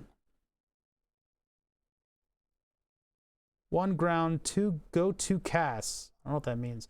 1 go to DME. Ground those 3 connectors and press any info about it. Ground them. Place on cylinder, doesn't connect to anything. I was hoping it was more complicated than that. Switches to ground. Ah, damn it. It's just an open close. Seems like it's just an open close. Pretty sure it's magnetic from the cylinder. Should be grounding the pin DME. Not sure about CAS. So this is okay, so this is a multimeter thing. Let's check with the multimeter and see what we can figure out here.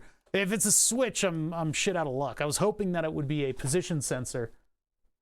More of a position sensor. Let's find out. So if in the event that I have ohms, I don't know which one goes to DME and which one goes to where. Now ground is typically brown in these setups. So if I ground here, going through the back of the connector because I can get some metal that way, I think.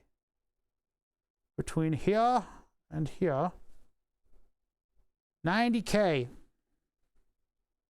Get a magnet involved in this. Where do I have a magnet? I usually have magnets kicking on the underside of the desk. Yeah, it might require a pull up or a pull down. I don't know. Hold on. Let's just see if we get ohms on this. But it could just be like an open close position kind of thing. Oh yeah, starting the car with the clutch engaged. Yeah, I think you're right. That's the primary function.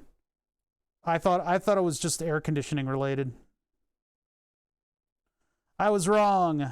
Oh my God. How are you guys going to be able to reconcile with the fact that I was wrong about something? No, still going at 90K. This might be digital.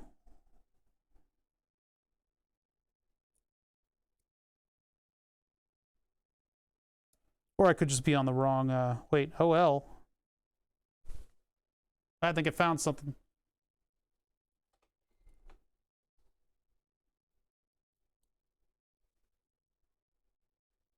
So, nope, that was me slipping. Okay, got that.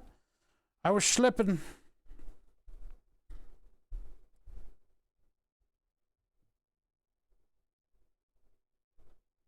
Yeah, nothing.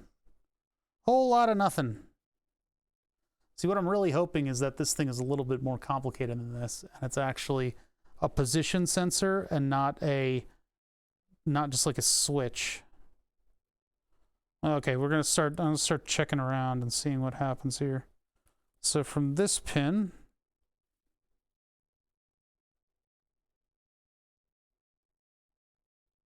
no. See, I'm doing it this way because I don't want the clunky pedals in the way. Is it just like looking for metal, or is this not? Okay, next. I'm seeing if it's just literally a Hall switch, or what do you call it, reed switch.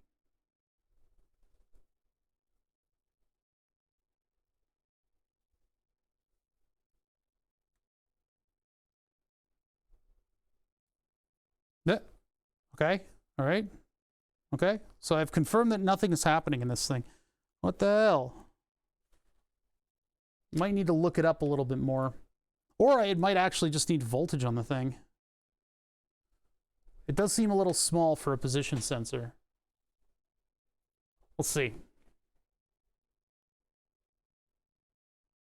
Pretty sure the newer clutch switches are Hall effect or something like that rather than being a simple switch. Yeah, it might need 5 volts and ground in order to properly operate. Maybe even a pull-down resistor. It's magnetic from the cylinder. DME and CAS. And that's all I get. That's it. It might be a switch and not a sensor, huh? Is there like a linear Hall effect sensor that we get? But if it's a Hall effect, maybe it has like an analog in it. That would be awesome. I would love that. That would be great. Okay.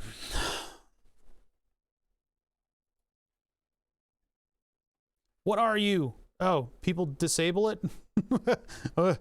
Don't do whatever that thing is showing. Auto to manual swap. Yeah, this is tough because this is like a little different from what people typically reverse engineer. Look, that looks familiar. There's a cruise control switch? I don't have that on this. Yeah, there's a bunch of diagrams of how this thing is running. What? Comprehensive SMG to manual. I don't think that's going to have... SMG to manual swap, by the way, is literally why I have the shifter that I have. This swap is literally why I have this shifter. These people are organized. They know, they really, yeah. Oh, remote start, people would bypass it. That makes sense. These are all the parts you need. Blah, blah, blah. That looks familiar. Look, there's the... there's the shifter I have. Look, look.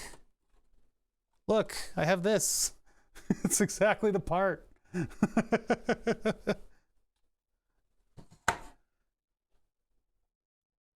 All right, yeah. Let's get out of there. Skedaddle. So, oh man, this is a big write-up.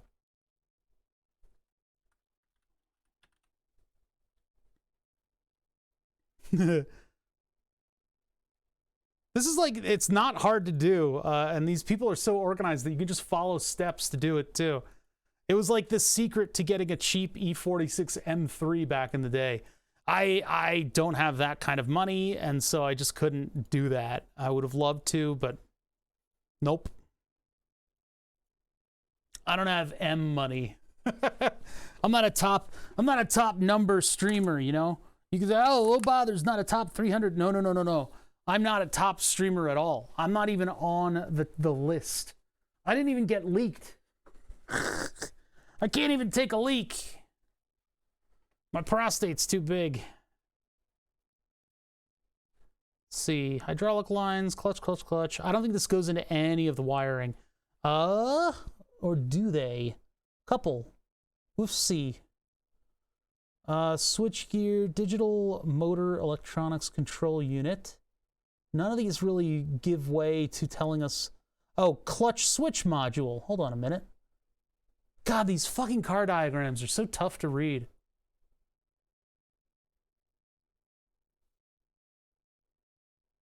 Like a sex thing? What is that? No. Don't be weird. Don't be weird. 5A? No, that's just connection 5A. These are like old school diagrams. They don't do stuff like this anymore in regular electronics. So you have to kind of learn how to read car diagrams. So I don't know the voltages here. I don't know what's hooked up where. We have 4 pins, and this is giving us the identity of all 4 of the pins. I guess pin 1 is ground. That makes sense because it's a brown wire. But then we have couple and we have WFC. Those are the only ones I know how to read. It's such like a, you're not going to, so if you learn how to read regular schematics, you can go and you could like look at like a whole, all different industries and stuff, right? And know what's going on.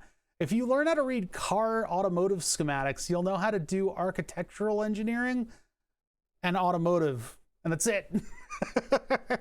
They're so weird.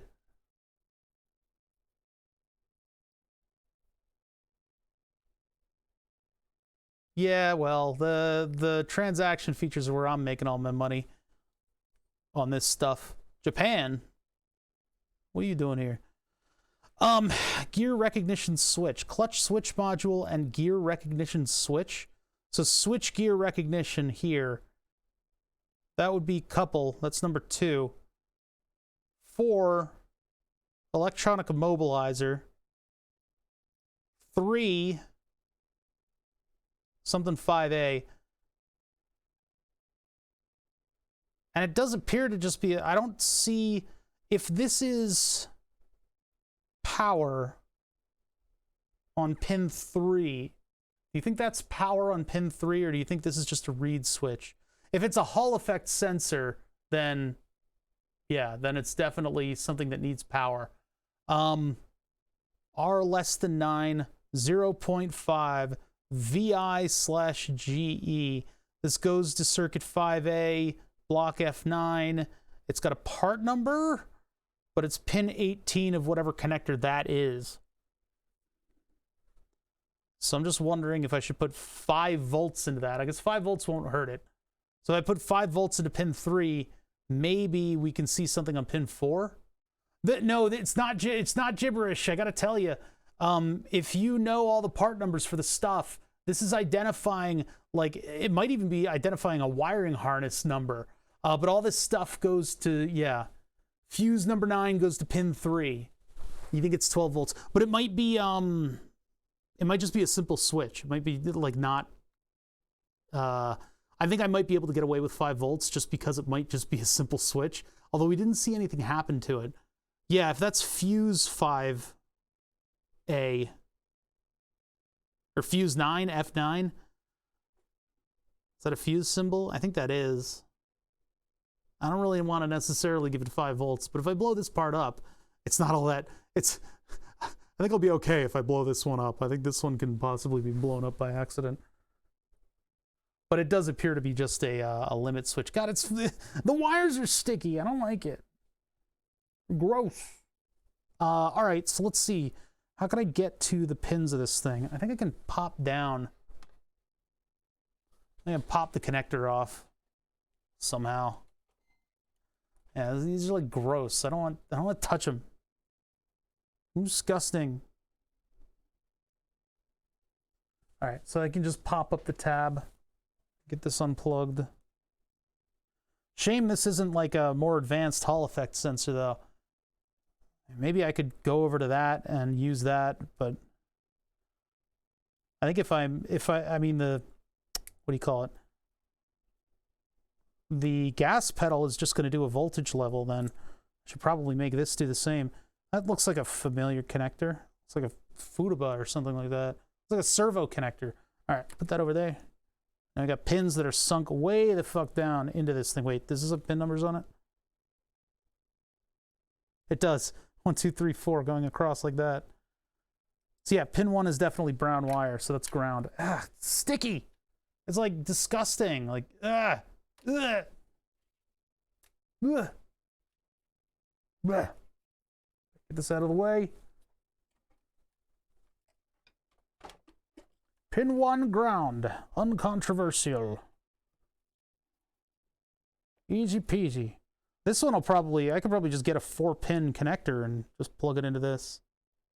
Because these look like they're JST size. They look 0.1 inch spaced. Ground. 2. Ground. We did it. Ground to ground. Oh, I'm sure if I take goof off and just like wipe the cables, I think it'll be perfect. And then pin 3 power. And I'm going to guess that the other 2 are depressed and not depressed, as if it were a switch. Power is at 5 volts. Yeah, I'll take 5 volts. It could take it. It's tough.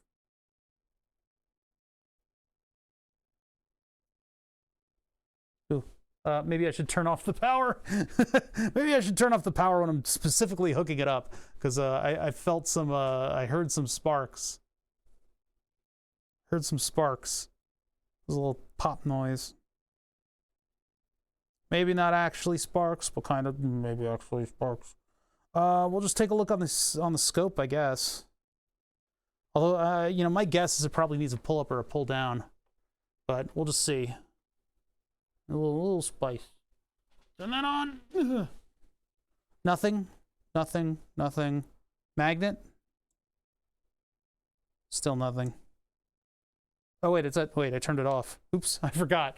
Wait a minute, I didn't actually activate it. Oh, that is held at 5 volts. Oh, I saw it.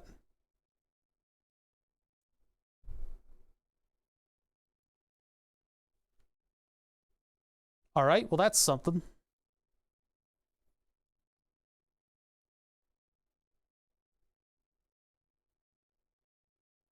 Yeah, I don't think that's exactly, let's try the other one.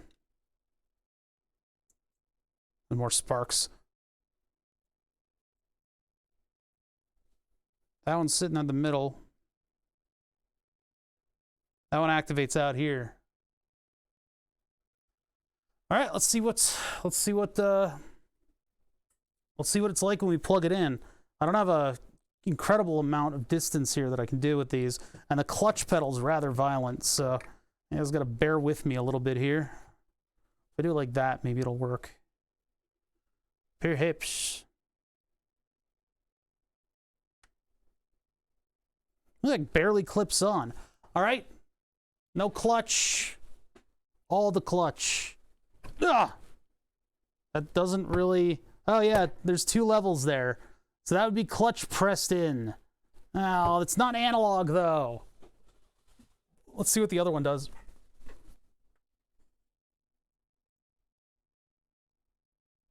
I should have just used the connector, huh? It would have been easier to swap these. That was being held at a high voltage level, I thought, last time we checked in on that one. It wasn't ground at all. If I got this plugged in correctly. I think I might not. Yeah, I didn't. Now it's plugged in correctly. Or it's dead. Clutch in. Clutch out. Yeah, it's not corrected. It's not connected correctly. Turn off power down here. And then get that specifically over the right pin. Make sure this one isn't interfering. And then our power is still connected there. Doesn't look right. Hold on. Which one did I move? I moved the blue one. No, that's connected right. All right. And then put power back on. Huh. We were definitely getting a signal out of the other one. I don't know if I like ruined it. Well, the other one was doing stuff. This one wasn't. That one might go to ground. That might need a pull-up resistor, which would be if I take this and I take this and I pull up. I don't think I borked it. I don't think. I could be wrong, but I'm never wrong. That would be this pin pulls up. Yeah. Okay. So if I do that, I'm gonna move these over to here. Oh, it's currently pulling down. Oh, there we go. Look at that. You guys see that? You see how much better I am than you at everything that I do? It's kind of a burden sometimes to be this right about everything, but I was right. So I put a pull-up resistor in there, and now we have an engaged clutch signal and a disengaged clutch signal. That's the magic of pull-up and pull-down resistors, and that, I mean, I would say that that comes from many years of experience, but it mostly just comes from me screwing stuff up very readily and easily. And a lot of engineers in the field will lord that shit over you and go, well, it's super simple, it's stupid. I of course knew what was supposed to happen all the time.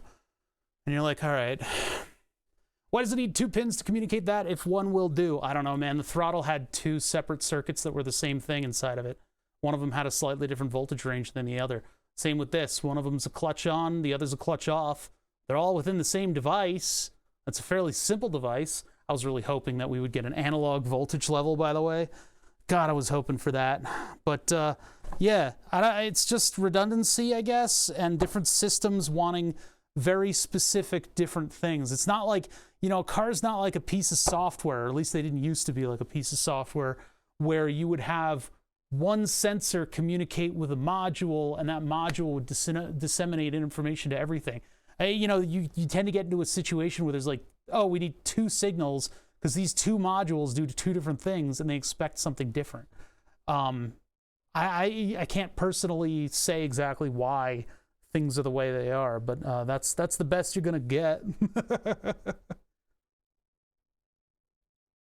Yeah, I suppose the other reason could be to clean up the signal if you want to get multiple signals to go into a system.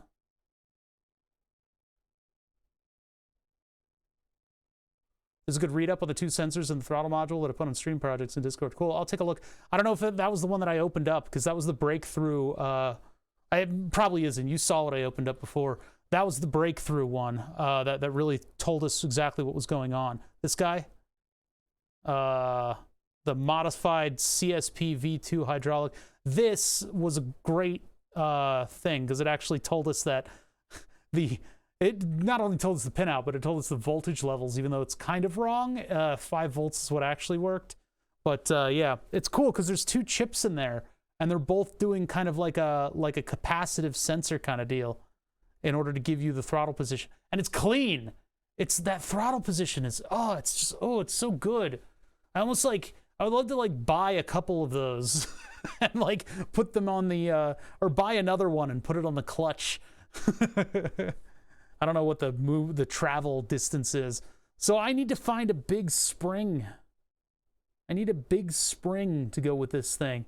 The brake pedal is a totally different animal, and I'm going to have to come up with some stuff over the next couple days. I don't know why you would want to have that in a real car. I mean, we went over a bunch of different stuff that you would want in the car in terms of sensors and stuff, so why not make it an analog level? I want it just to be easy for me to use. That's all. Analog clutch feels better. No, the only thing they have is switches to give you an idea of, to give the car systems an idea of whether or not the clutch is engaged. So if it's fully engaged or if it's fully disengaged. And actually that leads to the other question about why you would have 2 different switch systems like that in a car. Well, clutch fully engaged is part of the requirements in order to start the motor.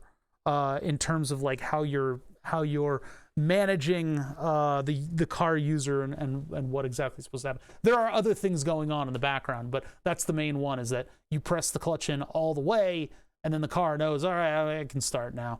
And then when you release the clutch all the way, you are driving the car and you're in gear and you're traveling.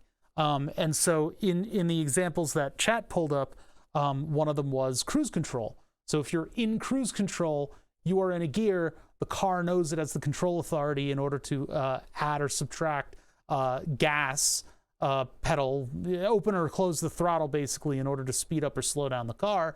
And when you press in that clutch, the user is now input something and they are interacting with the system, so it's time to shut off cruise control. So typically in the past, cruise control would be different from the start module. So those would be separate systems. And so, you know, E46 era, 2015, it's a little bit beyond the time when everything started to become fully integrated, but there's still shadows of the deintegration of a bunch of different modules, the original way a car was built, that had increasing number of electronic systems, but they're all just kind of like shoestring and tape and wire holding everything together. So you get that a lot. You get that a lot where there's like 2 separate sensors that are doing something completely different from one another. I wouldn't have put it past them to have, you know, because this piece has that little bar, and that bar looked like it might be something that had like a Hall effect slide against it. I wonder if I can find something like a sensor that would allow me to do that. Because like, God, what a contrast. Yeah, there's our clutch. It's fully engaged. We can start the car. The reason the clutch pedal is so clunky is because there's a spring assist right here. this spring assist is important, and I want to preserve it, because what I'd like to try to do, well, this cylinder, man, I wish I could get rid of it, but it's the stopper in order to get the pedals even. So I'm going to keep the cylinder in here. I'd like to maybe put a spring here. So I need to find a spring that is this size uncompressed and is this sized compressed and puts out about as much force back on your foot as to get over this spring. Because this spring is just there to help linearize the amount of force that you're supposed to put in the clutch. The clutch should be smooth from start to end. This should be a smooth operation between these two, but it's not. So, getting over that is my next challenge. And cool the way it works though, because you get that like that feel that everybody's trying to get out of their clutch pedals for these systems. So, all right, that was a lot of cool stuff today. We did the full reverse engineering of the pedals, and I kind of know what I'm up against. Oh yeah, and then the last thing that I got to figure out, it's gonna explode my desk. Yeah, it's a cool mechanism. Wish I could make it a little bit more compact.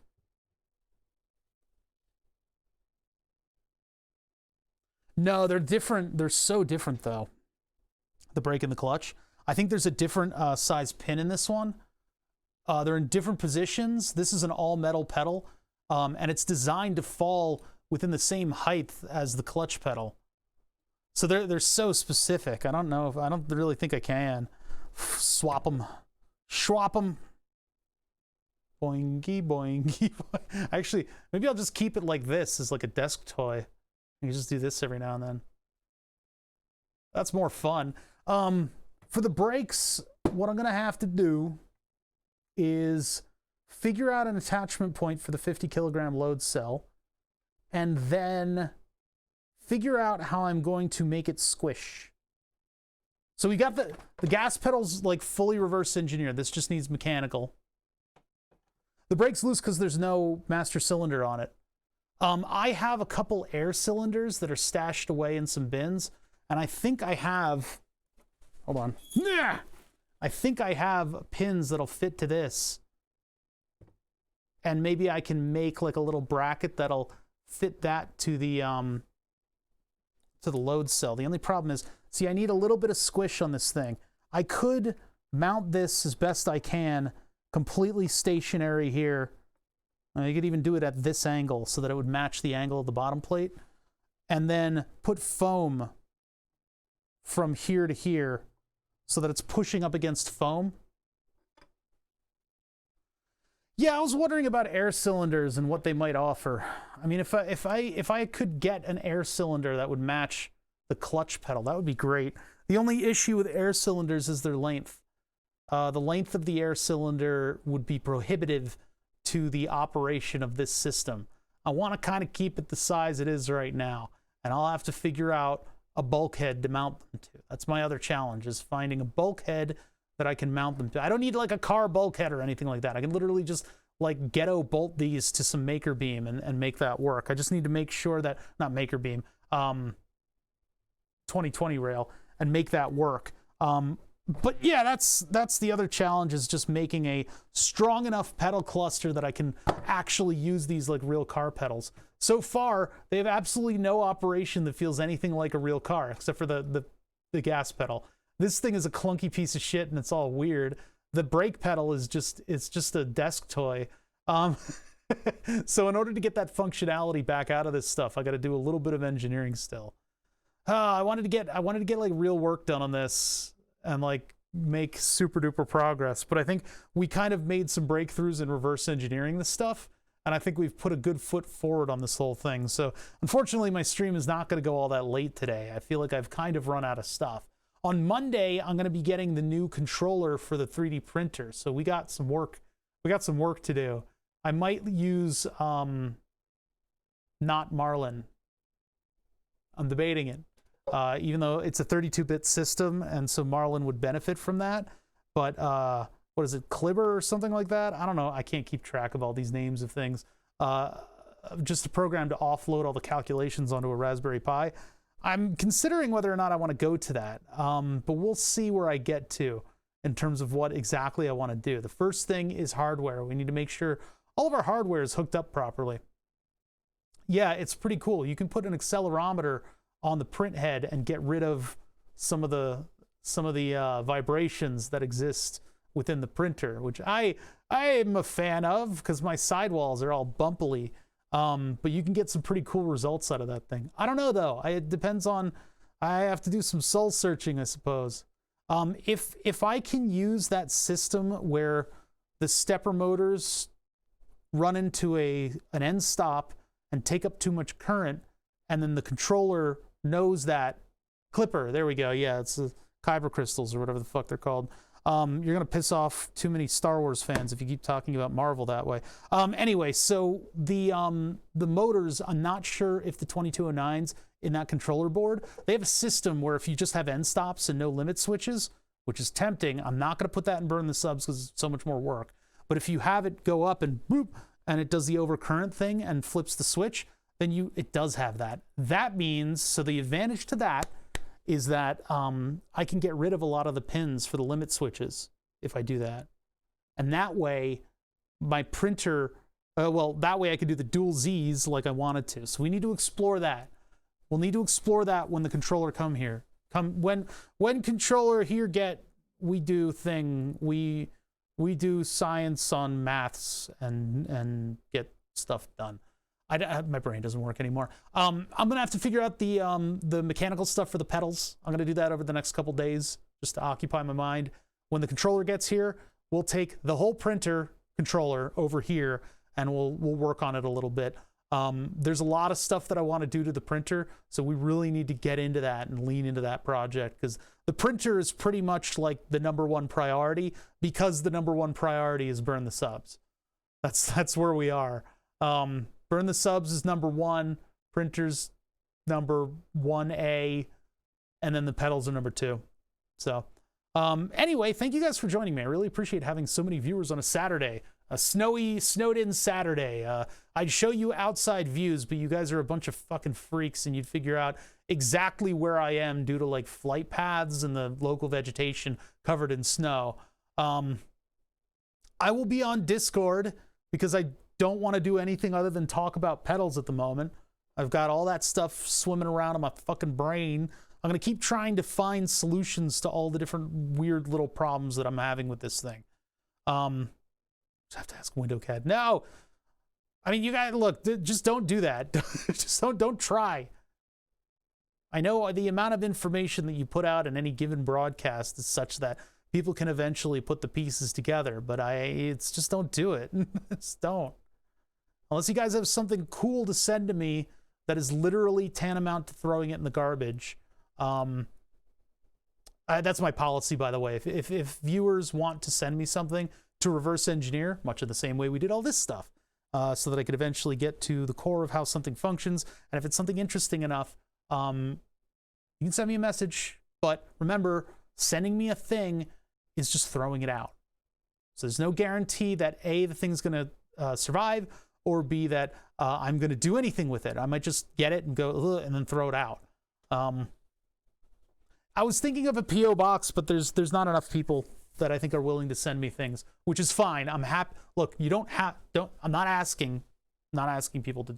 I know some people would be pushed over the edge of, nah, I won't do it, by the fact that I have a P.O. box, but they're expensive. And like 4 people have ever sent me things. So don't send me stuff. It's garbage, you know? But anyway, I'm snowed in. I'm going to be thinking about these pedals and what I can do on them. If you happen to know a gas cylinder with a throw of 1 inch that's about 4 inches long, you know, hey, maybe I could use it. But other than that, I think I got this pretty much in control. I'm gonna get a spring and put it on the front of the BMW cylinder, which isn't the best idea. It could wear and tear over time, but I think it'll work. So, alrighty. Anyway, back on Tuesday. Anybody doing stuff that's interesting? Probably not. Oh, that's a Let's Game It Out game that everybody's playing. Davies is he was doing My Summer Car earlier. Davies was doing My Summer Car, and I would have loved to rate him, but now he's doing Project Zomboid, and frankly, I think that game is boring to watch. So, aside from my own hot takes that chat won't agree with, I will catch you guys on Tuesday. Catch me on Discord. I will be talking about pedals the whole time. Don't unhot my take. You're supposed to disagree with me. All right, see you later, guys.